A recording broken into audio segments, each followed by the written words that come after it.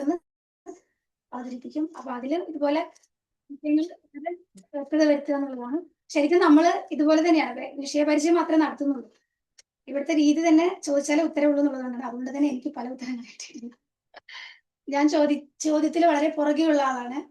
പക്ഷെ ഈ ചോദ്യങ്ങൾ ചോദിക്കുന്ന ആൾക്കാരെ നടുവിലാവുമ്പോഴേ നമുക്ക് അതിനുള്ള ഉത്തരം താനെ കിട്ടും എന്ന് പറയുന്ന ഒരു അവസ്ഥയിലൂടെ ഞാൻ കടന്നു പോകുന്നത്. അതിലെനിക്ക് വളരെ സന്തോഷം. ഇത്രയാണ് എനിക്ക് പറയാനുള്ളത്. അപ്പം ഏട്ടന്റെ സെഷനിലേക്ക് സ്വാഗതം ചെയ്യുന്നു.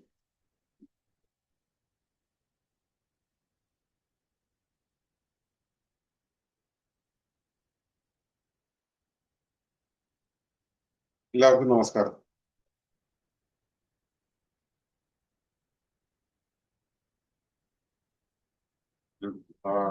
വിശ്വവിദ്യയുടെ പേരിൽ വിശ്വവിദ്യാ ഗുരുകുലത്തിലെ ആളുകൾ അതിന്റെ പരിചയത്തിന് വേണ്ടിയിട്ട് ഇവിടെ ഈ ഗുരുകുലത്തിൽ വന്ന് ഒരു ദിവസം ഒത്തുകൂടുക, ആ വിഷയങ്ങളിലൂടെ വെച്ച് ചർച്ച ചെയ്യുക എന്നുള്ളതൊക്കെ വളരെ സന്തോഷമുള്ള കാര്യം.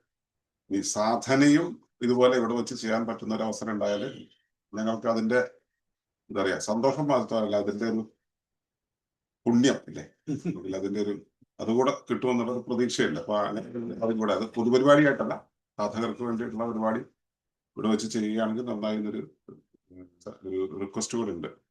നിങ്ങള് കാരണന്മാരെ തീരുമാനിക്കുക. അത് ഇവിടെയുള്ള ഫെസിലിറ്റിയൊക്കെ ഓക്കെ ആണെന്ന് നിങ്ങൾക്ക് തോന്നുകയാണെങ്കിൽ അങ്ങനെ ചെയ്യാം. ഞങ്ങളുടെ ഉപചാരങ്ങളൊക്കെ നിങ്ങൾക്ക് എത്രത്തോളം പറ്റിയെന്നുള്ളതൊന്നും അറിയില്ല. രണ്ടു നേരം ഭക്ഷണം തരുള്ളൂ എന്നുള്ള നിർബന്ധങ്ങളൊക്കെ ഉള്ളൂ. എങ്കിലും എങ്ങനെയാണെങ്കിൽ നമുക്ക് പോവാം. അപ്പൊ ഇവിടെ നിങ്ങൾ ഇപ്പുറത്തേക്ക് വരുന്നു, അങ്ങനെയാണെങ്കിൽ കാണാൻ പറ്റും. അത് ഇവിടെ അവിടെ ഒരാൾക്ക് അത് ഇവിടെ അല്ല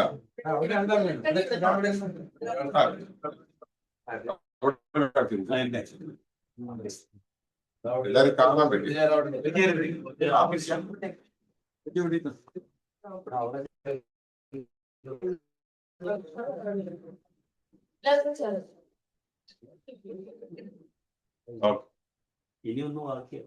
അല്ല അത് കുഴപ്പമില്ല, ബാബുവേട്ടൻ റിലാക്സ് ചെയ്തിരിക്കാൻ വേണ്ടിട്ട്.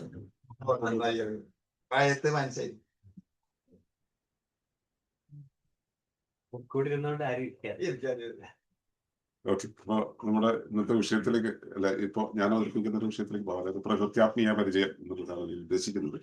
ഇതൊരു പ്രകൃത്യാത്മീയ ഗുരുകുലമാണ്. പ്രകൃതി തത്വശാസ്ത്രം എന്ന് പറയുന്ന ഒരു മേഖലയാണ് നമ്മൾ കൈകാര്യം ചെയ്യുന്നത്. അത് നിലനിൽപ്പ്, സസ്റ്റൈനബിലിറ്റി എന്നൊരു വാക്ക് നിങ്ങൾ കേട്ടിട്ടുണ്ടാവും. സസ്റ്റൈനബിലിറ്റി എന്ന് പറയുമ്പോൾ നമ്മുടെ UN ഒക്കെ പറയുന്ന മനുഷ്യകുലം, അല്ലെങ്കിൽ മനുഷ്യകുലം അല്ല, അവർ എലൈറ്റ് ആയിട്ടുള്ള കുറച്ച് ആളുകൾക്ക് നിലനിൽക്കാനുള്ള സംവിധാനം എന്ന രീതിയിലാണ് നമ്മൾ ആ വാക്കിനെ ഉപയോഗിക്കുന്നത്, സസ്റ്റൈനബിലിറ്റി എന്ന് പറയുന്നത്. ആ സസ്റ്റൈനബിലിറ്റിക്ക് ചില ഡെഫിനിഷൻസ് ഉണ്ട്. അത് പ്രകാരം നമ്മൾ ഇങ്ങനെയൊക്കെ പോയാൽ മറ്റുള്ളവർക്ക് എന്ത് പറ്റുന്നു, ജീവികൾക്ക് എന്ത് പറ്റുന്നു, പാവപ്പെട്ട ആളുകൾക്ക് എന്ത് പറ്റുന്നു, മറ്റേ പാർശ്വവൽകൃതരായിട്ടുള്ള ആളുകൾക്ക് എന്ത് പറ്റുന്നു എന്നല്ല, ഞങ്ങൾ എലൈറ്റ് ആയിട്ടുള്ള ആളുകൾക്ക് നിലനിൽപ്പ് ഉണ്ടാവണമെങ്കിൽ എന്തെല്ലാമാണ് സംരക്ഷിക്കപ്പെടേണ്ടത് എന്നുള്ളതാണ് സാധാരണ പറയാറ്. അപ്പോൾ ആ വിധത്തിലുള്ള ഒരു പരിസ്ഥിതി കേന്ദ്രിതമായിട്ടുള്ള, പരിസ്ഥിതി കേന്ദ്രം എന്ന് വെച്ചാൽ എന്റെ വിഭവങ്ങൾ സംരക്ഷിക്കപ്പെടേണ്ടതാണെന്ന് പറയുന്ന ഒരു കാഴ്ചപ്പാടിൽ നിന്നും ഇത് കുറച്ചുകൂടെ ജൈവികമായ, കുറച്ചുകൂടെ ആത്മീയമായ ഒരു മാനത്തിൽ ഇതിനെ കാണുക എന്നുള്ളതാണ് നമ്മളിവിടെ ചെയ്യുന്നത്. അപ്പൊ ആത്മീയമാനത്തിലേക്ക് നമ്മളത് കാണുക എന്ന് പറയുമ്പോൾ അതിനകത്ത് ഞാൻ എന്നുള്ളൊരു എലമെന്റ് ഉണ്ടാകേണ്ടതുണ്ട്.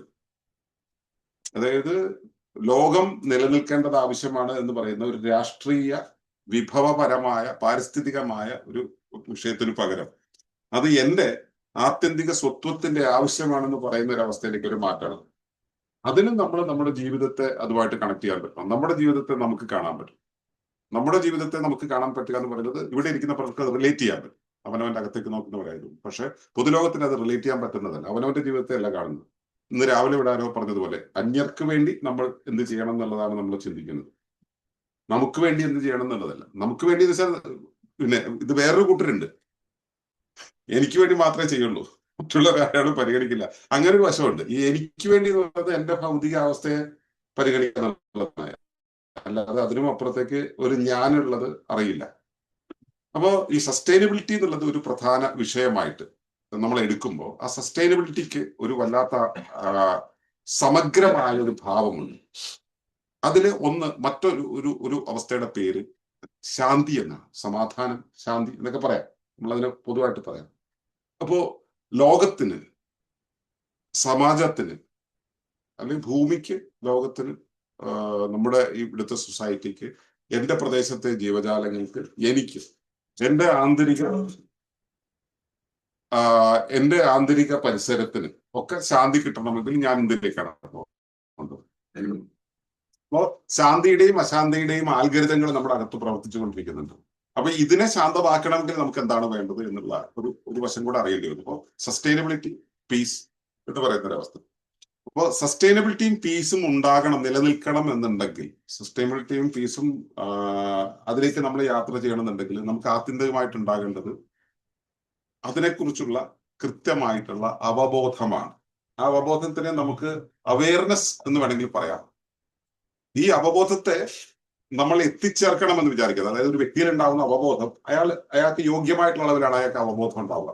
ഈ അവബോധം അയാളിൽ പൂർണ്ണമായ അവബോധമാകുന്നതിനാണ് നമ്മൾ വിസ്ഡം എന്ന് പറയുക.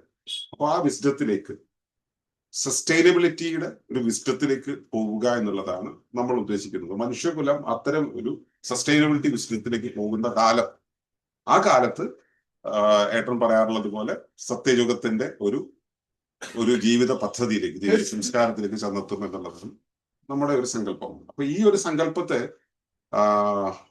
ഞങ്ങളിവിടെ വെറുതെ പറഞ്ഞുകൊണ്ടിരിക്കുന്നു.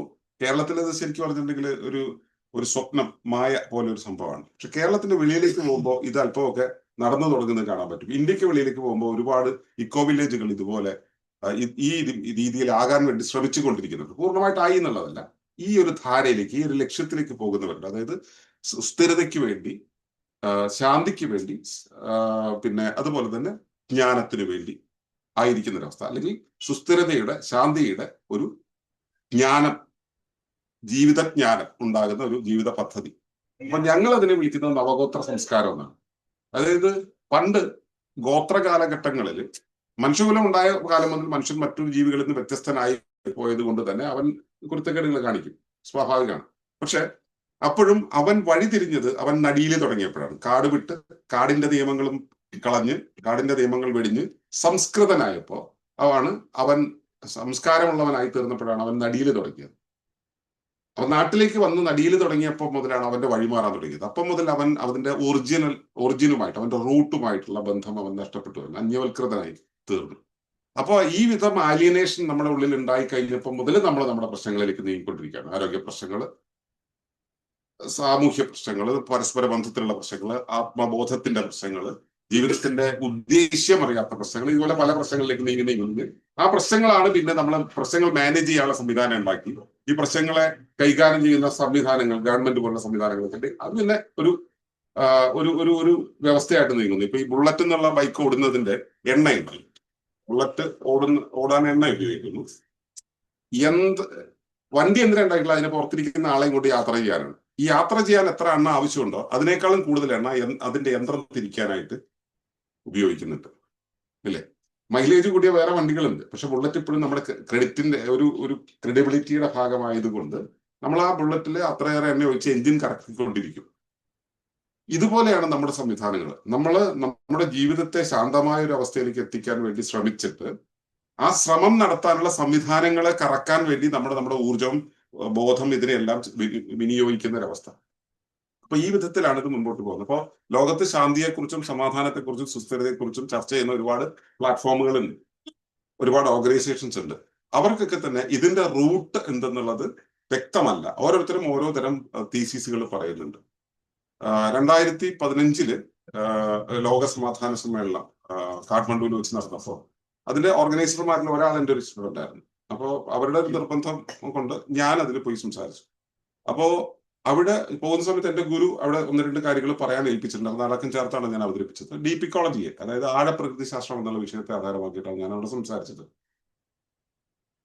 അപ്പൊ സമാധാനത്തിന് ഇങ്ങനെ ഒരു എത്തിക്കലായിട്ടുള്ള ഒരു വശം ഉണ്ടെന്നും ആത്മീയമായ ഒരു വശമുണ്ടെന്നും, ആത്മീയത എന്ന് പറയുന്നതിന് നമ്മൾ എന്താ പറയുക, ഗോഡുമായി കണക്ട് ചെയ്യാതെ നമുക്ക് നിലനിർത്തി കാണാൻ കഴിയുമെന്നും ഒക്കെയുള്ള തിരിച്ചറിവുകൾ ഉണ്ടാക്കി കൊടുക്കുന്ന രീതിയിലാണ് ഞാൻ അന്ന് അവിടെ സംസാരിച്ചത്. അപ്പൊ അത് കേട്ടറിഞ്ഞിട്ട് പിന്നെ കുറച്ച് ചില യൂണിവേഴ്സിറ്റികളൊക്കെ നമ്മൾ ഫോളോ ചെയ്യുകയും അവർക്കൊക്കെ ഇത് അത്ഭുതമായിരുന്നു. അവർക്ക് ചില പോളിസി മേക്കിങ്ങുകൾ മാത്രമേ അറിയൂ, പൊളിറ്റിക്കലായിട്ട് ചില പോളിസി മേക്കിങ്ങുകൾ മാത്രമാണ് അവർക്ക് അറിയില്ല ഈ സമാധാനത്തിന് വേണ്ടി. ഞാൻ പറഞ്ഞു വന്ന കാര്യം എന്ന് വെച്ചാൽ ഇതിന്റെ ഒരു പിന്നാമ്പരം, ലോകത്ത് സമാധാനം വേണമെന്നുണ്ടെങ്കിൽ, ശാന്തി വേണമെന്നുണ്ടെങ്കിൽ, സുസ്ഥിരത വേണമെന്നുണ്ടെങ്കിൽ നമ്മളുടെ കാഴ്ചപ്പാടിൽ, ഇന്നത്തെ ജനറൽ ആയിട്ടുള്ള കാഴ്ചപ്പാടിൽ ഒരു മാറ്റം വരേണ്ടതുണ്ട്. അത് എവിടേക്കാണ് മാറ്റം വരേണ്ടത് എന്നുള്ളതിന്റെ ഒരു പശ്ചാത്തലമാണ് ഈ പ്രകൃതി ആത്മീയത എന്ന് പറയുന്ന ഒരു വിഷയം ആയിട്ട് ഞങ്ങൾ മുമ്പോട്ട് അവതരിപ്പിക്കുന്നത്. അപ്പോ ആ വിഷയം എന്തെന്ന് പറയാനുള്ള ഒരു ആമുഖമായിട്ടാണ് ഇത് പറഞ്ഞത്. ഇനി ഞാൻ എന്നെ കുറിച്ച് ഒന്ന് പറയാം. നേരത്തെ പൊന്നി പറഞ്ഞിട്ടുണ്ടാവും ഞങ്ങളുടെ ഓർഗനൈസേഷനെ കുറിച്ച്. 1971 ഞാൻ ജനിച്ചത്. 71 രണ്ട് കാര്യങ്ങൾ കൂടെ വേറെ ലോകത്ത് സംഭവിച്ചിട്ടുണ്ടായിരുന്നു. നിങ്ങൾക്ക് റിലേറ്റ് ചെയ്യാൻ പറ്റുമെങ്കിൽ റിലേറ്റ് ചെയ്യാം. ഒന്ന്, ഡീപ് ഇക്കോളജി എന്നുള്ള വിഷയം ലോകത്ത് അവതരിപ്പിക്കപ്പെട്ടു. ആർനെ നയസ് എന്നുള്ള നോർവീജിയൻ ഫിലോസഫറാണ് അത് അവതരിപ്പിച്ചത്. ഡീപ് ഇക്കോളജി, ആഴപ്രകൃതി ശാസ്ത്രം. പ്രകൃതി എന്ന് പറയുന്നത് നമ്മൾ കാണുന്ന ഉപരിപ്ലവമായ മരമോ ചെടിയോ കാടോ മാത്രമല്ല, ഞാനും എനിക്കകത്തെ ലോകവും എന്നോട് റിലേറ്റ് ചെയ്ത് നിൽക്കുന്ന എൻ്റെ ചുറ്റുപാടുമുള്ള സഹജീവികളും എല്ലാം ചേർന്നതാണ് പ്രകൃതി എന്ന് പറയുന്നതാണ് ഡീപ് ഇക്കോളജി. അപ്പൊ ഈ ആശയം ഈ രൂപത്തിൽ അവതരിപ്പിച്ചത്, ഡീപ് ഇക്കോളജി എന്നുള്ള രൂപത്തിൽ ശാസ്ത്ര ലോകത്തേക്ക് അവതരിപ്പിച്ചത് ആർനെ നയസ് ആണ്. ഇതിനു മുമ്പ് നമ്മൾ അന്വേഷിച്ചു പോവുകയാണെങ്കിൽ യോഗശാസ്ത്രത്തിലും അതിനു മുമ്പുള്ള സംവിധാനങ്ങളിലും അല്ലെങ്കിൽ തിരുമന്ദിരത്തിലും തിരുവാസകത്തിലും ഒക്കെ ഇത് പറഞ്ഞിട്ടുണ്ട്. പക്ഷെ ആധുനിക ലോകത്തിൽ കാണാൻ പാകത്തിൽ ഈ സാധനത്തെ അവതരിപ്പിച്ചത് ഡീപ് ഇക്കോളജിയിലാണ്. രണ്ടാമത്തെ കാര്യം, എൻ്റെ ഗുരു മണിയേട്ടൻ, നാളെ ഏട്ടന്റെ കാര്യം പറഞ്ഞതുപോലെ അദ്ദേഹത്തിന് ദീക്ഷ കിട്ടി. അദ്ദേഹം ആ ദീക്ഷയുടെ മാർഗത്തിൽ സഞ്ചരിക്കാനായിട്ട് അദ്ദേഹം ആശ്രമം സ്ഥാപിക്കുന്നത് 1971. ആ വർഷമാണ് ഞാൻ ജനിച്ചത്. റിലേറ്റ് ചെയ്യാൻ പറ്റുമെങ്കിൽ റിലേറ്റ് ചെയ്തു എന്ന് പറഞ്ഞത് മനസ്സിലായി. ഞാൻ വിശ്വസിക്കുന്നു അതിന്റെ തുടർച്ച എന്നിലൂടെ നടക്കേണ്ടത് കൊണ്ടായിരിക്കാം പ്രകൃതി അങ്ങനെ ചെയ്തതെന്ന്. പിന്നെ 1981 ഞങ്ങൾ കുട്ടികളായിരിക്കുന്ന കാലത്ത് എൻ്റെ ജീവിതത്തിൽ ഉണ്ടായ ചില ഇമ്പാക്റ്റുകൾ കൊണ്ട് ഞാൻ ഈ അഹിംസയുടെ മാർഗത്തിലേക്ക് രീതിയിലേക്ക് വളരെ അഗ്രസീവായിട്ട് അഹിംസയിലേക്ക് പോയി. മനസ്സിലാവുമല്ലോ, അഗ്രസീവ് സ്മൂത്ത് ആകണം അഹിംസ എന്ന് പറയുന്നത്. പക്ഷെ ഞാൻ ഭയങ്കര അഗ്രസീവ് ആയിട്ടാണ് പോയത്. ഒരു കൂട്ടം കോഴിക്കുഞ്ഞുങ്ങൾ ഇവിടെ ഇങ്ങനെ നടക്കുന്ന സമയത്ത് അതിന്റെ മണ്ടയ്ക്ക് ഞാൻ അവയെ പേടിപ്പിക്കാനായിട്ട് ചാടുന്നു. എന്റെ കാലിന്റെ അടിപ്പെട്ട് ഒരു കുഞ്ഞ് ചതഞ്ഞരയുന്നു. അത് എന്റെ ജീവിതത്തിൽ എന്റെ മനസ്സിലുണ്ടാക്കിയ ആഘാതം. ഒരു ദിവസം പനി വന്ന് കിടക്കുന്നു. അന്നെടുത്ത തീരുമാനം, ആദ്യം മാംസം വർദ്ധിക്കുന്നു. അപ്പോ അതിന് വീട്ടുകാരെ കളിയാക്കിയപ്പോ അങ്ങനെയാണ് എനിക്ക് നിലക്കറികൾ, ഒരു ജീവിയുടെ ഭാഗം നിലക്കറികൾ ഉപേക്ഷിക്കുന്നു. അതിനെ വീണ്ടും അധ്യാപകർ ആയിട്ടുള്ള അച്ഛനമ്മയൊക്കെ ചോദ്യം ചെയ്തപ്പോൾ ഞാൻ അങ്ങനെ ഉപേക്ഷിച്ച് അവസാനം എനിക്ക് തനിച്ച് നിൽക്കാനാകുന്ന നിമിഷം മുതൽ ഞാൻ പിന്നെ ഫ്രൂട്ട്സ് മാത്രമേ കഴിക്കുള്ളൂ എന്നുള്ള അവസ്ഥയ്ക്ക് വന്നു. കുറെ വർഷം ഫ്രൂട്ട്സ് മാത്രമാണ് കഴിച്ചു വന്നിരുന്നത്. അങ്ങനെ കുറെ കാലം ജീവിച്ചു. അപ്പോൾ ഇവയൊന്നും ഈ അനുചിതമായതൊന്നും കഴിക്കില്ല എന്നുള്ളൊരു അവസ്ഥയിൽ അത് ശരീരത്തിൽ ഉണ്ടാകുന്ന മാറ്റങ്ങളെ കുറിച്ച് അറിഞ്ഞുകൊണ്ടാണ് ഞാൻ ആരോഗ്യത്തിന്റെ മേഖലയിലും ഒരു ജീവിതത്തിൽ നടത്തിയൊക്കെ പോകുന്നത്. അപ്പോ 81 ഞങ്ങളുടെ ഈ ഓർഗനൈസേഷൻ സ്റ്റാർട്ട് ചെയ്യുന്നത്. അന്ന് ശാസ്ത്ര പരീക്ഷണങ്ങൾ നടത്താൻ വേണ്ടി ഞങ്ങൾക്കൊരു പ്ലാറ്റ്ഫോം സ്കൂളിലൊന്നും കിട്ടാത്തത് കൊണ്ട് അതിനുള്ള കോമ്പൻസേഷൻ എന്നുള്ള രീതിയിലാണ് ഞങ്ങൾ ഈ ഓർഗനൈസേഷൻ സ്റ്റാർട്ട് ചെയ്യുന്നത്.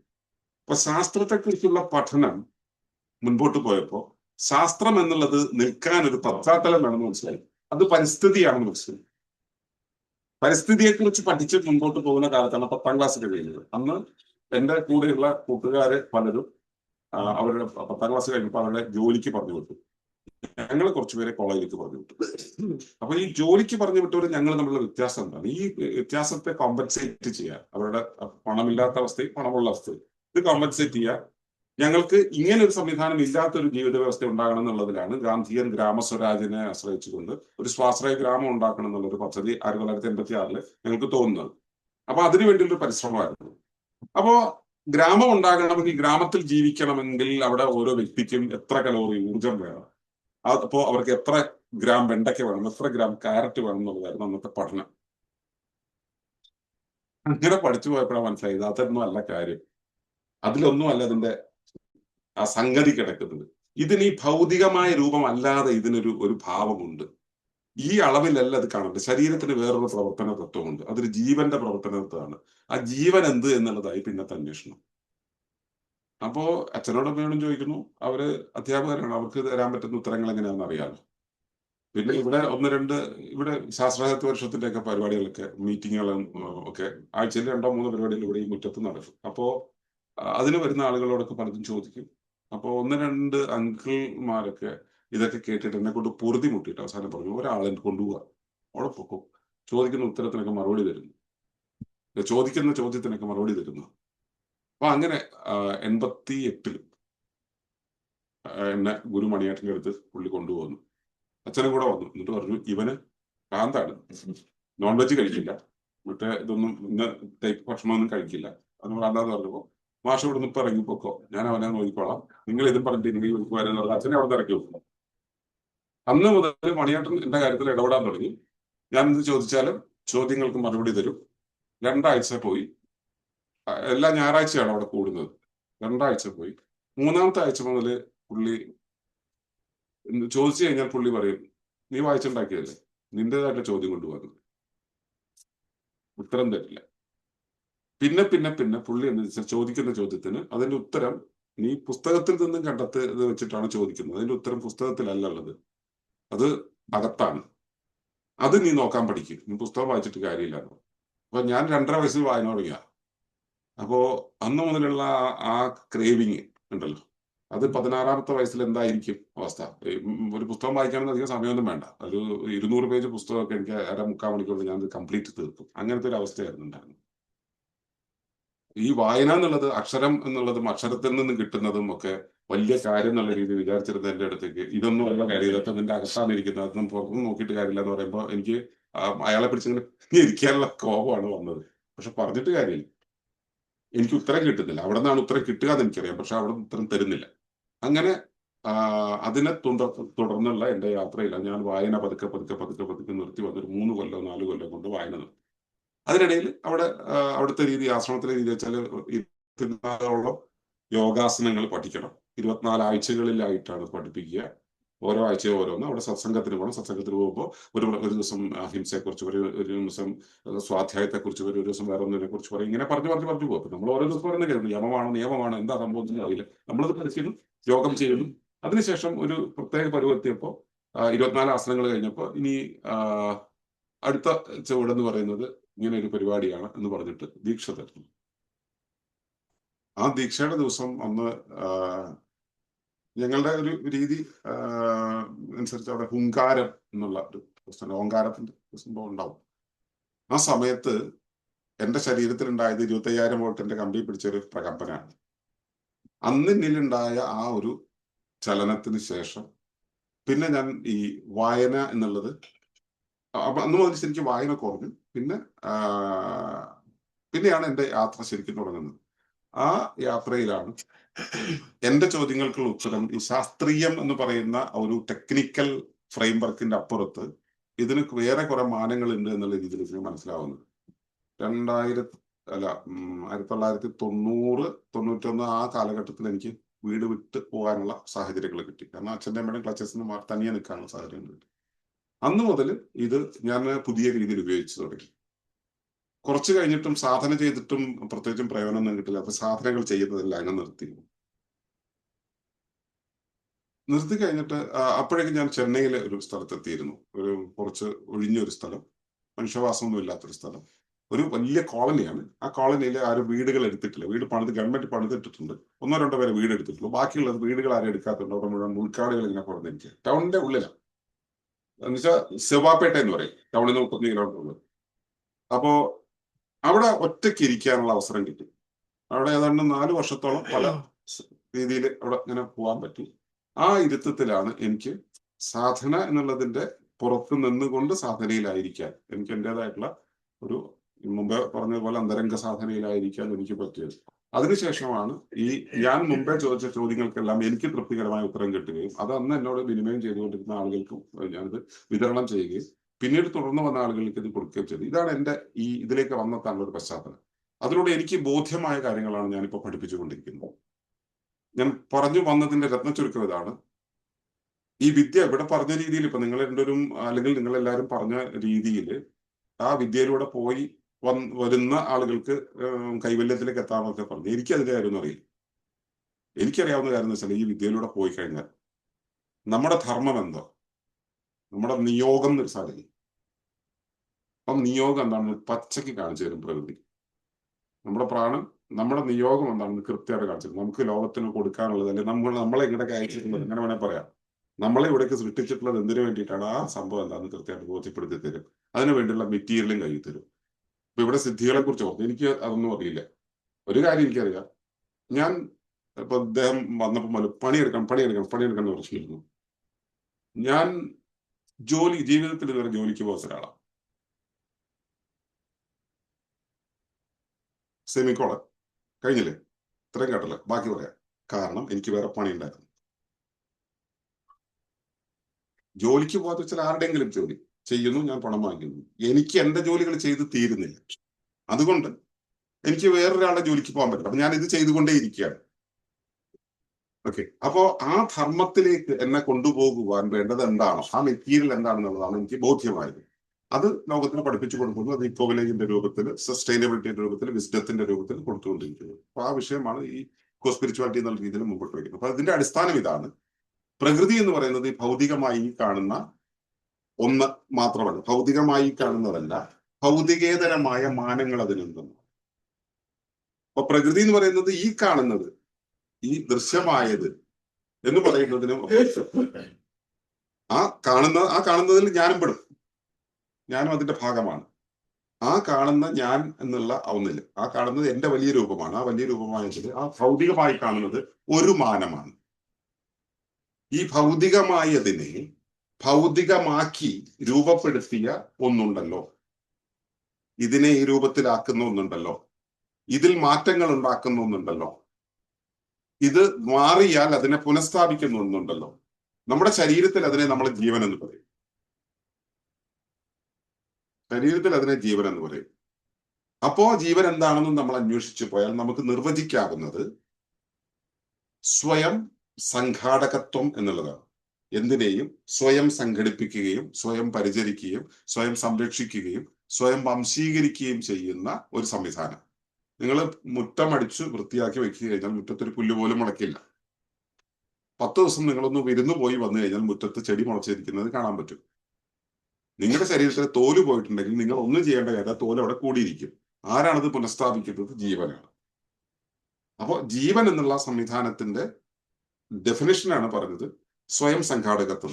ആ സ്വയമേവ സംഘടിപ്പിക്കുക. ഈ ആദ്യം നമ്മൾ കണ്ടറിയുന്ന ഒരു വസ്തുവിനെ, ഒരു എൻറ്റിറ്റിയെ നമ്മൾ കണ്ടു കഴിഞ്ഞാൽ ആ എൻറ്റിറ്റി എന്ന് മനസ്സിലാക്കാൻ സാധ്യതയുള്ള ആ ഭൗതിക രൂപത്തെയാണ് ശരീരം എന്ന് പറയുന്നതെങ്കിൽ, ശരീരത്തെ അതിന്റെ ഘടനാ സമഗ്രതയോടുകൂടി, സ്ട്രക്ചറൽ ഇന്റഗ്രിറ്റിയോടുകൂടി അതിനെ ഒത്തുചേർക്കുന്ന സംവിധാനത്തിന്റെ പേര്, സ്വയം സംഘാടകത്വത്തിന്റെ പേരാണ് ജീവൻ. ഈ ജീവൻ ഉണ്ടായിട്ടുള്ളത്, ഈ ശരീരത്തെ രൂപപ്പെടുത്തിയിട്ടുള്ളത് ഒരു പ്രത്യേക പർപ്പസിന് വേണ്ടിയിട്ടാണ്. ആ പ്രത്യേക പർപ്പസ് എന്ന് പറയുന്നത്, ഇപ്പോ നമ്മൾ എന്തെങ്കിലും സംസാരിച്ചു, അതങ്ങനെയല്ല എന്ന് ഏട്ടൻ പറഞ്ഞു. നമ്മൾ പ്രകൃതി തത്വശാസ്ത്രം അനുസരിച്ച് ഇത് പർപ്പസിന് വേണ്ടിയിട്ടുള്ളതാണ്. ആ പർപ്പസ് എന്ന് പറയുന്നത് ഉപരിവ്യവസ്ഥയുടെ ആവശ്യപ്രകാരമാണ്. ഉപരിവ്യവസ്ഥ എന്താണെന്ന് ഞാൻ പിന്നീട് പറയാം. അപ്പൊ ഉപരിവ്യവസ്ഥയുടെ ആവശ്യപ്രകാരം ഒരു പർപ്പസ് ഉണ്ട്. ആ പർപ്പസ് നടപ്പിലാക്കാൻ ഇതിന് എന്ത് രൂപഭാവങ്ങൾ ആവശ്യമുണ്ടോ അതിനനുസരിച്ചാണ് ശരീരം. അത് അങ്ങനെ ആയിരിക്കണമെന്ന് നിശ്ചയിച്ച് രൂപപ്പെടുത്തി അതിൽ തന്നെ നിലനിർത്തിക്കൊണ്ടുപോകുന്നതാണ് ജീവൻ. അങ്ങനെ ഈ ശരീരം നിലനിൽക്കുന്ന സമയത്ത് ഈ ശരീരത്തിന് പറഞ്ഞല്ലോ പർപ്പസ് ഉണ്ട്. ആ പർപ്പസ് നടപ്പിലാക്കാൻ വേണ്ടി ചില കാര്യങ്ങൾ ചെയ്യേണ്ടതുണ്ട്. ചെയ്യേണ്ടുന്ന കാര്യങ്ങൾ, ആ നിയോഗത്തിന്റെ പേരാണ് ധർമ്മം. എന്താണോ ചെയ്യേണ്ടുന്നത് അത് ധർമ്മം. അതിനുവേണ്ടി ചില കാര്യങ്ങൾ ചെയ്യാറുണ്ട് ശരീരം. അതിന്റെ പേരാണ് കർമ്മം. ധർമ്മത്തെ കർമ്മമാക്കി മാറ്റുവാനായി ചില ആസൂത്രണ സംവിധാനങ്ങളിൽ ജീവൻ നടത്താറുണ്ട്. ആ ജീവൻ നടത്തുന്ന ആസൂത്രണ സംവിധാനത്തിന്റെ പേരാണ് മനസ്സ്. അപ്പോ ശരീരം, ജീവൻ, മനസ്സ്. ഇനി മനസ്സ് ഒരു കാര്യം ചെയ്യുന്ന സമയത്ത് അത് എവിടെ, എത്രത്തോളം, എന്തിന് തുടങ്ങിയ കാര്യങ്ങളുടെ ഒരു വലിയ ചോദ്യാവലി പിന്നിലുണ്ട്. ഈ ചോദ്യാവലിക്ക് ഉത്തരം നൽകണമെങ്കിൽ അത് അതിന്റെ പരിസരവുമായി അനുരൂപത്തിലാകണം, പൊരുത്തമാകണം.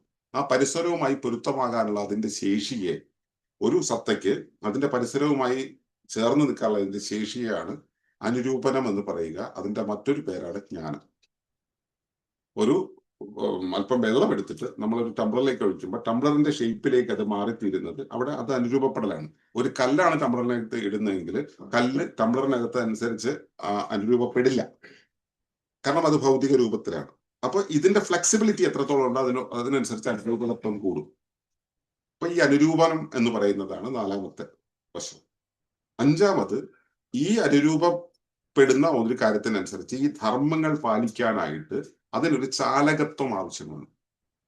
ആ ചാലകത്വം എന്ന് പറയുന്നത് പല ഘടകങ്ങൾ ഒരുമിച്ച് ചേർന്ന് അതിൻ്റെ ഉള്ള ഒരു പൊട്ടൻഷ്യൽ, നമ്മൾ ബാറ്ററിയിലൊക്കെയുള്ള പൊട്ടൻഷ്യൽ ഡിഫറൻസ് എന്ന് പറയും. വോൾട്ടേജ് കൊടുക്കുമ്പോൾ പൊട്ടൻഷ്യൽ ഡിഫറൻസ് അല്ല, പൊട്ടൻഷ്യാലിറ്റി ഉണ്ടാവും. പൊട്ടൻഷ്യാലിറ്റി ഉണ്ടായിട്ട് കാര്യമില്ല, സർക്യൂട്ട് ഉണ്ടാവണം. അവിടെ സർക്യൂട്ടിനകത്ത് ആ ഇലക്ട്രോണിക് അല്ലെങ്കിൽ ഇലക്ട്രിക്കൽ കണ്ടക്ഷന് സാധ്യമാകുന്ന രീതിയിലുള്ള ഇലക്ട്രിക് മെറ്റീരിയൽ വേണം. അതുപോലെ ആ ഫെസിലിറ്റി എല്ലാം കൂടെ ചേരുമ്പോൾ കണ്ടക്ഷൻ സിസ്റ്റം ഉണ്ടാവണം, പ്രേരണ ഉണ്ടാവണം. ഇങ്ങനെയുള്ള കാര്യങ്ങളെല്ലാം കൂടെ ചേരുന്ന സമയത്ത് ഒരു ഫണ്ടമെന്റൽ ഫോഴ്സ് അവിടെ ഉണ്ടായി. ആ ഫണ്ടമെന്റൽ ഫോഴ്സിനെ ടോട്ടലി വിളിക്കുന്ന പേരാണ് ചൈതന്യം. അപ്പോ ഞാൻ മുമ്പേ പറഞ്ഞ ശരീരം, ജീവൻ, ശരീരത്തിന് മുമ്പേ ജീവൻ ഉണ്ടാകുന്നുണ്ട്, പിന്നീട് ശരീരം ഉണ്ടായിക്കഴിഞ്ഞ് പിന്നെ ജീവൻ അതിന് ശേഷമായിട്ട് നിന്നാണ് പ്രവർത്തിക്കുക. അപ്പോൾ ശരീരം, ജീവൻ, മനസ്സ്, ജ്ഞാനം, ചൈതന്യം, ഇങ്ങനെ 5 മാനങ്ങളിൽ ഒരു സത്ത സ്ഥിതി ചെയ്യുന്നു. ഈ 5 മാനങ്ങൾക്ക് ഉപമാനങ്ങൾ നമ്മൾ കാണുകയാണെങ്കിൽ ഇവയുടെ സാന്ദ്രതയ്ക്കനുസരിച്ച് വ്യത്യാസം വരും. ഉദാഹരണം വളരെ എളുപ്പത്തിൽ നിങ്ങൾക്ക് മനസ്സിലാവുന്ന രീതിയിൽ പറയാം. ഒരു ഭൗതിക ശരീരത്തെ എടുത്തു കഴിഞ്ഞാൽ അതിന് ഖരം, ദ്രാവകം, വാതകം, പ്ലാസ്മ, കണ്ടൻസേറ്റ് എന്ന് പറയുന്നത്, പിന്നെ അതിനപ്പുറത്ത് ഉപമാനങ്ങളൊക്കെ കണ്ടെത്താം. ഇങ്ങനെ 5 എണ്ണം നമുക്ക് കാണാം. അതുപോലെ തന്നെ ഇപ്പൊ ഈ ജീവൻ എന്ന് പറയുന്നത് ഒരു പ്രതിഭാസമാണ്. പ്രതിഭാസത്തെ സ്റ്റാറ്റിക്, സ്റ്റാസിസ്, ഡൈനാമിക്, ഓർഗാനിക് എന്ന് പറയുന്ന രീതിയിൽ നമുക്ക് ഇതിനെ വീണ്ടും കാണാം. അതിനെ ഓർഗാനിക് എന്ന് പറയുന്ന ഒരു അവസ്ഥയാണ് നമ്മൾ ജീവനായിട്ട് ശാസ്ത്രലോകം മനസ്സിലാക്കുന്നത്. അതിനപ്പുറത്തും ഇപ്പുറത്തും ജീവനുണ്ട് എന്നുള്ളത് നമുക്ക് മനസ്സിലാകാതെ പോകുന്നു. അപ്പൊ ഇതുപോലെ ഇത് ഓരോന്നിനും അതുപോലെ തന്നെ ഇപ്പൊ നമ്മൾ ഇതില് 4ാമത് പറഞ്ഞ ജ്ഞാനം എന്ന് പറയുന്നത് മറ്റേ static induction, static induction, comprehension, imagination and induction എന്ന് പറയുന്ന 5 അവസ്ഥയുണ്ട്. ഇതിനെ നമ്മൾ കുറച്ച് സംസ്കൃതീകരിച്ച് പറഞ്ഞു കഴിഞ്ഞാൽ ജാഗ്രത, സ്വപ്നം, സുഷുപ്തി, തുരീയം, തുര്യാതീതം എന്ന് പറയുന്ന അവസ്ഥയിലേക്ക് നമുക്ക് കൊണ്ടുപോയി കണക്ട് ചെയ്യാൻ പറ്റും. ഇതുപോലെ തന്നെ നമ്മൾ ചൈതന്യത്തെ നമ്മൾ പല തരത്തിൽ കണക്കാക്കുന്ന സമയത്ത് ഇതിനെ ഇപ്പോൾ ആധുനിക ശാസ്ത്രത്തിന്റെ ഒരു വീക്ഷണത്തിൽ ഫെർമിയോണിക് അല്ലെങ്കിൽ മറ്റേ ഗ്ലൂവോൺ, ഗ്രാവിറ്റോൺ, മറ്റേ വെക്ടർ ബോസോൺ, ഫോട്ടോൺ എന്ന് പറയുന്ന രീതിയിൽ ഇന്റർപ്രറ്റ് ചെയ്യാൻ പറ്റും. പലതുമായിട്ട് നമുക്ക് കണക്ട് ചെയ്യാൻ പറ്റും. പല രീതിയിലുള്ള വീക്ഷണങ്ങളുമായിട്ട് നമുക്ക് കണക്ട് ചെയ്യാൻ പറ്റും. അപ്പോൾ ഞാൻ പറഞ്ഞു വരുന്ന കാര്യം ഇതാണ്. അപ്പോൾ ശരീരം, ജീവൻ, മനസ്സ്, ജ്ഞാനം, ചൈതന്യം എന്ന് പറയുന്ന 5 മാനങ്ങളിൽ നിൽക്കുന്ന ഈ സംവിധാനം നമ്മൾ കാണുന്ന ഒരു സത്ത, അത് പ്രകൃതി ആയിക്കോട്ടെ, എന്റെ ശരീരമായിക്കോട്ടെ, അത് അതിന്റെ സ്പേഷ്യോ ടെമ്പറൽസിനനുസരിച്ച്, സ്ഥല, കാല, രൂപഭാവ ഭവങ്ങൾക്കനുസരിച്ച് നിലകൊള്ളുന്നു. എന്ന് വെച്ചാൽ ഇവിടെ പറഞ്ഞതനുസരിച്ച് ഏതാണ്ട് 5x5x5 125 മാനങ്ങളിൽ നിൽക്കുന്ന ഒരു കാര്യത്തെയാണ് നമ്മൾ ഏകസത്തയായിട്ട് കാണുന്നത്. അത് ഏകസത്തയാണ്. ഈ 125 മാനങ്ങൾ എന്ന് പറയുന്നതിന് പകരം നമ്മൾ നേരത്തെ സംസാരിച്ചതുപോലെ തത്വങ്ങളായിട്ട് നമുക്ക് മനസ്സിലാക്കാം. 125 തത്വങ്ങൾ. ആ 125 തത്വങ്ങളായിട്ട് ഒരു സത്ത നിൽക്കുന്നു. ഇതിനെ ഏകസത്തയാണെന്ന് ഇപ്പോ ഗുരു മണിയേട്ടൻ ഞങ്ങളെ പഠിപ്പിച്ചൊരു കാര്യം, 96 തത്വങ്ങളെ 95 തത്വങ്ങൾ കഴിഞ്ഞ് 96ാമത്തെ തത്വം ഇവയെല്ലാം ഏകമാണെന്ന് തിരിച്ചറിയുന്ന ജ്ഞാനമാണെന്ന് പറയുന്നത്. എല്ലാം ഒന്നാണെന്നുള്ള, ഇവയെല്ലാം ഒരിടത്ത് ഒന്നായി നിൽക്കുന്നു, ഒരുമിച്ച് പ്രവർത്തിക്കുന്നു, ഒന്നിനായി പ്രവർത്തിക്കുന്നു, ഒരു ധാരയ്ക്കായിരിക്കുന്നു എന്നൊക്കെ പറയുന്ന ആ ഒരു ബോധം ഉണ്ടല്ലോ, അതാണ് ആ ഒരു ജ്ഞാനമാണ് 96ാമത്തെ തത്വം എന്ന് പറയുന്നത്. അപ്പൊ ഇതെല്ലാം ഏകീഭാവത്തിലാണെന്ന് പറയുന്ന ആ തത്വമാണ് ഇതിനെല്ലാം കൂടെ ചേർത്ത് നിർത്തുന്നത്, ഈ 125 ചേർത്ത് നിർത്തുന്നത്. ഇതൊന്നാണെന്ന് ബോധ്യപ്പെട്ടാൽ ഇതിനെ ഇങ്ങനെ വിവേചിച്ച് കാണേണ്ടതില്ല, ഇതെല്ലാം വെവ്വേറെയാണെന്ന് കാണേണ്ടതില്ല. പക്ഷെ ഇവിടെ എല്ലാം വെവ്വേറെയല്ല, ഇതെല്ലാം ഏകതത്വമാണെന്ന് പറയുമ്പോൾ എന്തിന്റെ ഏകതത്വം? ഞാൻ കാണുന്ന ഒരു വസ്തുവിന്റെ, അപ്പൊ ഞാൻ ഈ ചേട്ടനെ കാണുന്നു, ബാബുവേട്ടനെ കാണുന്നു, ബാബുവേട്ടന്റെ ശരീരത്തിന്റെ ഏകതത്വമാണ് ഞാൻ മനസ്സിലാക്കുന്നു. അപ്പൊ പിന്നെ ഇപ്പുറത്തുള്ളതോ അത് മറ്റൊരു ഏകതത്വം. ഭൂമിയെ കാണുമ്പോഴോ അത് വേറൊരു ഏകതത്വം, അത് വേറൊരു ഏകതത്വം, ഇത് വേറൊരു ഏകതത്വം, ഇത് വേറൊരു ഏകതത്വം. അപ്പൊ ഇവിടെ ഞാൻ, ചേട്ടൻ, ഇദ്ദേഹം, ഭൂമി, ഇങ്ങനെ 3 കാര്യങ്ങളുണ്ട്. 3 സത്തകളായിട്ടാണ് ഞാൻ കാണുന്നത്. 3 സത്തയാണ് യഥാർത്ഥത്തിലുള്ളത് ഇവിടെ. ഈ പറയുന്ന ഈ തത്വത്തെ കുറിച്ച് പറയുമ്പോൾ ഈ 3 ആണോ വരുന്നത്? അല്ല എന്നാണ് പ്രകൃതി തത്വശാസ്ത്രം പറയുന്നത്. നമ്മൾ സ്കൂൾ ക്ലാസ്സിൽ പഠിച്ചിട്ടുള്ള ഒരു രീതി ഇതിൽ മനസ്സിലാക്കിയാൽ മതി. അതായത് കോശങ്ങൾ ചേർന്നിട്ടാണ് കലകൾ ഉണ്ടാവുന്നത്. നമ്മൾ സ്കൂളിൽ പഠിച്ചിട്ടുണ്ടല്ലേ. കലകൾ ചേർന്നിട്ടാണ് അവയവങ്ങൾ ഉണ്ടാവുന്നത് പഠിച്ചിട്ടുണ്ട്. അവയവങ്ങൾ ചേർന്നിട്ടാണ് നമ്മൾ ഉണ്ടാവുന്നത് പഠിച്ചിട്ടുണ്ട്. തർക്കമില്ലല്ലോ ആർക്കും. അങ്ങനെ തന്നെയല്ലേ? നമ്മളെപ്പോലുള്ള കുറെ ചേർന്നിട്ടാണ് സമൂഹം ഉണ്ടായിട്ടുള്ളത്. മനുഷ്യ സമൂഹവും മറ്റ് ജീവജാലങ്ങളുടെ സമൂഹവും ചേർന്നിട്ടാണ് ജൈവരാശി ഉണ്ടായിട്ടുള്ളത്, അല്ലെ? ജൈവരാശിയും അജൈവരാശിയും കൂടെ ചേർന്നിട്ടാണ് ഭൂമി ഉണ്ടായിട്ടുള്ളത്. ഇതൊക്കെ നിഷേധിക്കേണ്ട കാര്യങ്ങളല്ലല്ലോ, നിങ്ങൾക്ക് അറിയുന്ന കാര്യങ്ങളല്ലേ. ഭൂമിയെ പോലുള്ള പല ഗ്രഹങ്ങൾ ചേർന്നാണ് സൗരയൂഥം ഉണ്ടായിട്ടുള്ളത്. പല സൗരയൂഥങ്ങൾ ചേർന്നിട്ടാണ് മിൽക്കി വേ ഉണ്ടായിട്ടുള്ളത്. അങ്ങനെ പല മിൽക്കി വേകൾ ചേർന്നിട്ടാണ് പ്രപഞ്ചം ഉണ്ടായിട്ടുള്ളത്. ഇതൊക്കെ നമുക്ക് അറിയുന്ന കാര്യമാണ്. തിരിച്ചൊന്ന് വരാം. പ്രപഞ്ചം എന്ന് പറയുന്നത് നമ്മുടെ ഒരു കാഴ്ചയിൽ നമുക്ക് അളക്കാവുന്ന ഒരു രീതിയിൽ വെച്ചുകൊണ്ട് പ്രപഞ്ചത്തെ ഒരു കൂടാണ്. പ്രപഞ്ചം ഒരു കൂടാണ് നിൽക്കുക. ആ കൂട്ടിനകത്ത് കുറെ കുട്ടി കൂടുകളുണ്ട്. ആ കുട്ടി കൂടുകളിൽ ഒരു കൂടാണ് നമ്മൾ പറയുന്ന മിൽക്കി വേ എന്ന് പറയുന്ന ഗാലക്സി. ആ കൂടിനെ ഒന്ന് പൊളിച്ചു നോക്കിക്കഴിഞ്ഞാൽ അതിനകത്ത് പലതരം സോളാർ സിസ്റ്റങ്ങളെ പോലെയുള്ള ഒരുപാട് എണ്ണങ്ങൾ. അതിൽ ഒന്നാണ് സോളാർ സിസ്റ്റം. അതിനകത്ത് നമ്മൾ നോക്കിക്കഴിഞ്ഞാൽ അതിന് ഒരു കൂടാണ് ഭൂമി. ആ കൂടിനെ പൊളിച്ചു നോക്കിക്കഴിഞ്ഞാൽ ഭൂമിക്കകത്തുള്ള പല കൂടുകളിൽ ഒരു കൂടാണ് മനുഷ്യരാശി. അതിനകത്തുള്ള ഒരു കൂട്ടിലെ ഒരു കൂടാണ് നിങ്ങൾ എന്ന വ്യക്തി. അതിനകത്തെ ഒരു കൂടാണ് നിങ്ങളുടെ അവയവം. അതിനകത്തെ ഒരു കൂടാണ് നിങ്ങളുടെ കല. അതിനകത്തെ ഒരു കൂടാണ്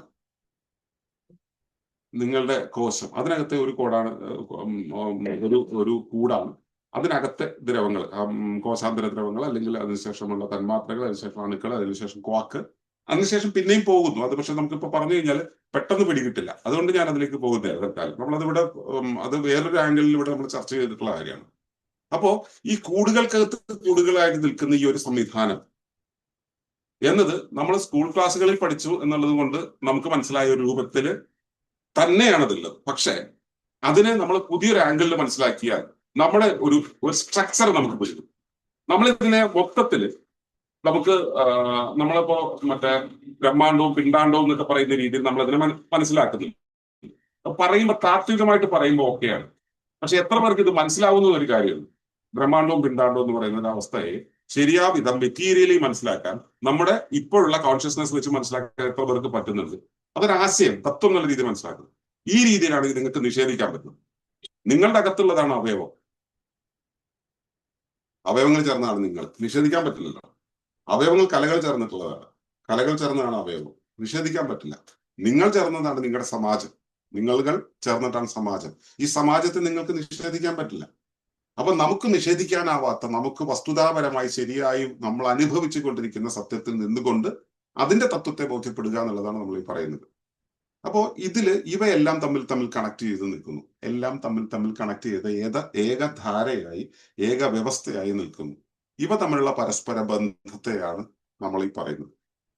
എന്റെ ശരീരത്തെ ഇങ്ങനെ സ്വയമേവ സ്വരൂപിച്ച സംവിധാനത്തെയാണ് എന്റെ ജീവൻ എന്ന് പറയുന്നത്. ഇതുപോലെ ഭൂമിക്ക് ഒരു ജീവൻ ഉണ്ടാകില്ലേ?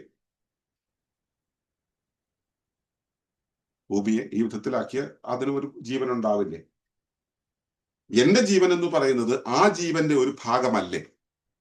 എന്റെ ശരീരം എങ്ങനെയാണെങ്കിൽ ഭൂമിയുടെ ജീവന്റെ ഒരു ഭാഗമല്ലേ എന്റെ ജീവൻ? എന്റെ ജീവന്റെ ഭാഗമല്ലേ എന്റെ കോശത്തിന്റെ ജീവൻ, അല്ലെ? അപ്പോ ഈ ജീവനുകൾ തമ്മിലും ഒരു ലൈൻ നമുക്ക് കാണാൻ കഴിയും. ശരീരങ്ങൾ തമ്മിൽ ഒരു ലൈൻ കാണാൻ കഴിയും.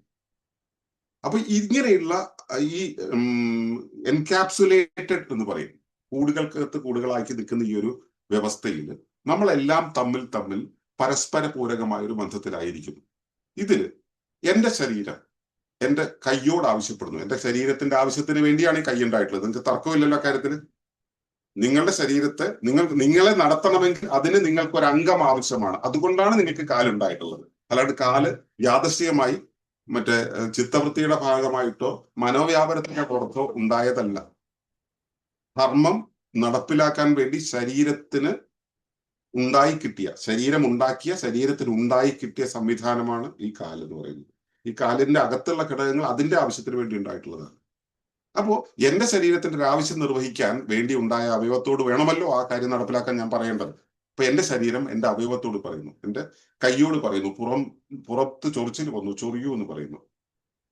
ഇത് പറയുമ്പോൾ ഇതിന് മനസ്സിലായി കഴിയുമ്പോൾ ഇത് അതിന്റെ പേശികളോട് പറയുന്നു. പേശികൾ ഇതിനകത്തുള്ള കലകളോട് പറയുന്നു. കലകൾ അതിനകത്തുള്ള കോശങ്ങളോട് പറയുന്നു. അവയ്ക്കെല്ലാം വികാസ സങ്കോചങ്ങൾ ഉണ്ടായി ഇത് പോയി ചൊറിയുന്നു. ഇതാണ് ഇതിന്റെ മെക്കാനിസം. ഇങ്ങനെ ചൊറിയാൻ ഒരുങ്ങുന്ന സമയത്താണ് കയ്യിൽ പേന, തലയിൽ കവിത, ഞാൻ എഴുതാൻ പോവുകയാണ്. അപ്പോ ഞാൻ പറയുന്നു, ആ വടിയെടുത്ത് എന്റെ പുറമൊന്ന് ചൊറിഞ്ഞു നോക്കി. അപ്പോ എന്റെ ധർമ്മം നടപ്പിലാക്കാനായിട്ട് ഞാൻ ചെയ്യേണ്ടുന്ന ഒരു കർമ്മത്തെ ഏത് വിധം നടപ്പിലാക്കണമെന്നുള്ള ആസൂത്രണം എന്റെ നടപ്പിലാക്കുന്നതാണ് ഞാൻ ആബിദിനെ വിളിച്ചു പറഞ്ഞ ആ ഒരു പ്രക്രിയ. അതിനെയാണ് ആ ആസൂത്രണം നടത്തുന്ന സംവിധാനമാണ് മനസ്സ്. അത് എല്ലായിടത്തും ഉണ്ട്. ജീവൻ ഭൂമിക്കുമുണ്ട് എനിക്കുമുണ്ട് എന്ന് പറഞ്ഞതുപോലെ ഈ മനസ്സെന്നുള്ള സംവിധാനം ഭൂമിക്കുമുണ്ട് എനിക്കുണ്ട്. എനിക്കുള്ളതുപോലെ ഭൂമിക്കുണ്ട്. എനിക്കേ ഉള്ളൂ, ഭൂമിക്കില്ല എന്ന് പറയുന്നത് പിന്നെ ഭൂമിക്കാണുള്ളത്, അതിനും അപ്പുറത്ത് ഇല്ല, അല്ലെങ്കിൽ അതിന്റെ അപ്പുറത്തുള്ളതിനുണ്ട്, ഇതിനില്ല എന്ന് പറയുന്നത് അതൊക്കെ നമ്മുടെ കാഴ്ച എത്താത്തതിന്റെ, നമ്മൾ തിരിച്ചറിയാത്തതിന്റെ ഭാഗമാണ്. നമ്മളതുമായിട്ട് എങ്ങനെ വിനിമയം ചെയ്യുന്നു അതിനനുസരിച്ച് നമുക്കത് മനസ്സിലാവും. ഇത് പറയുമ്പോൾ ഒരു കാര്യം വിട്ടുപോയോ എന്ന് എനിക്കൊരു സംശയം. അതായത് നമുക്ക് എത്രത്തോളം മാനങ്ങളെ കുറിച്ച് അറിയും അത്രത്തോളം നമ്മുടെ കാഴ്ചകൾ വ്യക്തമാവും. ലോകത്ത് ഒരു മാനമേ ഉള്ളൂ എന്ന് നമ്മൾ കരുതുന്നിരിക്കട്ടെ. ആ ഒരു മാനത്തിലൂടെ ഇപ്പൊ നമ്മൾ ഒരു വഴിയിൽ ഇങ്ങനെ സഞ്ചരിച്ചു പോകുന്നു, മുൻപോട്ട് പോവുക എന്നുള്ള വഴിയാണ് നമുക്കറിയാവുന്ന വഴി. അതിന് മുന്നിൽ ഒരു തടസ്സം വന്ന് നിൽക്കുന്നു. ഈ ഏക വഴിയെക്കുറിച്ച് മാത്രമാണ് അറിയുക. അപ്പൊ തടസ്സം വന്നു കഴിഞ്ഞാൽ പിന്നെ അപ്പുറത്തോ ഇപ്പുറത്തോ പോവുക എന്നുള്ള കാര്യം എനിക്ക് അറിയില്ല. അവിടെ എന്റെ യാത്ര മുടങ്ങി, യാത്ര തീർന്നു. അപ്പോ രണ്ടാമത്തെ മാനം ബോധ്യമുള്ള ഒരാൾക്ക് വലത്തോട്ടോ ഇടത്തോട്ടോ തിരിഞ്ഞു പോകാമെന്നുള്ള സാധ്യത മുമ്പിൽ തെളിയുന്നു. അയാൾ അത് ആ വഴി പോകും. അയാളുടെ മുന്നിൽ അവിടെ തടസ്സം വന്നു കഴിഞ്ഞാൽ പിന്നെ അയാൾ വലത്തും ഇടത്തും മാത്രം തപ്പിക്കൊണ്ടിരിക്കും. കാരണം രണ്ടാം മാനത്തിലാണ് നിൽക്കുന്നത്. അയാൾക്ക് മൂന്നാം മാനം അറിയുമായിരുന്നെങ്കിൽ അയാൾ ഇതിന്റെ മുകളിൽ കൂടെ കയറി ഇറങ്ങിപ്പോയാൽ.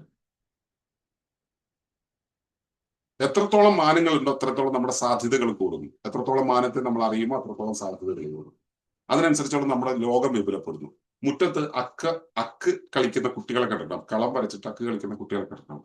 അതേപോലെ തന്നെ വര വരച്ചിട്ട് വീടുണ്ടാക്കി കളിക്കുന്ന കുട്ടികളെ കണ്ടിട്ടുണ്ടാവും. വീട്ടില് നമ്മൾ ഒരു മുറിയിലേക്ക് കയറിയാൽ നമുക്ക് പ്രൈവസി ഉണ്ട്. അപ്പോൾ കുട്ടികൾ അതേപോലെ ആ മുറി വരച്ചിട്ട് അതിനകത്ത് പ്രൈവറ്റ് ആയിട്ട് നിന്നിട്ട്, വീട്ടിൽ പ്രൈവറ്റ് ആയിട്ട് ചെയ്യുന്ന കാര്യം എന്താ? ഒന്ന് തുണി മാറ്റുക എന്നുള്ളത്. പിള്ളേർക്ക് അറിയുന്നൊരു പണി അതാണ്, ഡ്രസ്സ് മാറ്റുക എന്നുള്ളത്. അവരതിനകത്ത് നിന്ന് സുഖമായി നിന്ന് ഡ്രസ്സ് മാറ്റും. കാരണം അവര് ആ വരച്ച വരകൾക്കകത്ത് സുരക്ഷിതമാണ്. അവരുടെ നഗ്നത വെളിയിൽ കാണപ്പെടില്ല. അതുകൊണ്ട് തന്നെ അവർ സുരക്ഷിതമാണ്. അവിടെ നിന്നിട്ട് അവർ ഡ്രസ്സ് മാറ്റും. അതിൽ അവർക്ക് മടിയില്ല. അക്ഷരാർത്ഥത്തിൽ അവർ ഡ്രസ്സ് മാറ്റും. പക്ഷെ വെറുതെ അംഗം കാണിക്കല്ല, വേണമെങ്കിൽ ഡ്രസ്സ് പൂർണ്ണമായിട്ട് അവർ മാറ്റും. ഞാൻ കണ്ടിട്ടുണ്ട് അങ്ങനെ ചെയ്യുന്നത്. മുറ്റത്തിരുന്ന് അല്ലെങ്കിൽ നമ്മൾ തിട്ടിലിരുന്ന് നമ്മൾ നോക്കിക്കൊണ്ടിരിക്കുക. നമ്മളെ സംബന്ധിച്ചോളം ആ കുട്ടി ആ വരയുടെ ലോകത്ത് പോയാൽ അതിനു ചുറ്റും മറയുണ്ടോ? ഇല്ലല്ലോ. അവിടെ ആ കുട്ടി ഈ നഗ്നതയുടെ കാര്യത്തിൽ സുരക്ഷിതയാണോ അല്ലെങ്കിൽ സുരക്ഷിതമാണോ? അല്ല. അത് നമുക്ക് മറ്റൊരു മാനമുണ്ട്. കാരണം ഈ വര വരയ്ക്കുന്ന ഒരു മാനത്തിൽ നിന്നിട്ടല്ല നമ്മൾ ഇതിനെ കാണുന്നത്. അപ്പൊ മറ്റൊരു മാനത്തിൽ നിന്ന് നമ്മൾ നോക്കുന്ന സമയത്ത് നമുക്ക് അത് സുരക്ഷിതമല്ല എന്നുള്ള മാനമാണ്. ആ കുട്ടിയെ സംബന്ധിച്ചോളം വര വരച്ചത് അതിനകത്തേക്ക് കയറിയാൽ സുരക്ഷിതമാണ് എന്നുള്ള മാനമാണ്. എന്ന് വെച്ചാൽ ഒരു മാനം കൂടുതലാകുന്ന സമയത്ത് നമ്മൾ വിചാരിക്കുന്ന ഒരു കാര്യം നേരെ അതല്ല എന്ന് ബോധ്യപ്പെടുന്ന ഒരു പുതിയ തിരിച്ചറിവിലേക്ക് നമ്മൾ ചെല്ലും. ഈ രീതിയിൽ നമ്മൾ ശരീരത്തെ മുഴുവൻ ഏക മാനമായിട്ട് ഏക തത്വമായിട്ട് മനസ്സിലാക്കുകയാണെങ്കിൽ എത്രത്തോളമാണ് നമുക്ക് മനസ്സിലാക്കുക. അതിനെ വിവിധ തത്വങ്ങളായിട്ട് മനസ്സിലാക്കുമ്പോൾ 24 തത്വം 96 തത്വം ആകുമ്പോഴും അത് 125 തത്വം ആകുമ്പോഴും ഒക്കെ, ചേട്ടൻ ഇന്നലെ പറഞ്ഞപ്പോൾ എനിക്ക് പറയാനും തോന്നിയൊരു കാര്യം, അപ്പോഴൊക്കെ ഈ ഒരു വിപുലമായിട്ടുള്ള ഒരു അവസ്ഥ നമുക്ക് അറിയാൻ കഴിയുന്നു എന്നുള്ളതാണ്. നമുക്ക് കുറച്ചുകൂടെ സാധ്യതകൾ മനസ്സിലാവും, എന്തൊക്കെ ഉണ്ടെന്നുള്ള സാധ്യത മനസ്സിലാവും. എന്ന് വെച്ച് അത്രയേറെ അനലിറ്റിക്കൽ ആകുമ്പോൾ നമുക്കുണ്ടാവുന്ന ഒരു അവസ്ഥ എന്താണ്? ഇതിന്റെ ഏകഭാവത്തെ അറിയാതെ പോകും. എത്രത്തോളം നമ്മൾ അനലിറ്റിക്കൽ ആവുന്നു, എത്രത്തോളം നമ്മൾ വിപുലപ്പെടുത്തുന്നു, അപ്പോഴെല്ലാം തന്നെ ഏകഭാവത്തിന്റെ ആ സൗന്ദര്യത്തെ, അതിന്റെ ലാവണ്യം എന്ന് പറയുന്ന ഒരു അവസ്ഥയിൽ ആ ലാവണ്യത്തെ അറിയാതെ പോകും. ലാവണ്യത്തെ അറിയാതെ വന്നു കഴിഞ്ഞാൽ ഈ കാര്യങ്ങളെല്ലാം തന്നെ വോയിഡാണ്, അതൊന്നും ഒരു നിഷ്ഫലമാണ്, അല്ലെങ്കിൽ പ്രയോജനമില്ലാത്തതാണ്. അങ്ങനെ നമുക്ക് കരുതേണ്ടിയിരിക്കും. അപ്പൊ ഞാൻ പറഞ്ഞു വന്നത് ഈ ഇക്കോ സ്പിരിച്വാലിറ്റി എന്ന് പറയുന്ന കാര്യം ഇതാണ്. പ്രകൃതി എന്ന് പറയുന്ന സംവിധാനത്തിൽ നമ്മൾ ജീവിക്കുന്ന നമ്മുടെ ശരീരം, നമ്മുടെ പരിസരം, നമ്മുടെ ജീവിതത്തിലെ ഓരോ കാര്യത്തിനും അവയ്ക്കെല്ലാം തന്നെ അവയുടേതായിട്ടുള്ള ഭൗതിക രൂപമോ ഭൗതിക പ്രവർത്തനമോ ഭൗതിക മാനമോ അല്ലാതെ അതിയായ മാനങ്ങളുണ്ട്. ഈ മാനങ്ങളെ നമ്മൾ അറിയുകയും അതിനോട് ചേർന്ന് നമ്മളെ തുറന്നു വെക്കുകയും ചെയ്യുകയാണെങ്കിൽ നമ്മുടെ ജീവിതം കുറച്ചുകൂടെ സുന്ദരമായിരിക്കും, സുസ്ഥിരമായിരിക്കും, ശാന്തമായിരിക്കും. അപ്പോ അതിലേക്ക് ചെല്ലുവാനുള്ള വഴികളാണ് നമ്മുടെ ജീവിതത്തിൽ നമ്മൾ പാലിക്കുന്നത്. അതിന് ഞങ്ങൾ കണ്ടെത്തിയിട്ടുള്ള അടിസ്ഥാനപരമായ ഒരു സാധനാക്രമം, അതായത് നമ്മുടെ ശരീരത്തെയും മനസ്സിനെയും പ്രാണനെയും എല്ലാം ക്രമീകരിക്കാൻ വേണ്ടിയുള്ള ആ ഒരു സാധന രീതിയായിട്ടാണ് ഞങ്ങൾ പ്രാണവിദ്യയെ സ്വീകരിച്ചിട്ടുള്ളത്. പ്രാണവിദ്യയാണ് അൾട്ടിമേറ്റ് എന്ന് അല്ല ഞങ്ങൾ കരുതുന്നത്. കാരണം സാധാരണ ജീവിതത്തിൽ ഉള്ള നിത്യജീവിതത്തിൽ വ്യവഹാരങ്ങളിലൊക്കെ ജീവിച്ചു പോകുന്ന ഒരാളെ സംബന്ധിച്ച് പ്രാണവിദ്യയെ കുറിച്ച് പറഞ്ഞിട്ട് യാതൊരു കാര്യമില്ല. അവരും പ്രാണൻ കൊണ്ടാണ് ജീവിക്കുന്നത്, കാര്യം ശരിയാണ്. പക്ഷെ അവർക്കറിയില്ല, അവർക്കതറിയില്ല. അവരവരുടെ ജീവിച്ചു പോകും. നമ്മളെ പ്രാണനെ കുറിച്ച് പറഞ്ഞാൽ അവരത് കേൾക്കുക പോലുമില്ല. അപ്പോൾ അത് ബോധ്യപ്പെട്ട് വരുന്നവർക്ക് പറഞ്ഞു കൊടുക്കാവുന്നത്, എന്ത് എന്ന് ചോദ്യം ചോദിക്കുന്നവർക്ക് പറഞ്ഞു കൊടുക്കാവുന്ന ഒരു കാര്യമാണ്. ഇവിടെ നിന്നാണ് ഇത് തുടങ്ങുന്നതെന്ന് പറയാം. അങ്ങനെ നിർത്തുന്ന ഒരിടമാണ് പ്രാണൻ എന്ന് പറയുന്നത്. അതിനെ നമ്മൾ മനസ്സിലാക്കുന്നു, പ്രാണൻ എങ്ങനെ പ്രവർത്തിക്കുന്നു, അത് ഏത് പ്രാണനെ നമ്മൾ മനസ്സിലാക്കുന്നത് ഈ നേരത്തെ പറഞ്ഞ ഇതിനെയെല്ലാം ഈ പറഞ്ഞ നമ്മൾ ഈ 5 ഭാഗങ്ങളായിട്ട് പറഞ്ഞല്ലോ: ഭൗതികം, പ്രാതിഭാസികം, മാനസികം, ജ്ഞാനീയം, ചൈതന്യപരം എന്ന് പറഞ്ഞ 5 ഭാഗങ്ങളായിട്ട് പറഞ്ഞു. ഈ 5 ഉണ്ടാകുന്നതിനെ നമ്മളൊരു പാത്രം പോലെ ചിത്രീകരിച്ചിട്ടുള്ള ഒരു ചിത്രമുണ്ട്. അതിന്റെ പേര് കോസ്മിക് പെന്റാക്കിൾ എന്നാണ്. ഇതൊരു പാത്രമാണെങ്കിൽ പാത്രത്തിൽ ഒരു പിടിയുണ്ട്. ആ പിടിയുടെ പേരാണ് ഞങ്ങൾ ഇക്കോജനസിസ് എന്നാണ്. ഇക്കോജനസിസ്, പ്രകൃതി എങ്ങനെയാണ് രൂപപ്പെടുത്തുന്നത് എന്നുള്ളത്, ബോധത്തിൽ നിന്ന്, ശുദ്ധമായ ബോധത്തിൽ നിന്നും എങ്ങനെയാണ് ഇത് രൂപപ്പെടുന്നത് എന്നുള്ളതിനെ കുറിച്ചുള്ള ഒരു വിശദീകരണം. അതിന്റെ ക്ലാസ്സിലാണ് ഏട്ടനും ഞാനും തമ്മിൽ ആദ്യമായിട്ട് കാണുന്നത്, അല്ലെ? ഉള്ളിയേരിയിൽ വെച്ച്, അദ്ദേഹത്തിന്റെ നാട്ടിൽ വെച്ച് നടന്ന ഒരു പരിപാടിയിലാണ്. അപ്പോ ഞാൻ ആ വിഷയത്തിലേക്ക് പോകുന്നില്ല. അപ്പൊ എങ്ങനെയാണ് ബോധം എന്നുള്ളത് പല രൂപങ്ങൾ കൈക്കൊണ്ട് ഒരു ദ്രവ്യമായി മാറുന്നത്, മാനിഫെസ്റ്റ് ചെയ്യുന്നത്, അതെങ്ങനെയാണ് പ്രവർത്തിക്കുന്നത് എന്നുള്ളതാണ് നമ്മൾ അവിടെ മനസ്സിലാക്കുന്നത്. ഇത് നമ്മുടെ നിത്യജീവിതത്തിൽ, കുടുംബ ജീവിതത്തിൽ ഒക്കെ തന്നെ നമ്മൾ ബാധകമാണ്. നമ്മൾ കാര്യങ്ങളെ കാണുന്നത്, ഈ ഇക്കോ സ്പിരിച്വാലിറ്റി അനുസരിച്ച് നമ്മൾ കാര്യങ്ങളെ കാണുന്നത് വ്യവസ്ഥകളായിട്ടാണ്. കുടുംബം ഒരു വ്യവസ്ഥയാണ്, ശരീരം വ്യവസ്ഥയാണ്, ഈ ഒരു കോശം ഒരു വ്യവസ്ഥയാണ്, രാഷ്ട്രം ഒരു വ്യവസ്ഥയാണ്. എല്ലാം വ്യവസ്ഥകളാണ്. ഈ വ്യവസ്ഥകൾ തമ്മിലുള്ള പരസ്പര ബന്ധമുണ്ടല്ലോ, ആ ബന്ധം നിലനിന്ന് പോവുകയാണെങ്കിൽ കാര്യങ്ങളെല്ലാം ക്ലിയർ ആയിരിക്കും. ഞാൻ പറഞ്ഞു, എന്റെ ഒരു ആവശ്യം നടപ്പിലാക്കാൻ കയ്യോട് ഞാൻ പറയുമ്പോൾ, കയ്യെ ആ ആവശ്യം നടപ്പിലാക്കാൻ കലയോട് പറയുമ്പോൾ, കല ആവശ്യം നടപ്പിലാക്കാൻ കോശത്തോട് പറയുമ്പോൾ, പരസ്പരം താഴേക്ക് താഴെ കേട്ട് അനുസരിച്ച് പോകുന്ന സമയത്ത് എന്റെ പുറം മാന്തൽ എന്നുള്ള പ്രക്രിയ നടക്കും. അനുസരിക്കാതെ വിയോജിച്ച് നിന്നാലോ ഒന്നും നടക്കില്ല. നമ്മൾ വിയോജിച്ച് നിൽക്കാൻ പഠിച്ചവരാണ്. മനുഷ്യകുലത്തിന്റെ ഒരു വലിയ പ്രത്യേകത നമ്മുടെ മുന്നിൽ വരുന്ന കാര്യങ്ങളെ ബോധ്യപ്പെടാതെ, അംഗീകരിക്കാതെ, സമ്മതിക്കാതെ വിയോജിച്ച് നിന്നവരാണ്. മറ്റു ജീവജാലങ്ങൾ സഹജാവബോധത്താൽ നിയന്ത്രിതമായതുകൊണ്ട് തന്നെ സഹജാവബോധം ശിക്ഷിതാവബോധത്തെയും, ശിക്ഷിതാവബോധം ധാരണാവബോധത്തെയും, ധാരണാവബോധം ഭാവനാവബോധത്തെയും, ഭാവനാവബോധം പ്രേരണാവബോധത്തെയും അവബോധങ്ങളുടെ ക്രമത്തിൽ നമുക്ക് ബോധ്യപ്പെട്ട് നമ്മൾ ആ കാര്യങ്ങളെ നടപ്പിലാക്കും. ജീവികൾ അത് ചെയ്യുന്നു. മനുഷ്യരുടെ കാര്യത്തിൽ അങ്ങനെയല്ല. മനുഷ്യൻ അവന്റെ സഹജാവബോധത്തെ അവന്റെ ഉപകരണങ്ങളുമായി ബന്ധപ്പെട്ടുകൊണ്ടുള്ള പ്ലേയിലൂടെ, ഗെയിമിലൂടെ, അവന്റെ ജീവിത വ്യാപാരത്തിലൂടെ അവൻ ശിക്ഷണം ചെയ്ത് മാറ്റി സഹജാവബോധത്തെ ആദ്യമേ മറയ്ക്കുന്നു. അതിന്റെ ആദ്യ പരിപാടിയാണ് ഈ കുക്ക്ഡ് ഫുഡ് വായിൽ വെച്ചിട്ട് നമ്മൾ കുഞ്ഞിന്റെ ഭക്ഷണത്തിന്റെ റിഥം മാറ്റുമല്ലോ, അത് ആദ്യം ചെയ്യുന്നത്. അങ്ങനെ അവൻ ശിക്ഷിതാവബോധത്തിൽ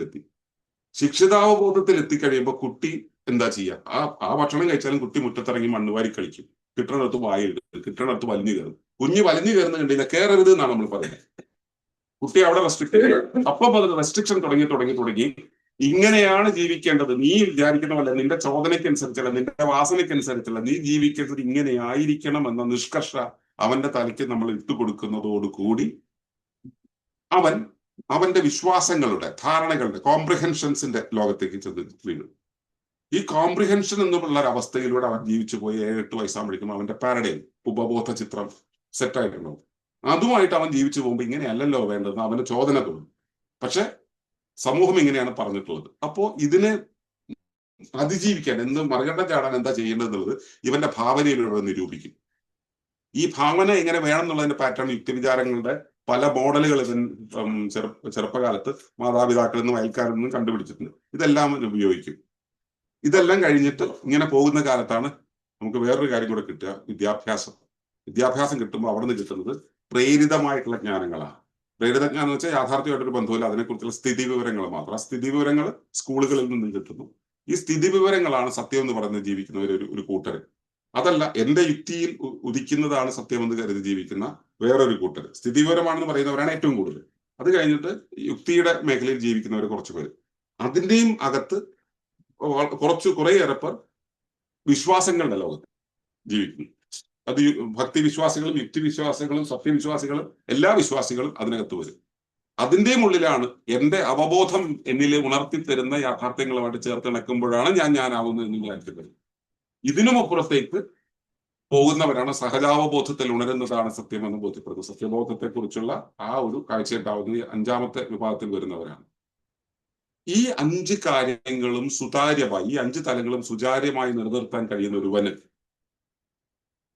സ്ഥിതിവിവരത്തെയും സഹജബോധത്തെയും ഏകഭാവത്തിൽ കണ്ടറിഞ്ഞു കൊണ്ടുപോകാൻ കഴിയും. എന്റെ തിരിച്ചറിവ് അനുസരിച്ച് അതൊരു സാധകനാണ് സാധിക്കുക.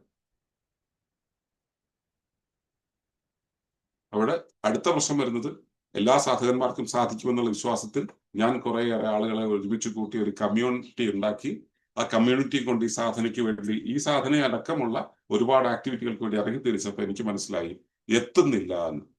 ഞാൻ എത്തിയ ഇടം, ഞാൻ ബോധ്യപ്പെട്ട ഇടം അവർക്ക് പറ്റുന്നില്ല, അവർക്ക് ആകുന്നില്ല എന്ന് മനസ്സിലായി. അതിന്റെ കാരണം എന്താണെന്ന് ഞാൻ അന്വേഷിച്ചു, പല വിധത്തിലെങ്കിലും. അത് അന്വേഷിച്ചു എന്ന് വെച്ചാൽ ഞങ്ങളുടെ രീതി എന്താണെന്ന് വെച്ചാൽ ഇവിടെ അത്രയും പേര് സ്ഥിര താമസമാണ്, 10-12 പേർ സ്ഥിര താമസമാണ്. രാവും പകലും ഒരുമിച്ചാണ്, ഒരുമിച്ച് കിടന്ന് ആണോ പെണ്ണോ എല്ലാം ഒരുമിച്ച് കിടന്നുറങ്ങുന്നു, ഒരുമിച്ച് ടോയ്ലറ്റിൽ പോകുമ്പോൾ മാത്രമാണ് മാറിയിരിക്കുക, ബാക്കിയുള്ള സമയങ്ങൾ മുഴുവൻ ഞങ്ങൾ ഒരുമിച്ച് ഭക്ഷണം കഴിക്കുന്ന ഒരുമിച്ച്, എല്ലാ കാര്യങ്ങളും ഒരുമിച്ച്. എന്നിട്ടും ഈ അപ്പൊ നമുക്ക് നിരീക്ഷിക്കാൻ പറ്റുന്നുണ്ട് മുഴുവനായിട്ട് അവരുടെ മുഴുവൻ ആക്ടിവിറ്റി, ശ്വാസത്തിന്റെ രീതി, ചലനത്തിന്റെ രീതി, ഒരു വസ്തുവിനോട് ഇടപെടുന്ന രീതി, object sense, subject sense, space sense, ഇങ്ങനെയുള്ള ഒരുപാട് കാര്യങ്ങളെ മെഷർ ചെയ്യാൻ പറ്റി. മെഷർ ചെയ്യാൻ പറ്റിയപ്പോൾ നമുക്ക് മനസ്സിലായ ഒരു കാര്യം എന്ന് പറയുന്നത് ഓരോരുത്തരും യുക്തമായിട്ടുള്ള ലീനമായിട്ടുള്ള താളമുണ്ട്. അത് പരിസരത്തോട് ഇടപെടുന്നതിന്റെ ഒരു ഫ്രീക്വൻസി ഉണ്ട്. ഈ ഫ്രീക്വൻസിയുമായി ബന്ധപ്പെട്ടിട്ടാണ് ഇവരുടെ അവബോധ തലങ്ങൾ ഉണരുന്നത് എന്ന്. ഈ അവബോധ തലത്തിന്റെ ഉണർച്ചയ്ക്കനുസരിച്ചാണ് ഇവർക്ക് ഈ കാര്യത്തെ, പ്രാണനെ അവർക്ക് കൈകാര്യം ചെയ്യാനുള്ള ശേഷി. എത്ര തന്നെ പ്രാണവിദ്യ ചെയ്താലും എന്തൊക്കെ പരിപാടികളും കാണിച്ചാലും ഉണരേണ്ടവന് മാത്രമേ ഉണരുള്ളൂ എന്ന തിരിച്ചറിവിലേക്ക് ഞാൻ, എന്റെ അനുഭവമാണല്ലോ എന്റെ സത്യം, അല്ലെ നോക്കട്ടെ, എനിക്ക് തിരിച്ചറിഞ്ഞത്. അത് ആരെങ്കിലും പറഞ്ഞത് കേട്ടിട്ടോ എന്റെ ഗുരു പറഞ്ഞത് കേട്ടിട്ട് വെറുതെ അനുസരിച്ചതോ അല്ല. ഞാൻ എന്റെ ജീവിതം അതിനുവേണ്ടി മാത്രം മാറ്റിവെച്ച് അതിനുവേണ്ടി മാത്രമായിട്ട് വർഷങ്ങൾ ഉറങ്ങിയും വെച്ചാൽ ഫുൾ ടൈം ഇതിൽ മാത്രമായിരുന്നു പോയതാണ്. 1994 മുതൽ ചെയ്തുകൊണ്ടിരുന്ന പ്രക്രിയയാണ്. ഇപ്പൊ 31-32 വർഷം.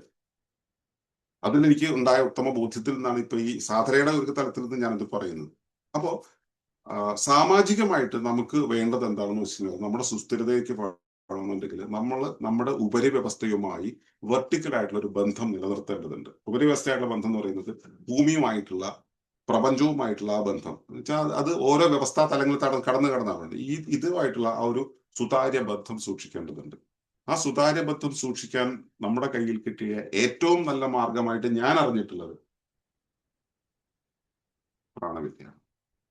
എനിക്കറിയാവുന്നവർ ഒരുപക്ഷെ വേറെ കാര്യങ്ങൾ ഉണ്ടായിരിക്കും. അപ്പൊ ഞാൻ ഈ വഴി പോയത് കൊണ്ടോ എന്റെ ഗുരു എന്നെ ആ വഴിക്ക് നയിച്ചത് കൊണ്ടോ ഒരുപക്ഷെ ഞാൻ എത്തിയതായിരിക്കാം. വേറെയും വഴി ഉണ്ടായിരിക്കാം. അടുത്തത് പ്രാണവിദ്യ കൊണ്ട് മാത്രമാകുമോ? പ്രാണവിദ്യ പൂർണ്ണമാകണമെങ്കിൽ എന്ത് വേണം? പ്രാണവിദ്യ പൂർണ്ണമാകണമെങ്കിൽ നമ്മൾ മണ്ണിലേക്ക് ഇറങ്ങണം, മണ്ണിലായിരിക്കണം. മണ്ണിൽ നമ്മൾ ഉയർന്നു നിൽക്കണം. അതിന്റെ ചലനാത്മകതയിലായിരിക്കും. ഞാൻ അതിന്റെ മാനങ്ങളിലേക്കൊന്നും പോകുന്നില്ല. അത് പറയാനുണ്ട്, ഒരുപാട് കാര്യങ്ങളുണ്ട്, ഒരുപാട് ഓരോ ഘടകങ്ങളായിട്ട് പറയാനുണ്ട്, അതിലേക്കൊന്നും പോകുന്നില്ല. അപ്പോൾ നമ്മൾ പ്രകൃതിയിൽ തുറന്ന് സുതാര്യമായി സത്യസന്ധമായി അഹിംസാത്മകമായി പോവുകയാണെങ്കിൽ ശാന്തമാകും. ഈ പറഞ്ഞത് തന്നെ ഈ അഷ്ടാംഗയോഗത്തിൽ പറയുന്ന കാര്യങ്ങളൊക്കെ തന്നെ, പക്ഷെ അതിനേക്കാൾ കുറച്ചുകൂടെ സോഷ്യോ പൊളിറ്റിക്കൽ ഇമ്പാക്ട് കൊടുക്കാൻ പറ്റുന്ന രീതിയിൽ. അതുകൊണ്ട് പറഞ്ഞത് അഷ്ടാംഗയോഗത്തിന്റെ സാമൂഹ്യ മാനം എന്ത് എന്നുള്ള എന്റെ ചോദ്യം അതുകൊണ്ടാണ്. നമ്മൾ അതിനൊരു സിസ്റ്റം തന്നെ, ഹരിത അഷ്ടാംഗ യോഗം എന്ന് പറഞ്ഞിട്ട് ഒരു സിസ്റ്റം തന്നെ ഞങ്ങള് പ്രൊമോട്ട് ചെയ്യുന്നുണ്ട്. അത് സാമാജികമായിട്ട് ഒക്കെ എങ്ങനെയാണ് ഈ ഒരു അവസ്ഥ മുൻപോട്ട് പോകുന്നത്. ഇത് പ്രാണൻ എന്ന് പറയുന്നതിനെ നമ്മൾ മനസ്സിലാക്കുന്നത് എനർജി വിത്ത് ഇന്റലിജൻസ് എന്നുള്ളതാണ്. എനർജി വിത്ത് ഇന്റലിജൻസ്, വെറും ഇന്റലിജൻസ് അല്ല, the real consciousness, conscious energy എന്നുള്ളതാണ് മനസ്സിലാക്കുന്നത് ഇന്റർപ്രറ്റ് ചെയ്യുന്നത്. അതിനകത്തേക്ക് ചെല്ലുമ്പോൾ അവിടെ ആ 2 മാനങ്ങളിൽ കൊണ്ട് നിൽക്കുന്നതല്ല എന്നുള്ളത് അത് അനുഭവിക്കുന്നവന് മനസ്സിലാവേണ്ടതാണ്. ഒരു സാങ്കേതികമായിട്ട് കാര്യങ്ങളെ അറിയാൻ അന്വേഷിക്കുന്ന ഒരാൾക്ക് പെരിഫറൽ ആയിട്ടുള്ള ഒരു ഡെഫിനേഷൻ കൊടുത്താൽ മതിയല്ലോ. അനുഭവിക്കുന്നവന് കുറച്ചുകൂടെ ഇതിന്റെ ലാവണ്യത്തെ, ഇപ്പൊ പ്രാണന്റെ ലാവണ്യം എന്ന് പറയുന്നത് എത്ര സാധകന്മാർക്ക് മനസ്സിലാവുമെന്ന് ആലോചിച്ചാൽ മതി. പ്രാണാനുഭവത്തിന്റെ ലാവണ്യം അത് അനുഭവിച്ചവന് മാത്രമേ മനസ്സിലാവൂ. അല്ലേ? അത് ആനന്ദമാണ്. നമുക്ക് ചിലപ്പോൾ പറയാൻ പറ്റില്ല, ആനന്ദമാണെന്നും പറയാൻ പറ്റില്ല. അല്ല ആനന്ദം അത് നമ്മള് നമ്മളത് ഡിഫൈൻ ചെയ്ത് വെക്കണം. പ്രീ ഡിഫൈൻഡ് ആയിട്ടുള്ള ഒരു സംഭവമാണത്. എന്റെ പക്ഷം പ്രീ ഡിഫൈൻഡ് ആണെന്ന് പറയാൻ പറ്റില്ല. ഇപ്പോ രതിയിൽ നമുക്കുണ്ടാവുന്ന പെയിൻ എന്ന് പറയുന്നത് ആനന്ദവും വേദനയും ചേർന്നതാണ്. ഇതിനെ നമ്മൾ എന്തായിട്ടാ പറയുന്നത്? അതൊരു ദിവ്യാനുഭൂതിയാണ്. എങ്ങനെ വിളിക്കാൻ? എന്തായാലും ആനന്ദം എന്ന് പറയുന്നത് ആനന്ദമുണ്ട് ഉള്ളിൽ, അത് പ്രകാശിക്കാതെ മാലിന്യങ്ങൾ കൊണ്ട് മൂടപ്പെട്ടതാണ്. മാലിന്യങ്ങൾ കളയുക, അപ്പൊ ആനന്ദം കിട്ടും. അത് നമ്മളിതിനെ എന്താ പറയാ, ഒരു സർട്ടൈൻ ഫ്രെയിമിലേക്ക് ഒതുക്കാൻ നോക്കുന്നതാണ്. ജീവിതം എന്ന് പറയുന്നത് അങ്ങനെ ഒരു സർട്ടൈൻ സാധനമല്ല. എങ്കിലേ ആളുകൾക്ക് ഒരു പാക്കറ്റ്, നേരത്തെ പറഞ്ഞില്ലേ, പിന്നെ എത്ര കണ്ട് ഘടകങ്ങൾ കൂടുന്നു വിശാലമായി പോകുന്നു, അത്ര കണ്ട് ഈ സിംഗിൾ എൻറ്റിറ്റി അടഞ്ഞു കൂടണം. അകത്ത് പോവുകയാണ്. സിംഗിൾ എൻറ്റിറ്റിയെ കുറിച്ച് മനസ്സിലാക്കാനുള്ള സാധ്യത കുറഞ്ഞു വരികയാണ്. അതാണ് കാര്യം, കുറഞ്ഞു വരിക. അതുകൊണ്ട് തന്നെയാണ് ഈ കാര്യങ്ങൾ മനസ്സിലാക്കി ഇതിന്റെ അകത്ത് ചെന്ന് സൂക്ഷ്മാനുഭവങ്ങളിൽ ചെന്ന് നോക്കുമ്പോഴാണ് ഈ ബോധ്യം ഉണ്ടാകുന്നത്. അപ്പോ ആ ഏകഭാവത്തിൽ ആ ബോധ്യപ്പെടുന്നത് ഒന്ന്.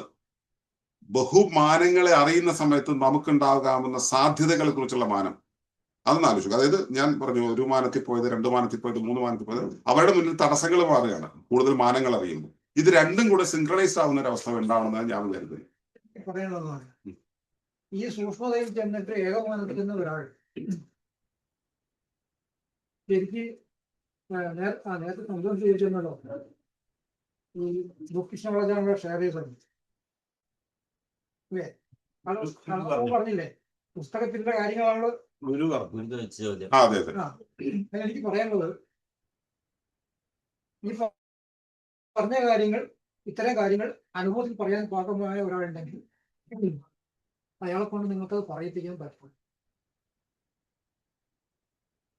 മനസ്സിലായില്ല. ആ ഒരു സ്റ്റേജിലെത്തിയ ഒരാളെ വിളിച്ചിട്ട് നിങ്ങൾക്ക് കാര്യങ്ങൾ പറയിപ്പിക്കാൻ പറ്റില്ല, അയാളെ കിട്ടില്ല.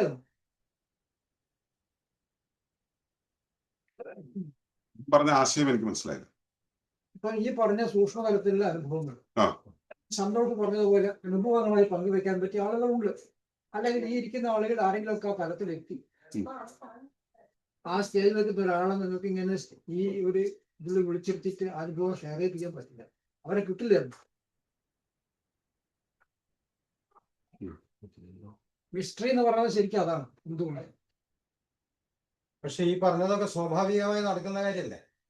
ഇപ്പൊ പറഞ്ഞ കാര്യങ്ങളൊക്കെ സന്തോഷം പറഞ്ഞത് സ്വാഭാവികമാണോ എന്ന് ചോദിച്ചാൽ സ്വാഭാവികമല്ല. ആരൊന്നും ജയിക്കുന്നല്ല പറഞ്ഞത്. അല്ല, ഇതില് പ്രകൃതിയുടെ നിശ്ചയം, പ്രകൃതി അനുഗ്രഹിക്കുന്നു, പ്രകൃതിയെ ജയിക്കുന്നുള്ള പരാമർശം ഉണ്ടായി. അല്ല, അത് ഞാനത് അതിന്റെ സിസ്റ്റം പറഞ്ഞല്ലോ. ഏകധാരയിലുള്ള ഒരു ബോധം, ആ ബോധത്തിന്റെ മാനിഫെസ്റ്റേഷൻ ആയുള്ള പ്രപഞ്ചം, ആ പ്രപഞ്ചത്തിനകത്ത് എൻകാപ്സുലേറ്റഡ് ആയിട്ടുള്ള ഒരു സ്ട്രക്ചർ, ആ എൻകാപ്സുലേറ്റഡ് സ്ട്രക്ചറിനകത്ത് ഇടയിൽ നിൽക്കുന്ന മാനത്തിലുള്ള ഒരു ശരീരം.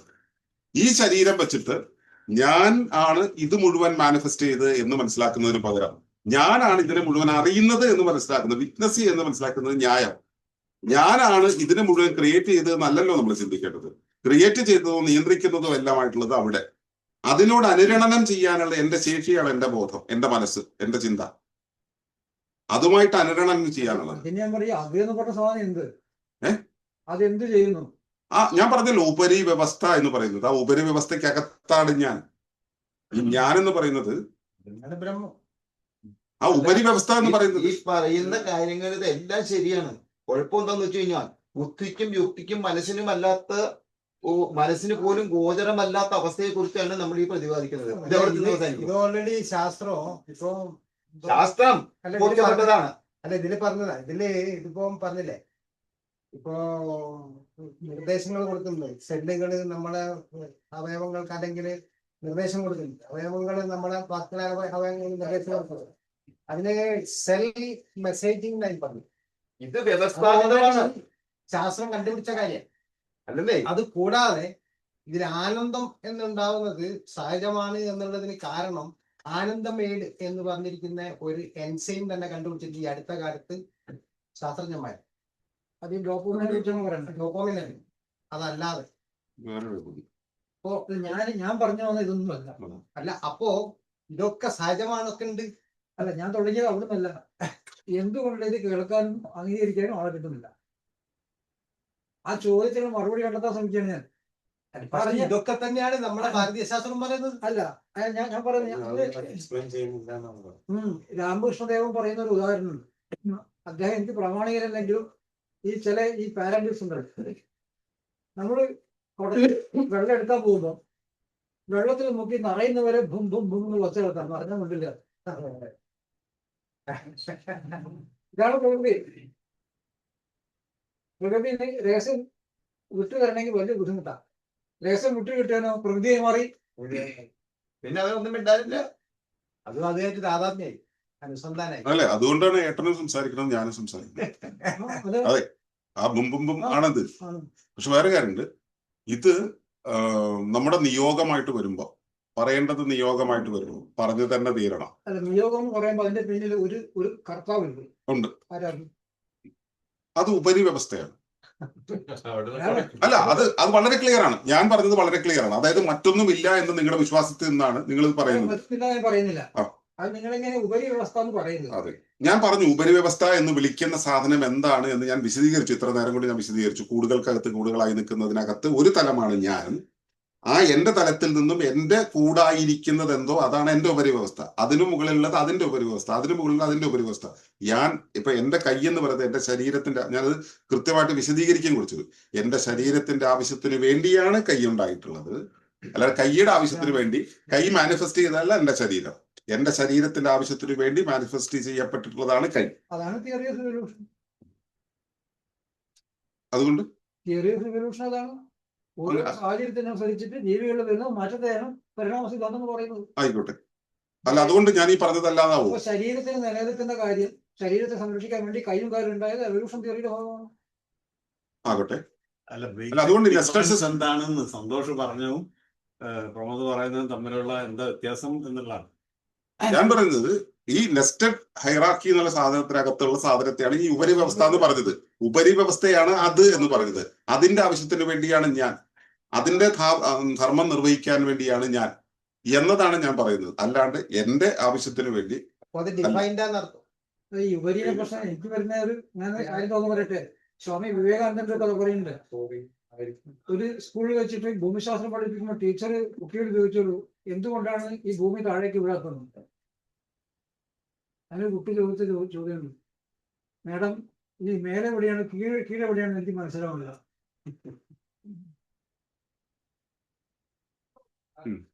ഇവിടെ എങ്ങോട്ടാണ് വീഴേണ്ടത്? കണക്ട് ചെയ്യൂ. ഇത് ഞാൻ ഈ പറഞ്ഞത് പെട്ടെന്ന് കണക്ട് ചെയ്യും. നമ്മള് തമ്മിലുള്ള ഭേദങ്ങളെ ഒന്ന് കണക്ട് ചെയ്യും. അതുകൊണ്ട് ഈ ഉപരി അതോ എന്നൊക്കെ പറയുമ്പോഴുള്ള ആ വിഭജനത്തിൽ സത്യത്തിലൊന്നുമില്ല. കാരണം എൻ്റെ യൂണിവേഴ്സിന്റെ ഒരു മാനിഫെസ്റ്റേഷനാണ് ഈ സാധനം. അല്ല, ഞാൻ ഈ എൻകാപ്സുലേഷൻ എന്നുള്ള വാക്ക് കേട്ടിട്ടുണ്ടോ? കൂടുകൾക്കകത്ത് കൂടുകളായിട്ടുള്ളത്. ഏട്ടൻ കടയിൽ പോയിട്ട് ഒരു സാധനം വാങ്ങി. ഇപ്പൊ നിങ്ങൾ ഒരു കാർ എടുക്കുകയാണെന്നിരിക്കട്ടെ. കാറിന് ഒരു കേട് വരികയാണെങ്കിൽ കാറിന്റെ ബോണറ്റ് തുറന്നു കഴിഞ്ഞാൽ അതിനകത്ത് നിന്ന് ഒരു പാക്ക് കിട്ടും. ആ പാക്ക് എടുത്തിട്ട് അതിനകത്ത് ഒരു സാധനം അഴിച്ചു മാറ്റി, എന്നിട്ട് അതിനകത്ത് ഒരു സാധനത്തെ എടുത്ത് ക്ലിയർ ചെയ്യും, എന്നിട്ട് തിരിച്ച് ഇതാണ് എൻകാപ്സുലേഷൻ എന്ന് പറയുക. ഇങ്ങനൊരു എൻകാപ്സുലേറ്റഡ് സിസ്റ്റം നമുക്കുണ്ട് എന്നുള്ളത് ഏട്ടൻ അംഗീകരിക്കുന്നു. അതായത് ഈ പറയുന്ന മാതിരി ഇപ്പൊ ഒരു കവറിൽ വേറൊരു കവർ ഇട്ട് മൂടെന്ന് പറയുമ്പോൾ ആ രണ്ട് കവറും തമ്മിൽ യാതൊരു കണക്ഷനുമില്ല. അടുത്ത് നിൽക്കുന്നുള്ള ബന്ധം മാത്രമേ ഉള്ളൂ. സ്വതന്ത്രമായ നിലനിൽപ്പില്ല. ഇല്ല, അതിന് സ്വതന്ത്രമായ നിലനിൽപ്പില്ല. ഇല്ല, ഘടകങ്ങളാണ്. അതാണ് സ്വതന്ത്രമായ നിലനിൽപ്പിൽ ഇല്ല ഇല്ല ഇല്ല ഇല്ല. അതാണ് പറഞ്ഞത്. അതാണ് സിംഗുലാരിറ്റി എന്ന് പറയുന്ന അവസ്ഥ. അല്ല, അത് ഈ പറഞ്ഞ യോജിക്കുന്നില്ല. ഏത് പറഞ്ഞിട്ട്? ഘടകങ്ങളല്ലുള്ളത്. ഘടകങ്ങളില്ലെങ്കിൽ അതിന് നിലനിൽപ്പില്ല. എന്തിനുമായിട്ട് യോജിക്കുന്നില്ല? കാറിന്റെ ഉദാഹരണം പറഞ്ഞില്ലേ? അല്ല, അത് എൻകാപ്സുലേഷൻ എന്ന് പറയുന്ന ഒരു അവസ്ഥ. എൻകാപ്സുലേഷനെ പറയാനാണ് പറഞ്ഞത്. എൻകാപ്സുലേഷനിലും വിഘടിച്ച് നിൽക്കണം അതിന്റെ ഉള്ളില്. ഒന്നല്ല. അല്ല, അത് മെഷീനാണ്, യന്ത്രമാണ്. സിസ്റ്റം അതാണ്. അല്ല, അതാ പറഞ്ഞത് എൻകാപ്സുലേഷൻ എന്നുള്ളത്. നമ്മളൊരു ഉദാഹരണം പറയുമ്പോൾ ഉദാഹരണം എന്ന് പറയുന്നത് എൻകാപ്സുലേഷൻ എന്ന് പറഞ്ഞ് മനസ്സിലാക്കാൻ വേണ്ടിയിട്ടാണ്. ഒരു ഇന്റഗ്രേറ്റഡ് സിസ്റ്റത്തിൽ ഇന്റഗ്രേറ്റഡ് എന്ന് പറയുമ്പോൾ എല്ലാം തമ്മിൽ പരസ്പര ബന്ധിതമാണ്. ഓരോന്നും എല്ലാം തമ്മിലുള്ള ഒരു പരസ്പര ബന്ധമുണ്ട്, സ്ഥാനമുണ്ട്, സ്ഥലകാല ഭാവങ്ങളുണ്ട്. എല്ലാം അതിൻ്റെതായിട്ടുള്ള ആ രൂപത്തിൽ തന്നെയാണ് ഉണ്ടാവുന്നത്. അതിൽ പരസ്പര ബന്ധമില്ലാതെയല്ല നിൽക്കുന്നത്, പരസ്പര ബന്ധത്തോടെയാണ് അത് ഇവോൾവ് ചെയ്തു വന്നിട്ടുള്ളത്. പല സ്ഥലങ്ങളിലും വ്യതിയാനം വരുന്നുണ്ട്. വരാം, അത് വരുന്നുണ്ടെങ്കിൽ there could be a reason. അതിന് കൃത്യമായിട്ട് റീസൺ ഉണ്ടാവും. അല്ലാണ്ട് അത് മറ്റേ എന്താ പറയുക, ആക്സിഡന്റൽ അല്ല. അതിന് കൃത്യമായിട്ട് റീസൺ ഉണ്ടാവും. അത് ഈ പരിണാമത്തിലും വരുന്ന വ്യതിയാനങ്ങളാണ് അതിനകത്ത് വന്നുകൊണ്ടിരിക്കുന്നത്. അത് പ്രകൃതിയുടെ സൃഷ്ടി തന്നെ അങ്ങനെയാണ്.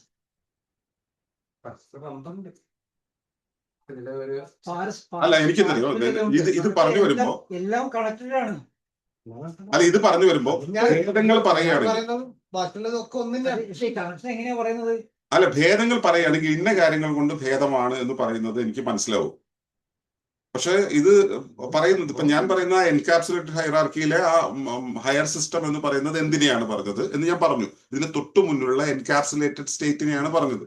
അതിന്റെ ആവശ്യത്തിന് വേണ്ടിയാണ് ഇതെന്ന് പറയുന്നത് അത് പറഞ്ഞു. ഇതിനോട് ഏട്ടന് വിയോജിക്കണമെങ്കിൽ വിയോജിക്കാം. പക്ഷെ എന്തുകൊണ്ട്, അല്ലെങ്കിൽ അത് എന്ത് സംവിധാനം ഉപയോഗിച്ചുകൊണ്ടാണ് ഏട്ടൻ ഏത് പ്രമാണം ഉപയോഗിച്ചുകൊണ്ട് ഏട്ടൻ അത് പറയുന്നത്? അങ്ങനെയാണെങ്കിൽ ആ പ്രമാണം അനുസരിച്ച് അത് ഇന്നതാണ് എന്ന് ഞാൻ അംഗീകരിക്കാം. ആ പ്രമാണം ഉപയോഗിച്ച് ഇത് പ്രകാരമല്ല, ഇതുപ്രകാരം ഇതിങ്ങനെയും ആ പ്രമാണം പ്രകാരം അങ്ങനെയുമാണെന്ന് മനസ്സിലാക്കുക എന്നുള്ള ആ ഭേദിതമായ ഒരു അവസ്ഥയെ നമുക്ക് അംഗീകരിക്കാം. അതിന് പകരം തക്കാളിക്കഥ പറയുന്ന പോലെ ഇത് ശരിയല്ല എന്ന് പറയുന്നതാണെങ്കിൽ നിങ്ങൾ എന്താണ് ശരി എന്നുള്ളത് നിങ്ങൾ പറയുകയും ഇതിന്റെ ശരികേടുകളിലെ ക്രമക്കേടുകൾ എന്താണെന്ന് പറയുകയും ചെയ്യണം. ഇതിന്റെ ഈ പ്രശ്നത്തിലും പുരുഷ സൂക്ത വിരാട് സങ്കല്പമായിട്ട് ഒന്നുമില്ല ഈ പറയുന്ന ചർച്ചയിൽ അതിന്റെയാണിത്. പക്ഷെ അത് വേറൊരു തരത്തിൽ പോകുന്നു. അവരുടെ ഇതതിന്റെ ഹൈറാർക്കി അങ്ങോട്ട് പോകുന്നു. അല്ല എന്തറിയോ വരുന്നു. ചേട്ടാ പ്രകൃതിയായിട്ടുള്ള ബന്ധം എന്ന് പറയുമ്പോഴേ നമ്മുടെ നാടുകളില് ഞാൻ നേരത്തെ ഇവിടെ സംസാരിച്ചിട്ടുണ്ടായിരുന്നു. ഇതേ ഒരു കമ്മ്യൂൺ സിസ്റ്റം തന്നെയാണ് നമ്മുടെ നാടുകളില്. ഈ തെയ്യവും തെയ്യക്കോലങ്ങളും കാര്യങ്ങളും ഓരോരോ സിസ്റ്റത്തിലും ഓരോരോ രൂപം യഥാർത്ഥത്തിൽ ഇതിനെ അവലംബിച്ചു. ശരിക്കും പറഞ്ഞാൽ ഇതാണത്. എനിക്ക് തോന്നുന്നത് ഓരോ ഏരിയയിലും ഉണ്ടായിരുന്നത് അവിടെ ഒരു പാരിസ്ഥിതിക ബന്ധമാണ്, എല്ലായിട്ടുള്ള ഒരു ബന്ധമാണ്. ആ ബന്ധത്തിനെ നിലനിർത്താൻ വേണ്ടി നിയാപികമായി ആളുകൾ എന്ത് പറയുന്നു, അത് പറ്റില്ല, ഇത് പറ്റില്ല, ഇത് പാടില്ല, ഇത് പറ്റില്ല, അത്രേ ഉള്ളൂ. പക്ഷെ അതേമാതിരിയാണ് യൂണിവേഴ്സിറ്റി എന്ന് പറയുന്നത് അത് നമ്മളൊരു ഫെലോഷിപ്പ് ആയിട്ടാണ് നടത്തുന്നത്. ഫെലോഷിപ്പ് യൂണിവേഴ്സിറ്റി ആയിട്ട് നടത്താനാണ് താല്പര്യം. കാരണം ഇപ്പൊ ഇല്ല, ഇത് ഒന്നാമത് അതിന്റെ പുറകിൽ ഫണ്ടിന്റെ ഒരു കളിയുണ്ട്, പിന്നെ കറപ്ഷന്റെ കളിയുണ്ട്. അതിനൊന്നും താല്പര്യമില്ല. നമ്മളപ്പോ അതിന് പകരം ചെയ്യുന്നത് വെച്ചാൽ നമ്മുടെ ആയിട്ടുള്ള സിലബസുകളുണ്ട്. ആ സിലബസ് പല ഏരിയയിലായിട്ടുണ്ട്. അത് ഫെലോഷിപ്പ് എന്നുള്ളൊരു DP കോളേജിക്കൽ ഫെലോഷിപ്പ് എന്നുള്ള രീതിയിൽ കഴിഞ്ഞ ഒരു 10-15 വർഷമായിട്ട് നടന്നു വരുന്നു. ഇത് പഠിക്കുന്ന ആളുകളുണ്ട്. ആ പഠനത്തിലൂടെ കടന്നു പോകുന്നവർ അതിൽ ഓരോ സ്റ്റേജ് കഴിയുമ്പോൾ അവര് ഡെസർട്ടേഷൻ അവതരിപ്പിക്കണം. യൂണിവേഴ്സിറ്റീസിൽ നിന്ന് എവിടെയെങ്കിലും ഇതിൽ PhD ഇല്ല, അതിന്റെ ആവശ്യമില്ല. ഇതിൽ ആര് PhD തരാണ്? ഒരാൾ ചോദിച്ചു നിങ്ങൾ എവിടെയെങ്കിലും ഒളിമ്പസിന്റെ എവിടെയെങ്കിലും ഏതെങ്കിലും യൂണിവേഴ്സിറ്റിക്കകത്ത് രജിസ്റ്റർ ചെയ്യുന്നത് ആരാ? ഞങ്ങൾക്ക് നമ്മൾ ഈ പറയുന്ന സബ്ജക്റ്റിന്റെ മുകളിൽ വേറെ ആരാണ് അതോറിറ്റി ഉള്ളത് ഇത് പറയാൻ? വേറെ അതോറിറ്റി വേണ്ടേ? ഒരു അനുഭവം പറയട്ടെ, വിഷയമാണെങ്കിൽ പറയാണ്. അതായത് മുമ്പുണ്ടായിരുന്ന ഒരു അനുഭവത്തിന്റെ അറിവ് തേടിയിട്ടായിരുന്നു ഒരു യാത്ര. ഉണ്ടായിരുന്ന ഒരു അനുഭവം അത് എന്തെന്നുള്ളൊരു ഇതാണ് സീക്കിങ്, അന്വേഷണം. അപ്പൊ അതിന്റെ ഭാഗമായിട്ട് ഇപ്പൊ കഴിഞ്ഞ ദിവസം വരുമ്പോ ഇങ്ങോട്ട് വരുന്നതിൽ ഇപ്പൊ ഈ യോഗയുടെ അറിവ് അനുഭവത്തിന്റെ അതിന്റെ കൃത്യമായിട്ടുള്ള അറിവ് തേടിയിട്ടുള്ള യാത്ര. ഇങ്ങോട്ട് വരാൻ വേണ്ടിയിട്ട് രാവിലെ എത്താൻ വേണ്ടിയിട്ടാണ് സമയം മുൻകൂട്ടി നിശ്ചയിച്ചിരുന്നത്. അതേസമയം വഴിയില് ഇപ്പൊ നേരത്തെ പറഞ്ഞ പോലെ ഭിന്നമായ ഞാൻ പേർക്ക് പറഞ്ഞല്ലോ. അപ്പൊ അവിടെ വരുന്ന വഴി ആയതുകൊണ്ട് അപ്പൊ അതെന്താണെന്ന് അറിയില്ല, അവിടെ ഇതാണ് നടക്കുന്നതെന്ന് അറിയില്ല. അവിടെ പോണതിന് മുമ്പേ ഒരു ചോദ്യം പ്രകൃതിയോട് ചോദിക്കുകയാണ്. അവിടെ ചെല്ലുന്ന സമയത്ത് അതിലെന്തെങ്കിലും കിട്ടുകയാണെന്നുണ്ടെങ്കിൽ അതിന്റെ ഭാഗമായിട്ടുള്ളത് അവിടെ നിന്ന് തീരുമാനം ഇതിലേക്ക് പോകുന്നു. അവിടെ ചെല്ലുന്ന സമയത്ത് നേരെ ഓപ്പോസിറ്റ് വരുന്നത് ഒരു വ്യക്തി മുൻപേ അറിയുന്ന ആളായതുകൊണ്ട് ആ ആള് പറഞ്ഞിരുന്നു ഇവിടുത്തെ ഇന്നത്തെ കാര്യങ്ങൾ നാളെ രാവിലെ വന്നിട്ട് സങ്കല്പ സ്നാനം എന്ന് പറയുന്നുണ്ട്. അപ്പൊ അതിൽ വേണമെങ്കിൽ പങ്കെടുക്കാം. അപ്പൊ സന്യാസിമാരുടെ സ്നാനമായിട്ട് നടത്തിയിട്ട് അത് അപ്പൊ രാവിലെ വരാറുണ്ടെങ്കിൽ അപ്പുറം വന്ന് അങ്ങനെ ഇതൊക്കെ പറഞ്ഞു. അപ്പൊ അവിടെ നിന്ന് ആ അറിവ് കിട്ടി. രാവിലെ അപ്പൊ ആ സമയത്ത് അത് നടക്കുള്ളൂ. അത് കഴിഞ്ഞ് പിന്നെ തിരിച്ചു പോരാന്ന് കഴിഞ്ഞപ്പോ ഇനി ഇവിടുത്തത് കഴിഞ്ഞെന്ന് പറഞ്ഞ് തിരിച്ചു പോകുമ്പോൾ പഴയത് ഒരു പരിചയമില്ലാത്ത ഒരു സന്യാസിനെ വന്നിട്ട് ചോദിക്കുന്നു, എന്റെ സാധനം പോകണമെന്നില്ല. ശരി പോകാൻ ഭക്ഷണം കഴിച്ചാൽ മതി. ഭക്ഷണം കഴിച്ചിട്ടില്ല. അവിടെ ഭക്ഷണം അവിടെ കിട്ടുമല്ലോ എന്ന് പറഞ്ഞിട്ട് എന്നാ ശരി അവിടെ പോയിട്ട് ഭക്ഷണം കഴിച്ചോളൂ എന്ന് പറഞ്ഞിട്ട് അത് ആ അറിവ് പുതിയതായിട്ട് അവിടെ ചെല്ലുന്നു. അപ്പൊ ഭക്ഷണം എടുത്തു വെച്ചിട്ടുണ്ട്. അപ്പൊ ഇവരെന്നെ ചെന്ന് പറയുന്നു ഭക്ഷണം കഴിച്ച് കഴിഞ്ഞിട്ടില്ല, ഞങ്ങൾക്ക് ഭക്ഷണം വേണമെന്ന് പറയുന്നു. അങ്ങനെ അവരായിട്ട് ഭക്ഷണം എത്തിക്കുന്നു. അങ്ങനെ കഴിക്കില്ല. അപ്പൊ അവിടേക്ക് എത്തുന്നതിന് മുമ്പേ എറിഞ്ഞ ചോദ്യം ഇതായിരുന്നു, എനിക്കിതിനെപ്പറ്റി അറിയില്ല, അവിടെ ചെല്ലുന്ന സമയത്ത് ആരെങ്കിലും കണ്ടു കഴിഞ്ഞാൽ അറിയും, അതിനനുസരിച്ച് ചെയ്യണം. പിറ്റേ ദിവസം രാവിലെ അവിടെ പോകുന്നു. അപ്പൊ ഇങ്ങോട്ട് എത്തുന്നതിന്റെ ക്രമത്തിൽ ചെറുതായിട്ട് മാറ്റം വരുത്തേണ്ടതായിട്ട് വരുന്നു. അത് കഴിഞ്ഞിട്ട് അപ്പൊ അങ്ങനെയാണ് എത്തുന്നതിന്. അപ്പൊ ഇവിടെ എത്തിയതിന് ശേഷം, അവിടെ എത്തി ഞാൻ എത്തിയതിന് ശേഷമുള്ള അറിവുകളായിട്ട് എനിക്ക് ഇവിടെ നിന്ന് പിന്നെ അറിയാനായിട്ടുള്ള ഇതിലേക്ക് പോകേണ്ടതായിട്ടുള്ള നിലയിൽ മാറ്റം വരുത്തേണ്ടതായിട്ടുണ്ട്. കാരണം മുമ്പ് എറിഞ്ഞ ചോദ്യം അങ്ങനെ ആയിപ്പോയില്ലേ, അതായത് സീക്കറാണ്, അന്വേഷിക്കണം. അപ്പോൾ ഇതിന്റെ അടുത്ത അറിവ് എന്തായിരിക്കുന്ന കാര്യമില്ല. അപ്പൊ ഇതുപോലെ തന്നെ ഓരോന്ന് പ്രകൃതിയോടുള്ള ചോദ്യങ്ങൾക്ക് ഉത്തരം, അതിനുള്ള ചുറ്റുവട്ടം, അതിനുള്ള കാര്യങ്ങൾ, ആളുകൾ, അതൊക്കെ പിന്നീട് അതിനനുസരിച്ചല്ല വരണ്ടേ. അപ്പൊ ആ ഒരു രീതിയിൽ ഈ ഒരു കാര്യത്തിന് കണക്ഷൻ ഉണ്ടാവും. അതുപോലെ തന്നെ ഈ അറിവിനും അന്വേഷിച്ച് ഏത് രീതിയിലൂടെ പോയിരുന്നു അതിന്റെ പിന്നെ അടുത്ത പരിമാണം, അതിന്റെ അടുത്ത ലെവല്, അങ്ങനെ സാധ്യതകൾ ഉണ്ടായിട്ടില്ല. തോന്നിയത് പറഞ്ഞു. നമ്മൾ seek ചെയ്യുന്നതിനനുസരിച്ച് പറയാലോ അല്ലേ? അതല്ലേ ഒരു പഴം സമയമാകുമ്പോൾ പഠിക്കുന്നത്. അതങ്ങനെ രണ്ട് മേഖലയിലാണ് ഒന്നറിയുന്നത്. പ്രകൃതിയുടെ അറിവായിട്ട് മറ്റൊരു അറിവ് തന്ന അറിവിനെ ആവുമ്പോ അതിലൂടെ നമ്മൾ അന്വേഷിക്കുന്നത് എന്തോ അത് മുന്നിലേക്ക് വന്നുകൊണ്ടേയിരിക്കും. അപ്പോഴാണല്ലോ അടുത്ത ഘട്ടം തുറന്നു.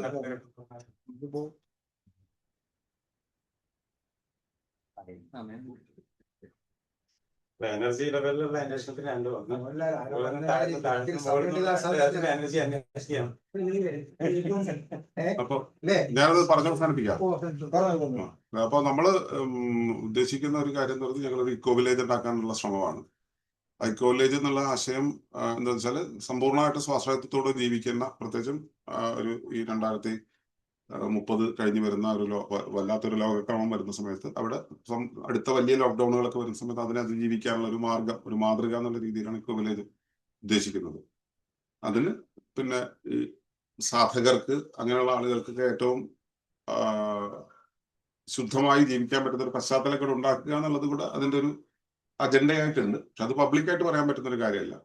അത് അതിനകത്തേക്ക് വരുമ്പോൾ അങ്ങനെയുള്ളവർക്ക് ജീവിക്കാൻ പാകത്തിലുള്ള ഒരു വളരെ പ്രൈവറ്റ് ആയിട്ടുള്ള, വളരെ ഈസി ആയിട്ട് ജീവിക്കാൻ പറ്റുന്ന ഒരു സാഹചര്യം ഉണ്ടാവുമെന്ന് വിചാരിക്കുന്നു.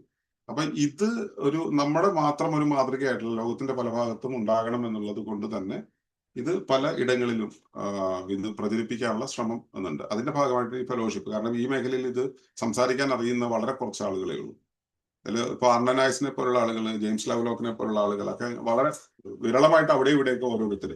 അപ്പൊ അങ്ങനെയുള്ളവര് അത് പലരും മൺമറഞ്ഞു പോവുകയും ചെയ്തു. ഇപ്പൊ ഇത് സംസാരിക്കുന്നവര്, ഇപ്പൊ ലോകത്തിന്റെ ഒരുപാട് യൂണിവേഴ്സിറ്റികൾ ഈ വിഷയങ്ങളെ കുറിച്ച് ഉള്ള പേപ്പറുകളുണ്ട്. ഇപ്പോഴും 1971 ഉണ്ടായിട്ട് 8 പില്ലറേയും വെച്ചിട്ടാണ് പറഞ്ഞുകൊണ്ടിരിക്കുന്നത്. അതിനപ്പുറത്തേക്ക് ഒരു അഡ്വാൻസ്മെന്റും ഇവർക്ക് ആർക്കും ഇക്കോ സ്പിരിച്വാലിറ്റിയുടെ അല്ലെങ്കിൽ ഇക്കോ സൈക്കോളജിയുടെ ഒന്നും മേഖലയിൽ ഒരു കാര്യമില്ല.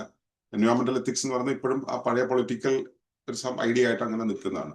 അപ്പൊ ഇതിന്റെ ഒരു ഫോം എന്നുള്ള രൂപത്തിൽ അതിനെക്കുറിച്ച് അറിയുന്ന ആളുകൾക്ക് ഉണ്ടാക്കാനാണ് ഫെലോഷിപ്പ് എന്നുള്ള ഒരു കാര്യം നമ്മൾ നടത്തുന്നത്. താല്പര്യമുള്ള ആളുകൾക്ക് അത് പഠിച്ച് കയറി വന്ന് അത് അവരവരുടെ നിൽക്കുന്ന ഏരിയകളിൽ, അതൊരു പക്ഷെ ഒരു വ്യക്തി ജീവിതത്തിലാവാം, വീടുകളിലാവാം, അല്ലെങ്കിൽ അവർ താമസിക്കുന്ന കുടുംബത്തിലാകാം, അവർ ഭാഗമായിരിക്കുന്ന കമ്മ്യൂണിറ്റിയിൽ, അവരുടെ പ്രദേശത്താവാം, അവിടെ പ്രയോഗിക്കാൻ പാകത്തിന് അത് ഉപയോഗിക്കാം എന്നുള്ളതാണ്. അപ്പൊ എന്താണെങ്കിലും അത് അതിന്റെ ഒരു സാങ്കേതികമായ രൂപത്തിൽ പഠിക്കുക, അതിന്റെ ജ്ഞാനീയമായ രൂപത്തിൽ പഠിക്കുക, മറ്റുള്ളവർക്ക് കമ്മ്യൂണിക്കേറ്റ് ചെയ്യാൻ പാകത്തിൽ, വരച്ച് കാണിക്കാനും അനുഭവിപ്പിക്കാനും പാകത്തിൽ പഠിക്കുക എന്നുള്ളതാണ് നമ്മൾ ഉദ്ദേശിക്കുന്നത്. നമ്മളിപ്പോ ഈ പറഞ്ഞ കാര്യങ്ങൾ, എൻകാപ്സുലേറ്റഡ് സിസ്റ്റത്തെ കുറിച്ചുള്ള കാര്യങ്ങളെല്ലാം തന്നെ നമ്മൾ ശരീരശാസ്ത്രത്തിന്റെ കാര്യത്തിൽ, ചികിത്സയുടെ കാര്യത്തിൽ നമുക്ക് വർക്ക് ചെയ്യുന്നുണ്ട്, കൃഷിയുടെ കാര്യത്തിൽ വർക്ക് ചെയ്യുന്നുണ്ട്, സാമാജികമായ കാര്യങ്ങൾ വർക്ക് ചെയ്യുന്നുണ്ട്, കുടുംബ ബന്ധങ്ങളുടെ കാര്യത്തിൽ വർക്ക് ചെയ്യുന്നുണ്ട്, ഗ്രാമക്കൂട്ടങ്ങളുടെ കാര്യത്തിൽ വർക്ക് ചെയ്യുന്നുണ്ട്. തുടർച്ചയായിട്ട് കൊണ്ടുപോകാൻ ഞങ്ങളെ കൊണ്ട് പറ്റിയിട്ടില്ല. അതിനിടയിൽ ചില സോഷ്യോ പൊളിറ്റിക്കൽ ഇഷ്യൂസ് ഒക്കെ വന്നിട്ട് ഞങ്ങൾ ഗ്രാമക്കൂട്ടങ്ങൾ ഉണ്ടാക്കിയതൊക്കെ തകർന്ന് ഏർപ്പെടായി. പക്ഷെ അതല്ലാതെ അവിടെ നമ്മൾ പരീക്ഷിച്ചിട്ടില്ല ഈ സംഭവം. ഇത് അതുപോലെ സാധനയുടെ കാര്യത്തിൽ വർക്ക് ചെയ്യുന്നത്, ഇങ്ങനെയുള്ള കുറെ ഏരിയയിൽ ഇത് വർക്ക് ചെയ്യുന്നുണ്ട്. അതുപോലെ ഓരോ വ്യക്തികൾക്കും അവരവരുടെ ചുറ്റുപാടുമായി എങ്ങനെ ബന്ധപ്പെടാം, അവരുടെ സാമ്പത്തിക കാര്യങ്ങൾ, അങ്ങനെയുള്ള കാര്യങ്ങളൊക്കെ ആയിട്ട് ബന്ധപ്പെടുന്നത് എങ്ങനെ ഇത് വർക്ക് ചെയ്യുന്നു എന്നുള്ളതൊക്കെ നമ്മൾ പരീക്ഷിക്കുന്നുണ്ട്. ഇത് രാജ്യാന്തര പോളിസികളുടെ നിർമ്മാണത്തിന്റെ കാര്യത്തിൽ നമ്മളിത് അഡ്വൈസ് ചെയ്തിട്ടുണ്ട്, ചിലരൊക്കെ എടുത്തിട്ടുണ്ട്. പിന്നെ അതിന്റെയൊക്കെ പുറകിൽ വേറെ കുറെ ഗെയിമുകൾ ഉള്ളതുകൊണ്ടൊന്നും നന്നായിട്ട് പോയിട്ടില്ല. പിന്നെ 2-3 യൂണിവേഴ്സിറ്റികൾ അവരുടെ ഇത്തരം പഠനങ്ങളുടെ ഒരു വിപുലീകരണത്തിന്റെ ഭാഗമായിട്ട് നമ്മുടെ ചില ഈ വിഷയങ്ങളെയൊക്കെ എടുത്തിട്ടുണ്ട്. ഉദാഹരണത്തിന് നമ്മുടെ ഇവിടെ മലയാളം യൂണിവേഴ്സിറ്റി തന്നെ, അവർക്ക് ഡീപിക്കോളജിയെ കുറിച്ച് പഠിപ്പിക്കാൻ അവർക്ക് സംവിധാനങ്ങൾ ഇല്ലാത്തത് കൊണ്ട് അവർ നമ്മുടെ ഫെലോഷിപ്പിൽ നിന്നും വന്ന് പഠിക്കുകയും ഒക്കെ ചെയ്തിട്ട് അത് കൊണ്ടുപോയിട്ട് അവർ യൂസ് ചെയ്യുന്നുണ്ട്. അതുപോലെ മറ്റേ ധാക്ക യൂണിവേഴ്സിറ്റിയിൽ അവിടെ മറ്റേ പീസ് ആൻഡ് കോൺഫ്ലിക്ട് സ്റ്റഡീസിലെ ആളുകൾ ഇത് പഠിക്കുകയും ഇത് അവരവിടെ പ്രയോഗിക്കാൻ നോക്കുകയൊക്കെ ചെയ്ത ഒരു ചരിത്രമുണ്ട്. പിന്നെ അങ്ങനെയുള്ള വളരെ ചുരുക്കം ചില ആളുകളൊക്കെ ഇത് ഫോളോ ചെയ്തത്.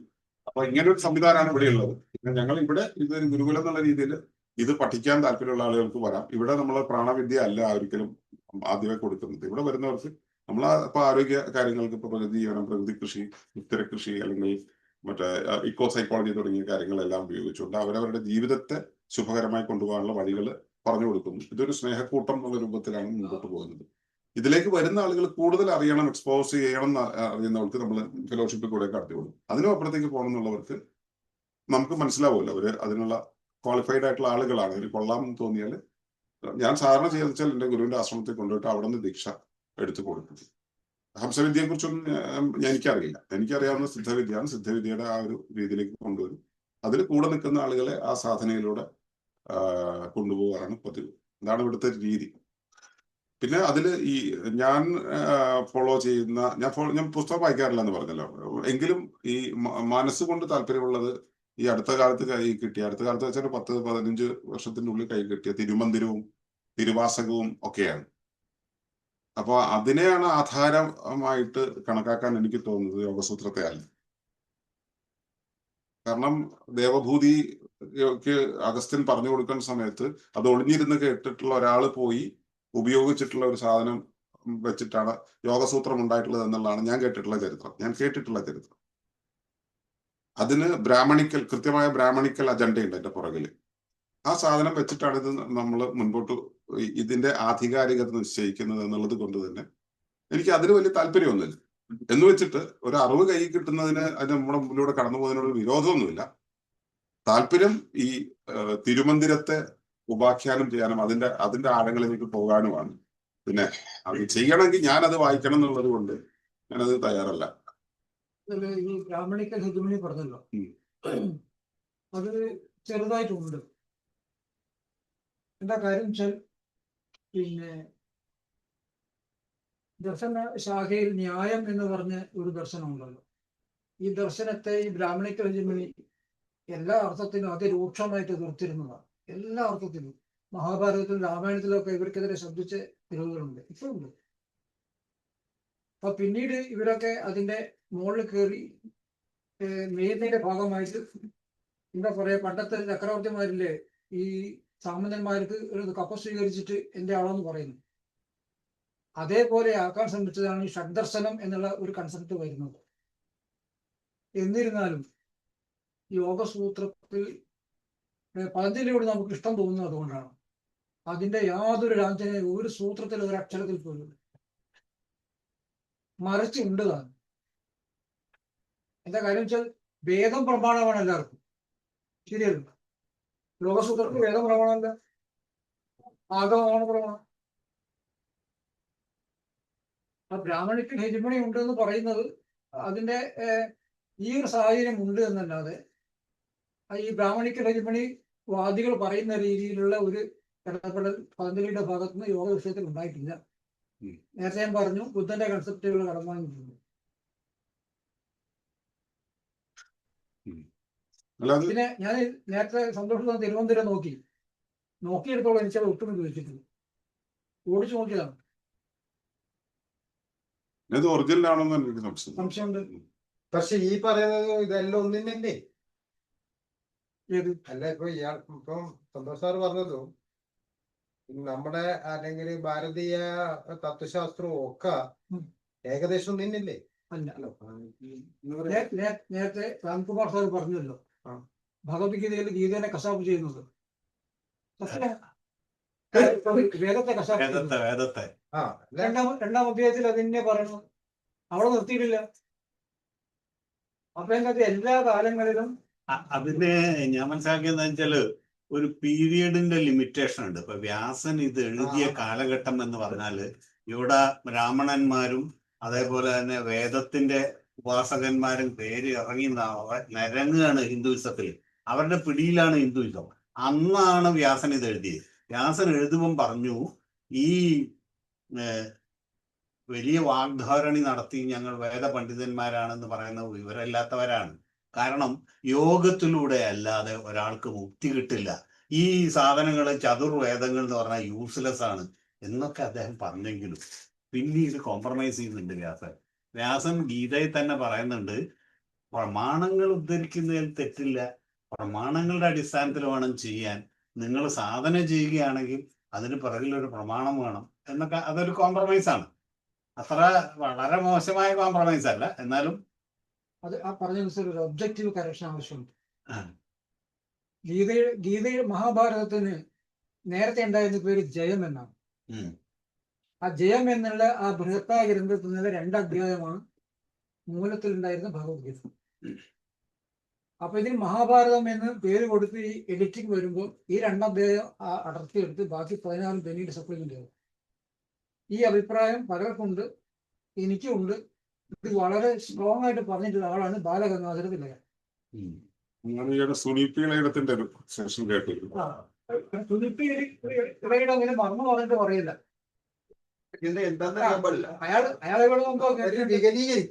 അയാൾ ബോധ്യങ്ങൾ അടിസ്ഥാനത്ത് പറയുന്നില്ല, ഡാറ്റാസ് പഠിച്ച് പറയണം. നമ്മൾ ഇത് പറയാൻ പിന്നെ തിലകൻ പറഞ്ഞ കാര്യങ്ങൾ ആ വഴിക്ക് സഞ്ചരിക്കുമ്പോൾ ഗീത വായിക്കുമ്പോൾ നമ്മൾ നേരത്തെ ചിന്തിച്ചതാണ് ഈ വിഷയം. കാരണം ഗീതയിൽ ആ മഹാഭാരതത്തിലെ സന്ദർഭം കർമ്മയോഗം എങ്ങനെ ചെയ്യാം, കർമ്മയോഗം ടൂളാക്കി എടുത്തുകൊണ്ട് എങ്ങനെ ഹിംസാത്മകമായ പ്രവൃത്തി ചെയ്യും, ഇതാണ് ഗീതയുടെ ഇത്രയുള്ള വിഷയം. അതിന് പിന്നെ ഓരോന്നും ചേർത്ത് പീരീഡിന്റെ ഒരു ലിമിറ്റേഷൻ ഉണ്ട് വ്യാസൻ എഴുതുമ്പോഴേ. എഴുതിയല്ല ഞാൻ പറഞ്ഞു, പിൽക്കാലം സപ്ലിമെന്റ് ചെയ്തു. അതുകൊണ്ടാകാം. അല്ല, അതല്ല, ഇതിൽ യുദ്ധം ചെയ്യാനാണല്ലോ കൃഷ്ണൻ പറയുന്നത്. അതിനെ വെസ്റ്റേൺ ഫിലോസഫേഴ്സ് വിമർശിച്ചിട്ടുണ്ട്. കാരണം അബ്സല്യൂട്ട് ആണ് കൃഷ്ണൻ. കൃഷ്ണൻ പോയിട്ട് നീ യുദ്ധം ചെയ്യേ എന്ന് പറയുന്നത് ശരിയല്ല എന്നൊക്കെ പറഞ്ഞ വിമർശിച്ചിട്ടുണ്ട്. പക്ഷെ ആ കാലഘട്ടത്തിന്റെ ഒരു ലിമിറ്റേഷൻ. കാരണം രജപുത്രന്മാർ അല്ലെങ്കിൽ ക്ഷത്രിയന്മാരെന്ന് പറഞ്ഞാൽ അന്നത്തെ കാലത്ത് അവരുടെ തൊഴിൽ യുദ്ധം ചെയ്യലാണ്. നിന്റെ തൊഴിൽ ഇതാണ്, നീ അത് ചെയ്തോന്നാണല്ലോ പറയുന്നത്. അത് കാഴ്ചപ്പാടിന്റെ വ്യത്യാസമാണ്. കർമ്മം ചെയ്യാൻ പറയില്ല അല്ലെ? കർമ്മം ചെയ്യാൻ പറയും. ഇതാണ് ഇപ്പം ഈ നേരത്തെ ഈ ബ്രാഹ്മണിക്കൽ രുക്മിണി ശങ്കരാചാര്യരുടെ ഭാഷകളിൽ മുഴുവൻ കർമ്മം എന്ന് പറഞ്ഞാൽ വൈദിക കർമ്മമാണ്. ഇങ്ങനെയാണ് ഹിജുമണി കൊണ്ടുവന്നത്. ആ വൈദിക കർമ്മം കൊണ്ട് ഒരു കാര്യമില്ല എന്നാണ് ഗീത പറയുന്നത്. അത് യൂസ്ലെസ് ആണ്. തിലകൻ പറയുന്നതാണ്. ഇപ്പൊ ഈ 2ാം അധ്യായത്തിൽ പിന്നെ വ്യവസായിക ബുദ്ധി എന്നുള്ള ഒരു ടെക്നിക്കൽ ടേം ഉണ്ട്. തിലകന്റെ ഗീതാ രഹസ്യത്തിൽ വളരെ വിപുലമായിട്ട് ചർച്ച ചെയ്താണ് ആ വാക്ക്. 2ാമത് വരുന്ന ടേമിനാണ് ബുദ്ധികൾ. ശരിക്കും തിലകന്റെ ആ ഭാഷ്യം വായിച്ചു കഴിഞ്ഞാൽ നമ്മൾ അമ്പരന്ന് പോകും. എന്നിട്ട് നേരത്തെ പറഞ്ഞ ശങ്കരാചാര്യർ എന്ന് പറഞ്ഞ മനുഷ്യനോട് ഇനിയൊരു ആജ്ഞ തോന്നുന്നു ഭാഷയില്ല. കാരണം ഇത്രയും സിമ്പിളായ സംഗതി ഈ കുഴക്കി കറക്കി ഇങ്ങനെ വിട്ടിട്ട് അത് മനസ്സിലാവാൻ ആളുകൾ അതും വരുന്ന വിട്ടാൽ. നേരത്തെ ഈ സന്തോഷ് പറഞ്ഞതുപോലെ സന്തോഷിന്റെ എക്കോസൊക്കെ ആളുകൾക്ക് മനസ്സിലാവുന്നില്ല. അല്ല, അത് കുറച്ചുകൂടി അത് ഞങ്ങൾ ഇതിലും സിമ്പിളാണ് ഞാനീ പറഞ്ഞ കാര്യം. അത് മനസ്സിലാവാത്ത പൊട്ടന്മാരാണ് ഭൂരിപക്ഷം നാട്ടിലുള്ളത്. ആലോചിക്കാൻ നിസ്സഹായാവസ്ഥ. അല്ല, ഇതില് ഞാനിത് അല്ല, തിരിച്ചും ചോദിക്കട്ടെ. കുറച്ചുകൂടി കാലങ്ങളായിട്ട് ഭാരതത്തിന്റെ മുക്കിലും മൂലയുള്ള ആളുകൾ പതഞ്ജലിയെ കോട്ട് ചെയ്തിട്ട് യോഗയും യോഗസൂത്രവും കാര്യങ്ങളെല്ലാം പഠിപ്പിച്ചു വന്നിട്ടുള്ള വലിയൊരു പശ്ചാത്തലം, യുഗങ്ങളായിട്ട് നൂറ്റാണ്ടുകളായിട്ടുള്ള സഹസ്രാബ്ദങ്ങളായിട്ടുള്ള ഒരു പശ്ചാത്തലത്തിൽ നിങ്ങൾ പറഞ്ഞിട്ട് ആ പൊട്ടന്മാർക്ക് മനസ്സിലായിട്ടില്ലെങ്കിൽ ഒരു സുപ്രഭാതത്തിൽ ഇത് പറഞ്ഞുകൊണ്ടിരിക്കുന്ന ഈ 4-5 പേരിൽ ഒരാൾ ഈ ഒരു വിഷയം പറയുമ്പോൾ ഇത് മനസ്സിലാക്കാനുള്ള പ്രാപ്തി അവർക്കുണ്ടാവും. ആലോചിച്ച് നോക്കിയാൽ മതി. പക്ഷേ ഇത് മനസ്സിലാകുന്നവരുണ്ട്. ഇത് മനസ്സിലാകുന്ന വെച്ചാൽ വെറുതെ കണ്ണടച്ചിട്ട് വരുന്നവരല്ല. ഇത് അന്വേഷിക്കുന്നവർക്ക്, ശരിയായ അന്വേഷണം നടത്തുന്നവർക്ക് തൃപ്തികരമായ ഒരു ഉത്തരം എന്ന് വെച്ചാൽ വെറുതെ വേഗമായിട്ടുള്ള ഒരു ഐഡിയ അല്ല, പ്രമാണങ്ങൾ പറഞ്ഞിട്ടുള്ള ഐഡിയ അല്ല, ബോധ്യപ്പെടുത്തി കൊടുക്കുന്ന ഐഡിയ ആണ്.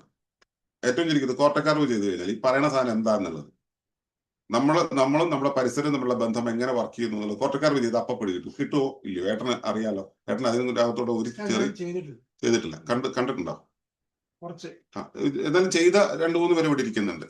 അപ്പോ ഒരായുഷ്കാലം കൊണ്ട് നമ്മുടെ പരിസരത്തോട് എങ്ങനെ ഇടപെടുന്നു എന്ന് മനസ്സിലാകാത്ത ഒരാൾക്ക് അരമണിക്കൂറുണ്ട് ഞാൻ എന്റെ പരിസരമായിട്ട് എങ്ങനെ കണക്ട് ചെയ്യുന്നത്, ഞാൻ എന്റെ പുറം പരിസരവുമായിട്ട് എങ്ങനെ കണക്ട് ചെയ്യുന്നു, അതുപോലെ എന്റെ അകം പരിസരമായിട്ട് ഞാൻ എങ്ങനെ കണക്ട് ചെയ്യുന്നു എന്നുള്ളത് അരമണിക്കൂർ കൊണ്ട് മനസ്സിലാവും. 35 വയസ്സുള്ള ഒരാൾക്ക് 35 കൊല്ലം മനസ്സിലാകാത്തത് അരമണിക്കൂർ കൊണ്ട് മനസ്സിലാകുമെങ്കിൽ അത്തരം ഒരു പ്രായോഗിക ജ്ഞാനമാണ് നമുക്ക് പകരേണ്ടത്. അത് പ്രകൃതി ആധാരമാക്കി കൊടുക്കുന്നു. അതിന്റെ അടുത്ത തലം എന്ന് വെച്ചാൽ ഇതിന്റെ ആധാരമാകുന്ന സാധനം, നിന്നെ ഇതുമായിട്ട് കണക്ട് ചെയ്യുന്ന സാധനം നിന്റെ പ്രാണനാണെന്ന് ബോധ്യപ്പെടുത്തി കൊടുക്കാൻ നമുക്കൊരു ചെറിയ ടിപ്പ് അവന്റെ കയ്യിൽ നിന്ന് കിട്ടാനുണ്ട്.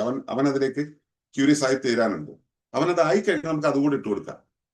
സന്തോഷ് പറഞ്ഞത് ശരിയാണ്. തേടി വരുന്നവന് മനസ്സിലാവും. ഇതിന് നമ്മുടെ അനുഭവം. ഞാന് സഭാരത്നത്തിന്റെ അനുഭവം പറയാം. സഭാരത്നം എന്ന് പറയുന്നത് ശ്രീരംഗൻ തമിഴനാണ്. അക്കാലത്ത് നമ്മൾ പ്രസിദ്ധീകരിച്ചിരുന്ന അംശോപദേശത്തിലുള്ള മാസിക ഇവിടുന്ന് വായിച്ചിട്ട് അതിൽ എൻ്റെ ബാബുചേട്ടൻ്റെ നമ്പറാണ്. ഇവനെ തമിഴിൽ ഒരു ദിവസം വിളിച്ചിട്ട് എന്നോട് ഇങ്ങനെ പറയുക, ചീത്ത പറയാം. എന്താ കാര്യം വെച്ചാൽ അതിലൊരു ലേഖനം വായിച്ചിട്ട് ഇങ്ങേർക്ക് തോന്നിയ മാതിരി പ്രാക്ടീസ് ചെയ്ത് എന്തൊക്കെ പ്രോബ്ലംസ് ആയി. അപ്പൊ നിങ്ങൾ പുസ്തകം വായിച്ചിട്ടാണ് ഞാൻ ചെയ്തത്, അതുകൊണ്ട് നമ്മൾ ചെയ്ത ബാധകമാണെന്ന് പറഞ്ഞിട്ട് ചീത്ത പറയണം. പകുതി തമിഴും പകുതി മലയാളവും എല്ലാം കൂടെ ആയിട്ട് നമ്പർ ന്യൂസ് നേട്ടുക. അങ്ങനെ എന്നെ നേരിട്ട് കാണാൻ വേണ്ടി ഒരു 3 തവണ വന്നും മടങ്ങി അറിയോ. 4ാം തവണ എത്തിയപ്പോഴാണ് ആൾ ഇത്രയുള്ളൂ കറുത്തിട്ട് ഒരു തമിഴൻ, ശരിക്കും തമിഴ് ലുക്കാണ്, പിന്നെ സംസാര രീതി അതെ, പക്ഷെ അത് പറയുന്ന കാര്യങ്ങളുണ്ടല്ലോ. എനിക്ക് വേണ്ടി ട്യൂൺ ചെയ്യാൻ സെക്കൻഡുകൾ വേണ്ടി വന്നില്ല. അത് വരുന്ന പാത്രഗുണമാണ്. അങ്ങനെ കുറെ ആളുകളുണ്ട്, അവരെ കണ്ടുപിടിച്ച് കേൾപ്പിക്കുക എന്നുള്ളത് നമ്മളെ പണി തീർന്നു. അല്ലാതെ ഇത് പറയാൻ കാരണം എൻ്റെ അഭിപ്രായത്തിൽ കമ്മ്യൂൺ ലൈഫ് പരാജയമാണ്, അല്ലെ ആയിരിക്കും ഈ കാലഘട്ടത്തിൽ എന്നുള്ള ബെസ്റ്റ് എക്സാമ്പിളാണ് സിദ്ധാശ്രമം പറയുക. അതിന് പറ്റിയ ചേരുന്ന ആളുകളെ 4 5 പേരിൽ കൂടുതൽ സന്തോഷം ഈ ഭൂമി മുഴുവൻ പരതികളും കണ്ടെത്താൻ സാധിക്കുന്നില്ല എന്നാണ് എൻ്റെ അഭിപ്രായം. അല്ല, വേറൊരു കാര്യം കേട്ടോ, അത് നമ്മുടെ സാമൂഹ്യ പശ്ചാത്തലവും നമ്മുടെ മൈൻഡ് സെറ്റും. നേരത്തെ അദ്ദേഹം പറഞ്ഞിരുന്നു മലയാളിയുടെ ഒരു അവസ്ഥ അല്ലെ, നമ്മളിവിടെ സംസാരിക്കുന്നില്ല. മലയാളി കൊണ്ട് ഈ പണി ഭയങ്കര പാടാണെന്ന് മനസ്സിലാക്കി. പിന്നെ ഇപ്പോ സാരംഗ് ഇങ്ങനെയുള്ള പല സംവിധാനങ്ങളും ഇതുപോലുള്ള പല പരീക്ഷണവും നടത്തിയിട്ടുണ്ടെങ്കിലും കേരളത്തിൽ ഏറ്റവും കൂടുതൽ കാലം ഇത്തരം ഒരു സംവിധാനത്തെ ഞാൻ സിദ്ധാശ്രമത്തിൽ ഒരാളും അത് ലീഡ് ചെയ്തിട്ടില്ല, പുതിയൊരു സിസ്റ്റം ഉണ്ടാക്കിയിട്ടില്ല. തിരുവനന്തപുരം സമാധിയാവുകയും ചെയ്തു.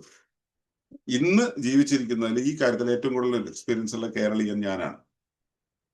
കമ്മ്യൂൺ ഉണ്ടാകുന്നത്, ഒരു കമ്മ്യൂണിന്റെ സിസ്റ്റം സാമൂഹ്യമായിട്ട് ഉണ്ടാക്കിയെടുക്കുന്നതിൽ എന്നോളം എക്സ്പീരിയൻസ് കേരളത്തിൽ ഒരാൾക്കില്ല. ഈ എക്സ്പീരിയൻസ് വെച്ചിട്ടാണ് പറയുന്നത് കേരളത്തിലെ സാധനം ഉണ്ടാക്കൽ ശരിക്കും പാടാണ്. പക്ഷേ ഇതുപോലുള്ള ഒട്ടേറെ സംവിധാനങ്ങൾ 10,000-ത്തിലധികം ഇക്കോവിലേജുകൾ ലോകത്തിന്റെ പല ഭാഗങ്ങളിൽ വർക്ക് ചെയ്യുന്നുണ്ട്. നമ്മുടെ ഇതേപോലെ വർക്ക് ചെയ്യുന്ന ഒരു സാധനമാണ് പച്ചാമാമ കോസ്റ്റാറിക്കയില്. ഇതേപോലെ വർക്ക് ചെയ്യുന്ന ഒരു സംവിധാനമാണ് ഉള്ളത്. പക്ഷെ അവിടെ അത് വർക്ക് ചെയ്യുന്ന വെച്ച് കഴിഞ്ഞാൽ അവരതിനെ റെസ്പെക്ട് ചെയ്യും. ഇവിടെ നമ്മൾ ഈ ഒരു കാര്യം പറഞ്ഞിട്ടുണ്ടെങ്കിൽ ആര് ഇപ്പൊ ഞാൻ പറഞ്ഞൊരു വാചകന്റെ കൂടെയുള്ളവർ റെസ്പെക്ട് ചെയ്യും ഇല്ല, നമ്മുടെ വീട്ടില് റെസ്പെക്ട് ചെയ്യില്ല. ഇപ്പൊ നമ്മളിപ്പോ ഭക്ഷണത്തിന്റെ കാര്യം പറയാം, ഏട്ടൻ ഇപ്പൊ വീട്ടിലെ ഭക്ഷണത്തിന്റെ കാര്യം പറഞ്ഞില്ലേ, ഏട്ടനൊരു ഭക്ഷണത്തിന്റെ തീരുമാനം എടുത്തു, എന്നാ പിന്നെ നാളെ മുതൽ അത് നടപ്പിലാക്കാന്ന് ആ സംസ്കാരത്തിലുള്ളവർ ചെയ്യും, നമ്മുടെ വീട്ടിലുള്ളവർ ചെയ്യില്ല. ഞാനിപ്പോ പൊന്നി അവളുടെ വീട്ടിലുള്ളതാണെങ്കിൽ അങ്ങനെ ചെയ്യില്ല. അവള് പിന്നെ ഇവിടെ ഈ കമ്മ്യൂണിനകത്ത് വളർന്ന ഒരാളായതുകൊണ്ട് അവൾക്ക് ഏതാണ്ട് അതുപോലെയാണ് പോകുന്നത്. നമ്മൾ ഈ പറയുന്നതനുസരിച്ച് പോകും. അതൊരു എക്സെപ്ഷണൽ കേസാണ്, അത് വേണം. ഏട്ടന്റെ വീട്ടിൽ അത് നടപ്പിലാവില്ല, പക്ഷെ ഇത് അവിടെ നടപ്പിലാവും. അവരങ്ങനെ ഒരു തീരുമാനം എടുത്താൽ അത് നടപ്പിലാക്കാൻ കൂടെ നിൽക്കണവർക്ക് ചെയ്യാൻ പറ്റും. അങ്ങനെ തീരുമാനം എടുത്തവർക്ക് സാധാരണ രീതിയിൽ അങ്ങനെ കൂടെ നിൽക്കില്ല. കാരണം ഇപ്പോ നമ്മുടെ ഈ എന്റെ ശിഷ്യർ പല സ്ഥലങ്ങളിലുണ്ട്. അതിൽ ജപ്പാനിലൊരു കുട്ടിയുണ്ട്, ഭർത്താവിന് വേറെ വഴി, ഭാര്യയ്ക്ക് വേറെ. ഇവിടെ അങ്ങനെ തന്നെയാണ്. പക്ഷെ ഇവിടെ നമുക്കത് അറിയില്ല. നമ്മളെല്ലാം കുടുംബ ബന്ധത്തിന്റെ വല്ലാത്ത ശീതളിമയുടെ പേരും പറഞ്ഞ് നിൽക്കും. രണ്ട് കട്ടില്, 2 ഫോണ്, 2 ജോലി, 2 ബാങ്ക് അക്കൗണ്ട്, 2 ബന്ധങ്ങൾ, എല്ലാം 2. പക്ഷെ നമ്മൾ കുഞ്ഞുങ്ങളുടെ ഒരു കോമൺ നെയിമിന്റെ പുറത്ത് നമ്മൾ ഒന്നാണെന്ന് വിചാരിച്ച് ജീവിക്കുന്നവരാണ് ഇവിടെയുള്ളത്. മറ്റേതല്ല, അവർ വെവ്വേറെയാണ്, ഒരു പ്രശ്നമില്ല. അവർ വേറെയാണെന്ന് അവർ തന്നെ അറിഞ്ഞുകൊണ്ടാണ് അവരോട് ജീവിക്കുന്നത്. ജപ്പാനിലൊക്കെ അവിടെ ഒരാളുടെ തീരുമാനത്തിൽ മറ്റൊരാൾക്കൊരു സ്വാധീനമില്ല. പക്ഷെ അവിടെയുള്ള ആളുകൾ ഒരുമിച്ച് പോകാൻ തീരുമാനിച്ചു കഴിഞ്ഞാൽ ഒരുമിച്ച് നിൽക്കാൻ അവർക്ക് മാനസികാവസ്ഥയുണ്ട്. കാരണം അവർ മ്യൂച്വലി റെസ്പെക്ട് ചെയ്യും. ഇത് മറ്റേ ഇക്കോ വില്ലേജുകളിൽ ഇപ്പോ അനസ്താസിയ കമ്മ്യൂണിറ്റികൾ എന്ന് പറഞ്ഞിട്ട് റഷ്യയിൽ കുറെ കമ്മ്യൂണിറ്റികൾ, അവർ പ്രധാനമായിട്ടും പറയുന്നത് ഈ റെഫറൻഷ്യൽ ഇക്കോളജിയെ കുറിച്ചാണ്. റെഫറൻസ് ഉണ്ടാവണം എന്നുള്ളതാണ്. ഇക്കോളജിയുടെ റെഫറൻസ് ഉണ്ടാവണം. ഇക്കോളജിയുടെ റെഫറൻസ് എവിടെയാ തുടങ്ങുക? നമ്മൾ മുന്നിൽ നിൽക്കുന്ന വ്യക്തിയോട്, നമ്മുടെ മുന്നിൽ നിൽക്കുന്ന ജീവിയോട്, അവിടെയാണ് നമുക്ക് റെഫറൻസ് ഉണ്ടാവേണ്ടത്. നമുക്ക് അതിനോട് ആ ആദരവ് ഉണ്ടാകുന്ന സമയത്ത്, ഞാൻ എൻ്റെ ഇവിടെ കൂടെ ഉണ്ടായിരുന്ന ഒരുത്തന് അറിയാം, പ്രസാദ്. ആ പ്രസാദിന് മറ്റേ അവൻ ആദരവിനെ കുറിച്ച് അല്ല മറ്റേ എന്തിനെ കുറിച്ച് ഒരു ക്ലാസ് എടുക്കണം എന്ന് പറഞ്ഞു പുള്ളിക്ക് അവൻ ക്ലാസ് എടുക്കണം. അപ്പൊ ഞാൻ പറഞ്ഞു ഈ ഒരാൾക്കുണ്ടാവുന്ന ഗുണങ്ങൾ എങ്ങനെയൊക്കെയാണ്, അപ്പൊ ആ മുമ്പിൽ വരുന്ന ആളെ ആദരിക്കണം എന്ന്. ഇവൻ ക്ലാസ് എടുത്തപ്പോ പറഞ്ഞത് അവരെ പൊന്നാടി ഇടണം എന്ന്. അതാണ് ആദരിക്കല്.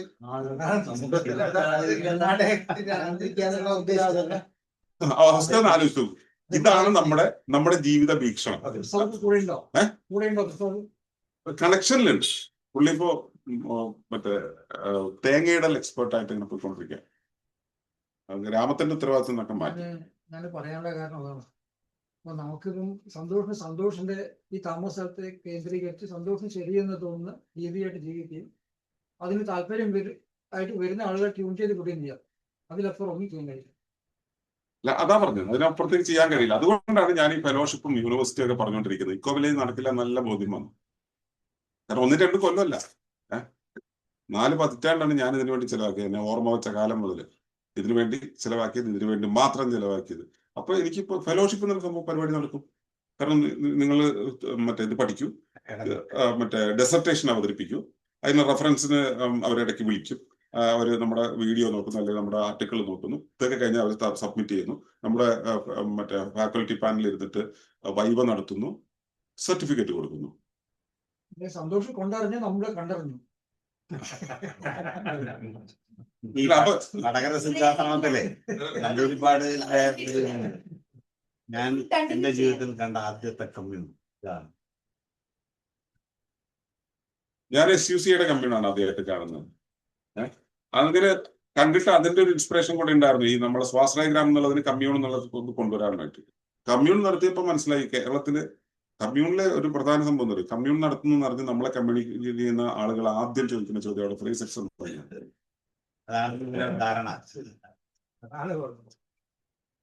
അപ്പൊ ഞാൻ കൊടുക്കാനുള്ള ഉത്തരം ഫ്രീ സെക്സ് എന്നുള്ള ആശയത്തോട് എനിക്ക് ഒരു വിയോജിപ്പില്ല. അതും പറഞ്ഞിട്ട് ഇങ്ങോട്ട് വന്നിട്ടുണ്ടെങ്കിൽ പരിപാടി നടക്കൂല. കാരണം എന്തറിയോ, ഇത് മുഴുവൻ പൊട്ടിത്തെറിച്ച് പൊട്ടിപ്പൊളിച്ച് കിടക്കുന്ന മാനസികാവസ്ഥയായിട്ട് കേരളീയർ നിൽക്കുന്നത്. അവനിവിടെ വന്നിട്ട് എന്താ ഫ്രീ സെക്സ് ആയിക്കോ എന്ന് പറഞ്ഞില്ലെങ്കിൽ പിന്നെ അരാജകത്വം എന്നുള്ള സാധനം ഉണ്ടാകും. അതുകൊണ്ട് തന്നെ ഒളിമ്പസിനകത്ത് വിവാഹം എന്ന് പറയുന്നത് സാധാരണ വെളിയിലുള്ള വിവാഹത്തിനേക്കാളും ഒരു 10 ഇരട്ടി കോംപ്ലിക്കേറ്റഡ് ആണ്. ചോദിക്കേണ്ടത് ആദ്യം ഫ്രീ സെക്സിന് വേണ്ടി തന്റെ ഭാര്യ ഇങ്ങോട്ടായിരിക്കും.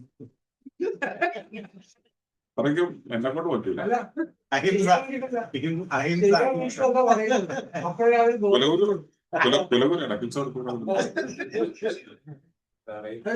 ഐഡിയ തന്നെ എന്റെ ഗുരുവാണ്. അദ്ദേഹം ഈ കാര്യങ്ങൾ പറയാറുണ്ട്. അപ്പൊ ഞാൻ സംഗതി ശരി, നമ്മള് പുരുഷന്മാർക്ക് പോയിട്ട് ഇങ്ങനെ മേഞ്ഞ് നടക്കാം. സ്വന്തം ഭാര്യയെ ചെയ്യുമ്പോൾ നമുക്ക് അംഗീകരിക്കാൻ പറ്റും. എനിക്കത് അംഗീകരിക്കാൻ പറ്റുന്നെങ്കിൽ മറ്റേ പോയാൽ മതി.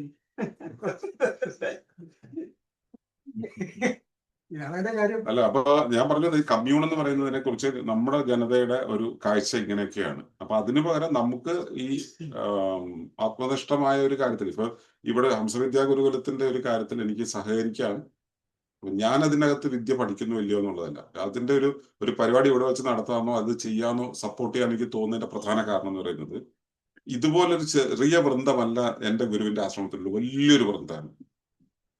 എന്നിട്ട് ആർക്ക് എന്തറിയാന്ന് ചോദിച്ചു കഴിഞ്ഞാൽ എനിക്കൊന്നും അറിയില്ല, എനിക്ക് മനസ്സിലായില്ല.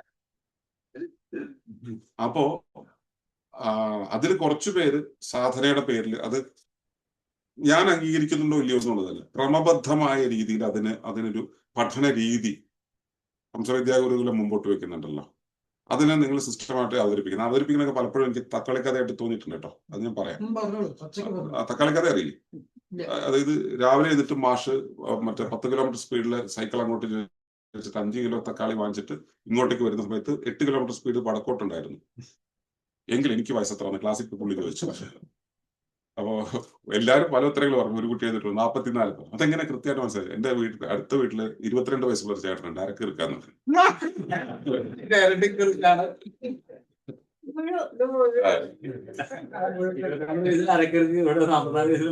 അപ്പൊ അല്ല, ഇവൻ ഈ പറഞ്ഞ ഉത്തരവുണ്ടല്ലോ അത് കുറച്ചുകൂടെ യുക്തിസഹമാണ്. മറ്റേന്ന് വെച്ചാൽ തക്കാളിക്കഥയിൽ അതൊന്നും ഇല്ല, ചിലത് കണക്ട് ആവുന്നില്ല. ശരിക്കും സന്തോഷം പരിചയപ്പെട്ടപ്പോ എനിക്ക് ആദ്യം തോന്നി അതാണ് 44. ശരിക്കും എനിക്ക് തോന്നിയില്ല, ഞാൻ ചുമ്മാ പറയണല്ല. എന്നിട്ട് എന്റെ മനസ്സിനോട് പറയാം, ഇയാള് ഉത്തോപ്യൻ സകലത്തിൽ ചോദിച്ചോണ്ടിരിക്കുക, ഇവിടെ എത്തുമ്പോൾ കാണാം. ഇപ്പോഴും ഞാൻ എന്റെ ആ ധാരണ പോയിട്ടില്ല. ഞാൻ എവിടെ എത്തുന്നു കാണാൻ വേണ്ടിയിരിക്കുകയാണ്. അതിൽ ഒരു കാര്യമുണ്ട്. ഇപ്പൊ ഞാൻ ഒരിടത്തുനിന്ന് നടന്നു കഴിഞ്ഞാൽ അവിടെ നിന്ന് പഴുതി വീഴുമോ എന്നുള്ള കാര്യമുണ്ടല്ലോ. ഞാൻ മിക്കവാറും ചെയ്യുന്നതറിയോ, നടന്നു നോക്കും, വീണിട്ട് ആണ് ഞാൻ വീഴുമെന്നുള്ള കാര്യത്തിന് ഉറപ്പ് വരുത്തുക. അതുകൊണ്ട് തന്നെ ഞാൻ ഇത്ര നേരം പറഞ്ഞ കാര്യങ്ങളില്ലേ, ഇത് മുഴുവൻ ഞാൻ ചെയ്ത് പരിശോധിച്ച് പരീക്ഷിച്ച് ബോധ്യം വന്ന് വീണ് ഉരുണ്ട് അനുഭവിച്ചതാണ്. ഞാൻ പുസ്തകം വായിച്ചിട്ട് പറയുന്നതല്ല. നിങ്ങള് മറ്റേ യോഗസൂത്രം പഠിപ്പിക്കുന്ന പോലെ അല്ല ഞാനിത് പറയണത്. ഇത് കൂടുതൽ നിങ്ങളെ മുഖത്തേക്ക് വിമർശിക്കാൻ പറ്റില്ലല്ലോ. വിമർശനം തീർച്ചയായിട്ടും വേണം. അല്ല, അപ്പോ എനിക്ക് ആ ബോധ്യം അതിനാണ് ഞാൻ നേരത്തെ മറുപടി പറഞ്ഞത്. അനുഭവം കൊണ്ട് പറയാൻ പറ്റിയ ഒരുത്തനുണ്ടല്ലോ, ആളുകളെ കാണിച്ചു തരാം, പക്ഷെ അവിടെ ഇരുത്തി മുണ്ടൂല. നിങ്ങൾ തിളയ്ക്കുന്ന വെള്ളം ഒഴിച്ചാലും മുണ്ടൂല. ഇത് മിണ്ടേണ്ട ഒരു സമയമുണ്ട്, അപ്പം മിണ്ടിയിരിക്കണം. കുറച്ച് കഴിഞ്ഞാൽ മിണ്ടാൻ കഴിയില്ല. ആ മിണ്ടുന്ന സമയത്ത് മിണ്ടേണ്ട പോലെ മിണ്ടും. ഈ മിണ്ടൽ മറ്റൊരാളിലേക്ക് പറഞ്ഞിട്ട് വേണം മിണ്ടാണ്ടിരിക്കാൻ. ഈ പണി ചെയ്തോണ്ടിരിക്കണം. അല്ല, അത് തന്നെ, മിണ്ടാണ്ടിരിക്കാനുള്ള സമയം വന്നാലേ മിണ്ടാതിരിക്കാൻ പറ്റൂ. ഇപ്പോ എന്റെ 2500-ലധികം വീഡിയോകൾ യൂട്യൂബിൽ കിടക്കുന്നുണ്ട്. 20 പേര് 25 പേര് കാണും. ഞാൻ ഒരാൾക്ക് പോലും ഷെയർ ചെയ്യില്ല, ഞാനത് പ്രൊമോട്ട് ചെയ്യില്ല. ഞാനതൊരു ഡോക്യുമെന്റേഷൻ ആയിട്ട് അവിടെ വെച്ചിരിക്കുന്നു. എന്താണെന്നറിയോ, ഞാൻ മിണ്ടാതാകുന്ന ഒരു കാലം വരേണ്ടതുണ്ട്. ആ കാലത്ത് മിണ്ടാനുള്ള സാധനം ഉണ്ടാക്കി വെച്ചതാ. ആരോടെങ്കിലൊക്കെ മിണ്ടിക്കൊണ്ടിരിക്കാൻ എന്ന് വെച്ചാൽ ഇതിപ്പോ ഇതുപോലെ കുറെ എണ്ണം ഉണ്ട്. അതിന്റെ ഇങ്ങനെ വസ്തു വരുന്ന ചരണ്ടി അതിനകത്ത് വന്നത് അതിനകത്തേക്ക് ഇങ്ങനെ പോയിക്കൊണ്ടേയിരിക്കുകയാണ്. അങ്ങനെയുള്ള കുറെ പേരുണ്ട്. അപ്പൊ അവർക്കുള്ള മെറ്റീരിയൽ ഞാൻ ഉദ്ദേശിക്കുന്നത് അവർ ഇതുപോലെ ആവണം. ഞാനിപ്പം ഉണ്ടാണ്ടിരിക്കണം എന്ന് പറയുന്നത് പോലെ ആവണമെങ്കിൽ അവർ ഇതെല്ലാം കടന്നും കേട്ട് അവരുടെ ഉള്ളിലുള്ള സാധനം വെളിയിൽ പോകണമെങ്കിൽ അകത്ത് കൃത്യമായ സ്ട്രക്ചർ കിട്ടണം. അതായത് ക്ലാരിറ്റി ഉണ്ടെങ്കിലാണല്ലോ ചോദ്യങ്ങൾ ഇല്ലാണ്ടാവുക. അപ്പൊ ക്ലാരിറ്റി വേണമെങ്കിൽ ഇതെന്താണെന്നുള്ളതിന്റെ ആ സിസ്റ്റം കൃത്യമായിട്ട് മനസ്സിലാവണം. അതിപ്പം 24 തത്വങ്ങളാണോ 96 തത്വങ്ങളാണോ 125 തത്വങ്ങളാണോ എന്നുള്ളത് എന്റെ വിഷയമല്ല. അവർക്ക് ക്ലാരിറ്റി ഉണ്ട്, അബ്സല്യൂട്ട് ക്ലാരിറ്റി ഉണ്ടാവാന്നൊരു കാര്യമാണ്. അബ്സല്യൂട്ട് ക്ലാരിറ്റി എന്ന് വെച്ചാൽ ഞാൻ ഉദ്ദേശിക്കുന്നത് തൊട്ടറിഞ്ഞ് അനുഭവിച്ച് അതിന്റെ അകത്തൂടെ പോകാൻ പറ്റുന്ന ക്ലാരിറ്റി, അല്ലാതെ ഈ യുക്തി കൊണ്ട് നമ്മൾ വിചാരം ചെയ്ത് പേപ്പറിൽ വരച്ചുണ്ടാക്കുന്ന ക്ലാരിറ്റി അല്ല. വേറൊരു ഇഷ്യൂ നമ്മൾ കാണുന്നത് ഇപ്പൊ ഈ പറഞ്ഞ ചിത്രകുത്തി നിരോധം എന്തെന്നുള്ളത് കുറച്ചൊക്കെ നമുക്ക് പറയാൻ സാധിക്കും. അത് പറഞ്ഞു കൊടുത്ത് കേൾക്കുന്ന എനിക്കെങ്ങനെ അത് കിട്ടുമെന്ന് ചോദിച്ചാൽ നീ പറയണം. നമുക്ക് ഞാൻ സാധിപ്പിച്ചാൽ പറയാനുള്ള തന്റെ ഉൾക്കാര്യത്തിലുണ്ട്. സന്തോഷിനെ എക്കോ സബ്ജക്ട് ഇങ്ങനെ കൺവിൻസ് ചെയ്യാൻ പറ്റും. അതാണ് ഞാൻ ചെയ്തുകൊണ്ടിരിക്കുന്നത്. എന്നിട്ട് എത്ര കണ്ട് പിന്നെ സന്തോഷമായി ഇപ്പൊ തന്നെ പറഞ്ഞ എക്കോ വില്ലേജ് ഫോം ചെയ്യാൻ പറ്റുന്നില്ല. ഇക്കോ വില്ലേജ് ഫോം ചെയ്യാൻ പറ്റില്ല. ഒരു കാര്യമുണ്ട്, എഡിസൺ പറഞ്ഞ പോലെയാണത്. എന്തൊക്കെ വിധത്തിൽ ഇക്കോ വില്ലേജ് ഉണ്ടാക്കാൻ പറ്റില്ല എന്ന് എനിക്കറിയാം. എനിക്കറിയണ പോലെ നിങ്ങൾക്ക് ആർക്കും അറിയില്ല. ഒരു കമ്മ്യൂണിറ്റി എങ്ങനെ ഉണ്ടാകാൻ പാടില്ല എന്നുള്ളത് എനിക്കറിയാം. പിന്നെ എന്തുണ്ടാകണം, ആ ഉണ്ടാകണം എന്നൊരു വിസ്ഫോടനാത്മകമായ അവസ്ഥയുള്ള കാലത്തിന്റെ ഗ്രാഫ് പോയിക്കൊണ്ടിരിക്കുന്ന ഒരു അവസ്ഥയിൽ അത്തരം ഒരു പശ്ചാത്തലത്തിൽ ഈ ഒരു ആശയം മുൻപോട്ട് വെച്ചാൽ നടക്കില്ല എന്നുള്ളത് എനിക്ക് കൃത്യമായിട്ട് ബോധ്യമാവുന്നത്. എന്നിട്ടും എന്റെ ചുറ്റും കുറച്ച് ആളുകൾ എപ്പോഴും ഉണ്ടാകുന്നത് ഞാൻ ഒരു മാൽ പ്രാക്ടീസും കാണിക്കില്ല എന്ന് തീരുമാനമുള്ള എന്റെ ചുറ്റും കുറച്ച് ആളുകൾ ഉണ്ടാവുന്നത് ഞാൻ ഈ പറയുന്ന ആശയത്തിനും അപ്പുറത്ത് വേറെന്തോ മേട സിദ്ധിന്നോ അല്ലെങ്കിൽ ഗുരുക്കന്മാരുടെ അനുഗ്രഹമെന്നോ നമ്മുടെ വിദ്യയുടെ പ്രത്യേകത എന്നോ അതുകൊണ്ട് മാത്രമാണ് എന്റെ ചുറ്റും ആൾ കൂടുന്നത്. അല്ലാതെ ഇത് സംഭവിക്കുകയില്ല. കാരണം കേരളത്തിലെ പശ്ചാത്തലത്തിൽ ഇത് നടക്കില്ല. കേരളത്തിൽ കമ്മ്യൂണുകളുണ്ട്. ഇപ്പോ അനിൽ ജോസിന്റെ ഒരു കമ്മ്യൂൺ ഉണ്ട്. എനിക്കറിയാം കേരളത്തിലെ കമ്മ്യൂണുകൾ എവിടെയൊക്കെ എങ്ങനെയൊക്കെ വർക്ക് ചെയ്യുന്നുള്ളത്. ഇതിലെല്ലാം എന്ന് വെച്ചാൽ കമ്മ്യൂണെന്ന് പേര് മാത്രമാണ് ഈ സാധനത്തിന്റെ. അതായത് ഒരു കമ്മ്യൂണിറ്റി ഫോം ആവണമെങ്കിൽ അതിന് എന്തെല്ലാം ആട്രിബ്യൂട്ട്സ് ഉണ്ടാവണം എന്നുള്ളതിനെ കുറിച്ച് എനിക്ക് നല്ലപോലെ ബോധ്യമുണ്ട്. ഇതൊന്നുമില്ലാതെ കൂട്ടത്തിൽ നിൽക്കുന്നവരെയൊക്കെ കൂടി ചേർത്ത് കമ്മ്യൂൺ എന്ന് പറയലാണ്. അങ്ങനെയല്ല കമ്മ്യൂൺ. അതെ, അതൊക്കെ വെറും പ്രഹസനങ്ങളാണ്. പിന്നെ ഞാൻ അതിനെ ഒന്നിനും തള്ളിക്കളയുന്നില്ല. കാരണം എന്താ അറിയോ, നമ്മൾ ഈ സൈദ്ധാന്തികമായിട്ട് ഈ കാര്യങ്ങളെല്ലാം ഉണ്ടാക്കി ഇങ്ങനെയൊക്കെയാണ് വേണ്ടതെന്ന് ഡിഫൈൻ ചെയ്ത് വെച്ചിട്ട് അത് പലതരം പ്രാക്ടീസുകളെല്ലാം ചെയ്തിട്ട് ഉണ്ടാക്കി വെച്ചിട്ട് ഇത്രേ ഉണ്ടായുള്ളൂ. അവരൊന്നുമില്ലാതെ ചില സാധനം പീക്കിരി സാധനങ്ങൾ കൊണ്ടുപോയിട്ട് അവർ വലിയൊരു ഗ്രൂപ്പിനെ ഉണ്ടാക്കുന്നില്ല. സോ ദെയർ വർക്ക് സംതിങ് അല്ലേ, അവിടെ ഒരു സാധനം ഉണ്ട്.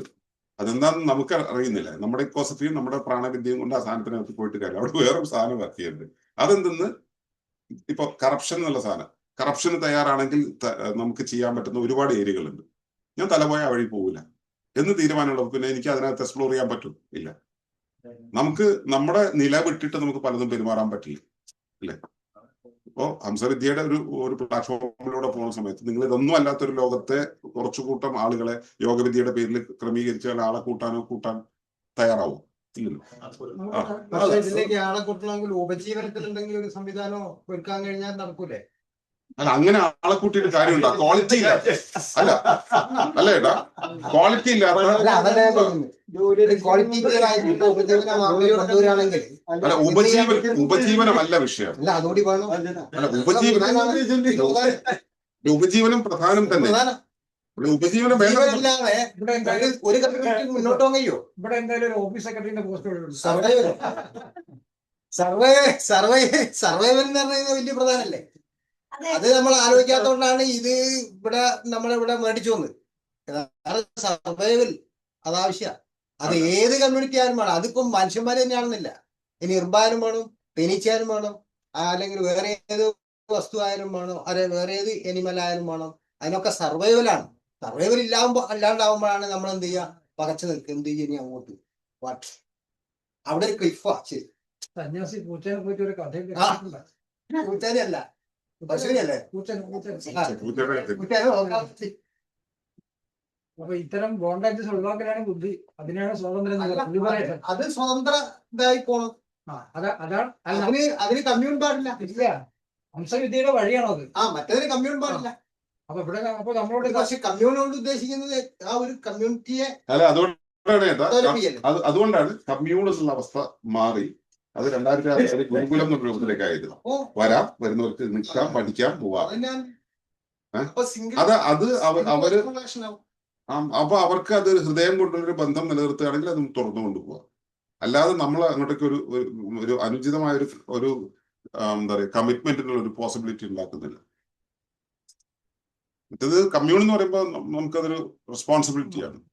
ഗുരുകുലമാകുമ്പോ അങ്ങനെയല്ല. വരുന്നു, പഠിക്കുന്നു, പഠിച്ചു കഴിഞ്ഞാൽ അവൻ പോകുന്നു. ഒരു ദിവസം നിന്ന് പഠിക്കണം, ഒരു ദിവസം കഴിഞ്ഞാൽ കഴിഞ്ഞു, അത് കഴിഞ്ഞു.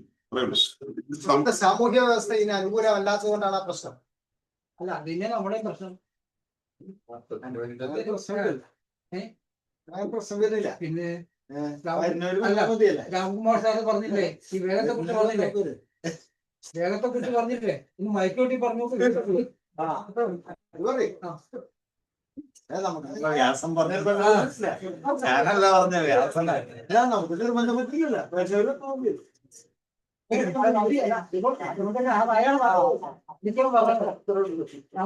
നമ്മളെ കൺസെപ്റ്റ് ഞാൻ എന്റെ ഒരു എക്സ്പീരിയൻസ് പറയാം. ഞാൻ ഏരൂർ എത്തിപ്പെട്ടത് പിന്നെ രാംകുമാർ സാർ ആ സമയത്ത് സ്വാമിയുടെ വളരെ അടുത്തിരി ആയിരിക്കും. ഞാൻ സാറിനെ കുറ്റം പറയില്ല കേട്ടോ. വന്ന വഴിയിൽ സംഭവിക്കാത്ത കാര്യങ്ങൾ സൂചിപ്പിക്കാൻ വേണ്ടി ഉദാഹരണം പറയുന്നത്. വളരെ അടുത്ത് പല വിഷയങ്ങളും ഒരു ഹൃദയം പോലെ സംസാരിക്കാറുണ്ട്. ഈ സംസാരിക്കുന്ന സമയത്തൊക്കെ സ്വാമിയുടെ ശിഷ്യനാണ് രാംകുമാർ സാർ. എന്തോന്നറിയില്ല, രാംകുമാർ സാറിന്റെ വായിൽ നിന്ന് ഞാൻ ഗുരുവിനെ കുറിച്ച് കേട്ടില്ല. ഞാൻ കേട്ടത് വേറെ പഠിക്കാം. അങ്ങനെ അന്വേഷിച്ച് ഞാൻ അവിടെ ചെല്ലുമ്പോൾ രാംകുമാർ സാറിന്റെ അവിടെ ഇരിക്കുന്നത് ഞാൻ ഫിസിക്കലല്ല പറഞ്ഞത്. അപ്പൊ അതിന് സമയമായിട്ടുള്ള നേരത്തെ പറഞ്ഞ ഈ പഴം പഴുക്കുക എന്ന് പറഞ്ഞില്ലേ, അങ്ങനെ ആരെങ്കിലും 1-2 ആളൊക്കെ ഈ കാലഘട്ടത്തിൽ തെറ്റി വരുള്ളൂ. വഴിതെറ്റി വരിക എന്ന് വേണമെങ്കിൽ വിളിക്കാം നമുക്കത്. അപ്പൊ അങ്ങനെയല്ല ഭവതവ്യം ഭവത്യവ. പക്ഷെ അതിന് ഈ അയ്യപ്പ സ്വാമിയുടെ ഒരു സംഭവം ഉണ്ടല്ലോ. അയ്യപ്പനെ ശരംകുത്തിയില് പോയി ശരംകുത്താനായിട്ട് പുതിയ അയ്യപ്പന്മാരെ വരാത്ത വർഷം പുള്ളി മറ്റേ കല്യാണം കഴിച്ചിട്ട് പോകുന്ന എന്നാണ് പറയുന്നത്. ഞാനിപ്പോ ഒരു തീരുമാനം എടുത്തു. എന്റെ പ്രഭാഷണം കേൾക്കാൻ രാവിലെ ആരും ഇല്ലാത്ത ദിവസം ഞാൻ ആ പരിപാടി 5 കൊല്ലമായിട്ട് ദിവസം രാവിലെ കലാപരിപാടിയാണ്. 1780 എത്രയോ ദിവസമായി ഡെയിലി കലാപരിപാടിയാണ്. അപ്പൊ ഈ സാധനം ഞാൻ മിണ്ടായിരിക്കാൻ നിങ്ങൾ പറഞ്ഞല്ലോ, മിണ്ടായിരിക്കണമെങ്കിൽ ആദ്യം എനിക്കൊന്നിനും ഒഴിവാണല്ലോ. അപ്പോ ആരും വരാത്ത ദിവസം നിർത്തുന്നു പറഞ്ഞു കഴിഞ്ഞാല് ഇതിലെ ഏതെങ്കിലും ഒക്കെ ആളുകൾ ഞാനിപ്പോ കേട്ടോണ്ടിരിക്കുന്നുണ്ടാവും. ആരൊക്കെ പുള്ളി വന്നിരിക്കേ. അപ്പൊ അതുകൊണ്ട് എനിക്കത് നിർത്താൻ പറ്റുന്നില്ല. അതിങ്ങനെ പോയിക്കൊണ്ടിരിക്കുകയാണ്. അപ്പൊ ഇതുപോലെ നമ്മുടെ ധർമ്മം തീരുന്നത് വരെ നമ്മളെ പണിയെടുപ്പിച്ചുകൊണ്ടിരിക്കും. അത് കമ്മ്യൂണിറ്റി എന്നല്ല, അത് പ്രകൃതിയുടെ ഒരു കാണുന്നില്ല. അങ്ങനെ ഒരാൾ തീർന്നു പോകണം എന്നാണ് ചോദിക്കുന്നത്. ഒരാളങ്ങനെ അതൊക്കെ അങ്ങനെ തീർന്നു പോകണോ അങ്ങനെ ചോദിക്കുന്നത്. അത് വേറെ വഴി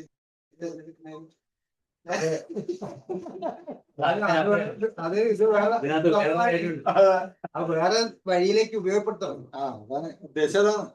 വേറൊരു കാര്യം കൂടി, ഇവിടെ വേറെ എന്തോ പറയുന്ന വഴി ശരിയാണെങ്കിൽ ഈ പറയുന്ന രീതിയിൽ ഇനി ഇദ്ദേഹത്തിന്റെ കാലം കഴിഞ്ഞാൽ ഇത് തുറന്നു വരാനായിട്ട് എന്തെങ്കിലും സാഹചര്യം ഉണ്ട്, ഉണ്ടാവും.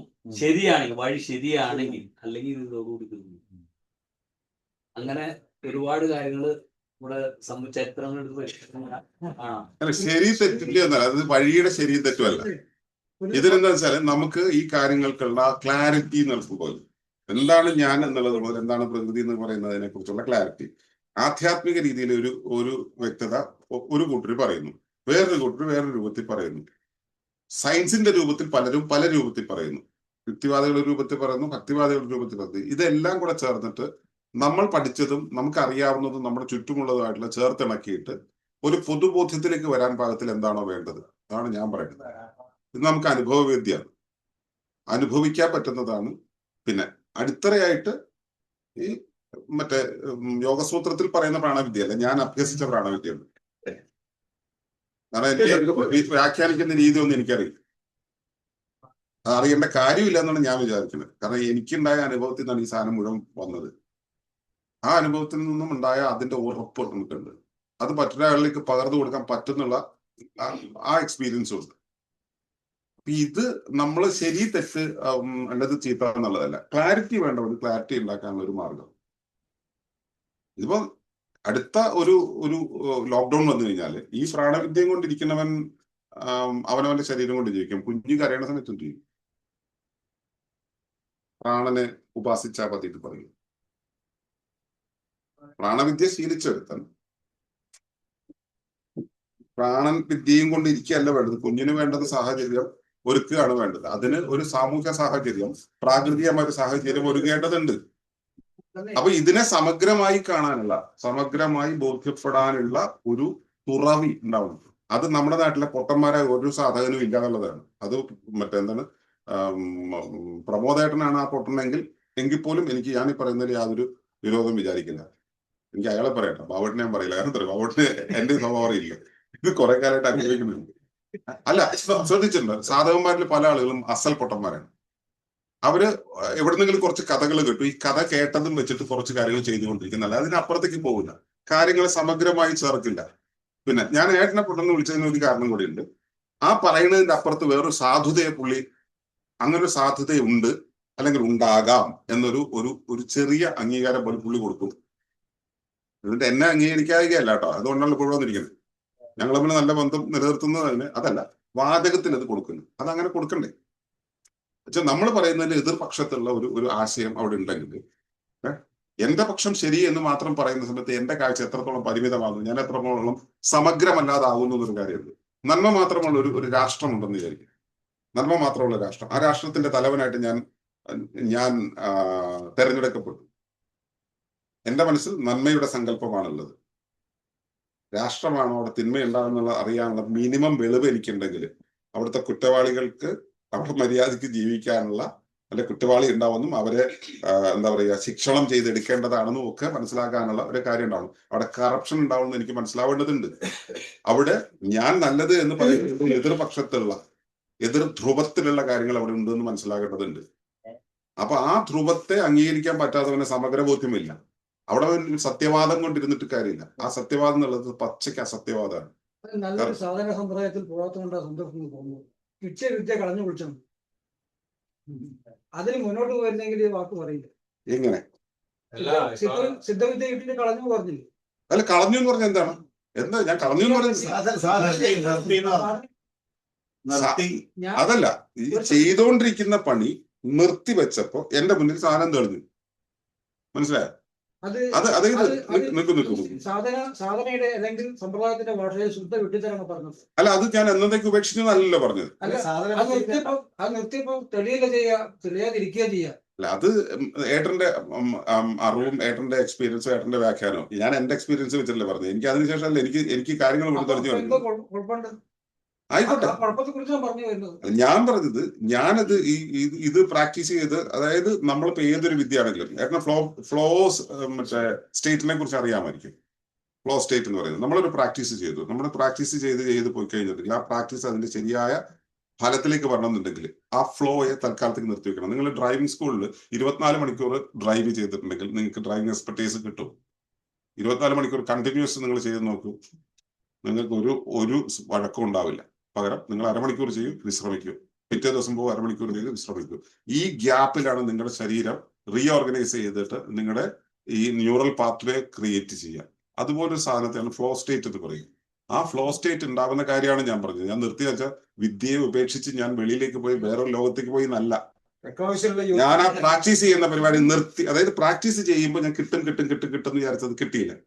പ്രാക്ടീസ് ചെയ്യുന്ന സംഭവം നിർത്തി ഞാൻ എന്റേതായ സാധനയുടെ വഴിയിലേക്ക് പോയി. എന്ന് വെച്ചാൽ ഈ പഠിപ്പിച്ച സാധനയ്ക്ക് പകരം ഞാൻ എന്റേതായിട്ടുള്ള എന്താ പറയുക, നിങ്ങൾ നിഷ്ഠ എന്നൊക്കെ പറയില്ലേ, അതുപോലൊരു അവസ്ഥയിലേക്ക് പോയപ്പോൾ എന്റെ മുന്നിലേക്ക് സാധനം തെളിഞ്ഞു. പിന്നെ മനസ്സിലായി ഇതിന്റെ തുടർച്ചയാണ് അത് എന്നുള്ളത്. ഇത് ഞാൻ പറഞ്ഞുകൊണ്ട് നടക്കേണ്ട കാര്യമുണ്ടോ? ഈ ഓരോ പ്രാവശ്യം ഇത് പറഞ്ഞു. ഇപ്പൊ ഞാൻ പറയേണ്ടത് കേട്ടിട്ട് ഞാനിതെല്ലാം ഉപേക്ഷിച്ച് വേറൊരു വഴിക്ക് പോയി നല്ല ആലോചിക്കുന്നുണ്ട്. അങ്ങനെയാണ് പറഞ്ഞത്. വിദ്യ നിർത്തിയപ്പോഴാണ് എനിക്ക് തെളിഞ്ഞതെന്ന് പറഞ്ഞത്. അത് അതെ, സാധകന്മാർക്ക് അംഗീകരിക്കാൻ പറ്റുന്നത്. അല്ല, അവിടെ പോയിട്ട് മറ്റേ പോയിട്ട് ഒറ്റക്കായ അതായത് അങ്ങനെ പറയണ്ടി ശരിയായത് കിട്ടിയിട്ടില്ല എന്ന് പറയണ്ടി. കാരണം വിദ്യ ഞാൻ പറഞ്ഞത് ഇപ്പൊ ഇത് ഉണ്ടാവുന്നത് 94 കാലഘട്ടത്തിലാണ്. 94 ഞാൻ നേരിലെത്തുന്നത്. ഞാൻ അതുവരെ പ്രാക്ടീസ് ചെയ്യുന്ന പരിപാടി അവിടെ നിർത്തി. അല്ല അതിനെ ഈ വിദ്യ പറയുന്നത് കേൾക്കൂ. അത് നിർത്തിയതിനു ശേഷം ഞാൻ എന്റേതായ രീതിയിൽ ഈ ക്രിയ ചെയ്തുകൊണ്ടിരിക്കുന്നതിന് പകരം ഞാൻ അതവിടെ നിർത്തിയിട്ട് ഞാൻ ഇതൊന്നുമില്ലാതെ ഇരിക്കാൻ തുടങ്ങി. അല്ല അത് ശരിയാ, സന്തോഷ പേഴ്സണൽ കാര്യം. പക്ഷെ അത് നിർത്തിയത് കൊണ്ടാണ് ഇത് വന്നത് എന്ന് പറയുമ്പോ അത് വിദ്യയുടെ ആഴം എന്തെന്ന് അറിയാത്തതുകൊണ്ടുള്ള പറച്ചിലാണ്. അതായത് പറഞ്ഞു. നിങ്ങൾക്ക് എങ്ങനെ വേണമെങ്കിൽ വ്യാഖ്യാനിക്കാം.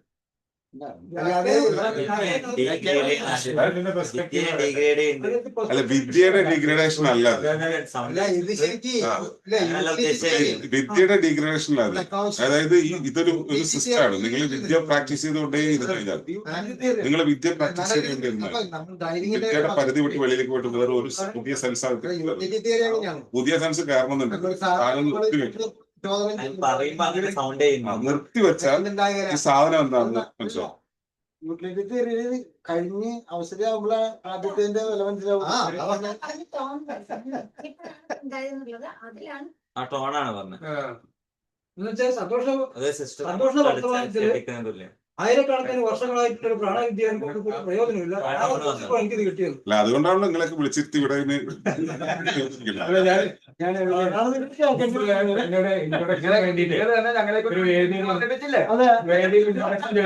ഞാൻ പരിചയപ്പെടുത്തിയത് teacher by profession and seeker in life എന്നാണ്. Teacher by profession and a seeker in life എന്നുള്ള രീതിയിലായിരുന്നു. അപ്പൊ ഇടയ്ക്ക് ഇങ്ങനെ പോകുന്നതിനിടയിൽ അതിനടുത്ത് വിവേകാനന്ദൻ പറഞ്ഞതായിട്ടുള്ളത് എങ്ങാണ്ടോ ആയിട്ടാണ് കേട്ടിട്ടുണ്ടായിരുന്നത്. Education is the manifestation of the perfection already existing within you. അങ്ങനെ ഇരിക്കുന്ന അത് ഇടയ്ക്ക് കിട്ടിയൊരു അനുഭവം. അപ്പൊ ഇതില് പെട്ടെന്ന് തോന്നിയത് എന്തോ ഒരാള് മനസ്സിൽ കയറുന്ന ഒരു ഉദാഹരണം പറഞ്ഞുകൊണ്ട് അതുപോലെ പറയാം. ഇപ്പോ ഞാൻ അണ്ണൻ മരത്തിൽ കയറുന്നത് പ്രകൃതിയുടെ ഒരു ജീവിയുടെ ഇതില് സഹജമായിട്ട് കിട്ടുന്നത് കയറുന്നു എന്ന് കാണുമ്പോൾ എനിക്ക് തോന്നുന്നതാണ് മരം കയറണം എന്ന് തോന്നുന്നു. അപ്പൊ ഞാന് രണ്ടുപേരോടും ചോദിക്കുകയാണ് എങ്ങനെയാണ് മരം കയറാന്ന് ചോദിക്കുമ്പോൾ ഇൻഹറന്റ് ആയിട്ടുള്ള പ്രകൃതിയുടെ ഭാഗമാവുന്ന it is already within you, അതിന്റെ പെർഫെക്ഷൻ കൊണ്ടുവരുന്നു. അപ്പോൾ ഒരാൾ പറയുന്നു അത് തലപ്പെട്ട് കയറുന്നതിന് രീതികളുണ്ട് എന്നുള്ള പറഞ്ഞിട്ട് പഠിച്ചു കയറുന്നതായിട്ടുള്ളതും അതേസമയം അറിവ് ഉള്ളിൽ നിന്ന് കൊണ്ടുവരുന്നതായിട്ടുള്ള രണ്ടും ആ രീതിയിൽ മനസ്സിലാക്കാൻ പറ്റുമോ എന്നുള്ളൊരു ചോദ്യമായിട്ട് ചോദിക്കുകയാണ്. ഈ അറിവിനെ സംബന്ധിച്ച് എല്ലാവരുടെയും ഉള്ളിലുണ്ട് ഈ സാധനം. ഇതിനെ മൂടിയിരിക്കുക. ഈ നൂറിൽ മാറ്റം വേണ്ടോ? അതിനാണ് ഈ സാധനം എന്ന് പറയുന്നത്. ഒരു പുസ്തകം വായിക്കുക എന്നുള്ളൊരു പരിപാടി, പുസ്തകം വായിച്ച പുസ്തകം റെഫർ ചെയ്ത് അതിന്റെ റെഫറൻസ് വെച്ചിട്ട് നമ്മൾ പറയുന്ന പരിപാടി. അതിനു പകരം അതിനകത്തൂടെ യാത്രയുണ്ടല്ലോ, ആ യാത്രയിലൂടെ കിട്ടുന്ന അറിവാണ് അറിവ്. ഞാൻ അവിടെയാണ് നിൽക്കുന്നത്.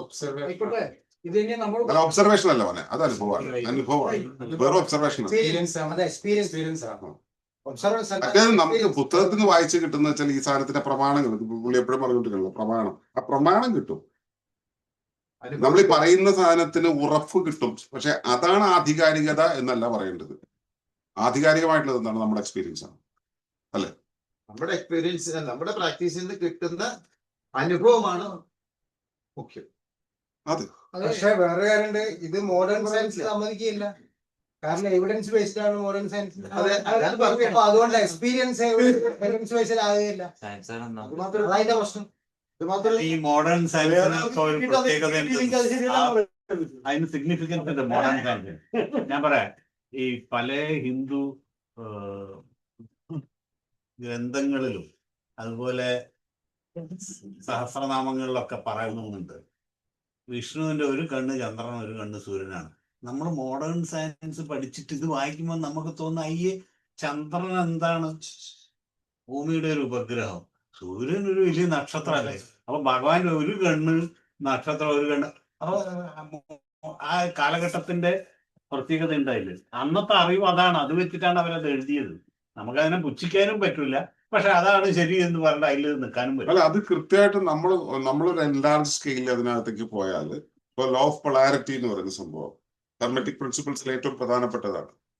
ആ ലോ ഓഫ് പൊളാരിറ്റി എന്ന് പറയുന്നത് ആധിക്യവും ടർബുലൻസിന്റെ ആധിക്യവും ടർബുലൻസിന്റെ കുറവും ചേർന്ന് വരുമ്പോഴാണ് ഒരു സിസ്റ്റം ബാലൻസ്ഡ് ആയിട്ട് മുമ്പോട്ട് പോകുക എന്നുള്ളതാണ്. അതിന്റെ ആ ടർബുലൻസ് കൂടിയ അവസ്ഥയാണ് സൂര്യ തത്വം എന്ന് പറയുന്നത്. ചന്ദ്രതത്വം മറ്റൊന്നാണ്. ഇത് മനസ്സിലാക്കാനുള്ള വെളിവുണ്ടെങ്കിൽ നമുക്ക് ഇത് സംഭവം വളരെ പെട്ടെന്ന് ഇന്റർപ്രറ്റ് ചെയ്യാം. സയൻസിന്റെ ഭാഷ്യത്തിൽ നമ്മളിത് പറയുന്നു, സൂര്യൻ ചന്ദ്രൻ 2 ടൈപ്പ് എലമെന്റ് ആണെന്ന് പറഞ്ഞിട്ട് ഇവർ വാദിക്കുമ്പോൾ യുക്തിവാദികൾ പ്രധാനമായിട്ട് വാദിക്കുന്ന ആ രീതിയിലാണ്. അവിടെ പ്രശ്നമാണ്. അതുപോലെ തന്നെ ടെക്സ്റ്റിന്റെ കാര്യം പറഞ്ഞില്ലേ, ഈ പറഞ്ഞ രണ്ടും കൂടെ ചേർത്ത് പറയുന്നത്, ഈ നമ്മള് ആധികാരികമായിട്ട് ഒരു ജേർണലിൽ പറഞ്ഞാൽ ഇറ്റ്സ് സയന്റിഫിക്.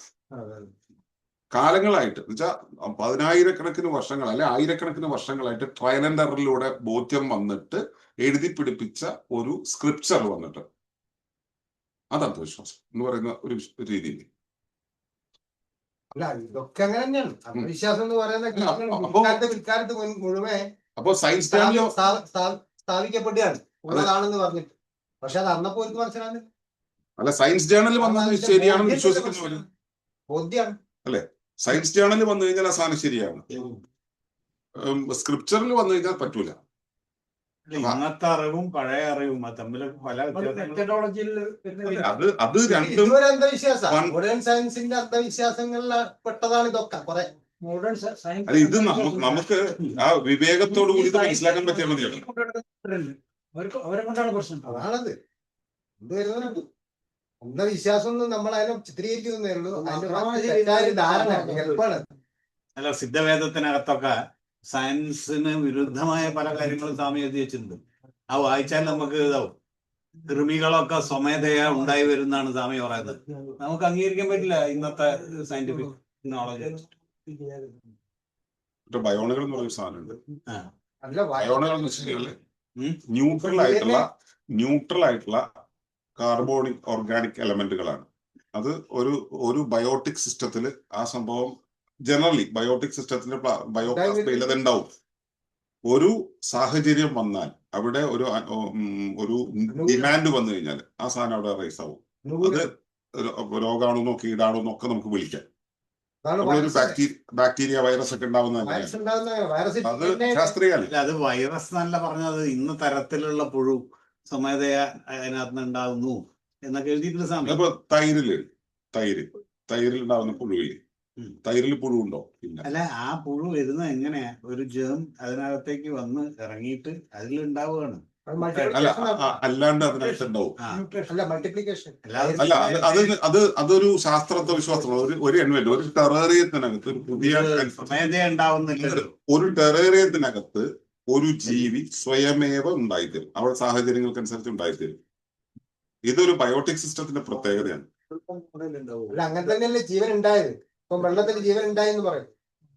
ജീവൻ ഉണ്ടാവുന്നത് എങ്ങനെ ഉണ്ടായി? അതിനൊരു വേറെ ഒരു അനുകൂലനം വന്നപ്പോ ഉണ്ടായതാ. അല്ല, അത് 100% അശാസ്ത്രീയമാണ്. സ്ഥൂലാവില്ലേ, അത് വികസിക്കുകയാണ്. പിന്നെ ഈ ജീവൻ വികസിച്ചതാണ് ഒരു സെല്ല് അല്ലെങ്കിൽ DNA സെല്ലായി മാറുകയും സെല്ല് പിന്നെ മൾട്ടിപ്ലിക്കേഷന്റെ ഭാഗമായിട്ട് പിന്നെ യൂണിസെല്ലുലർ ആയി മാറുകയും ചെയ്യുന്നതാണ്.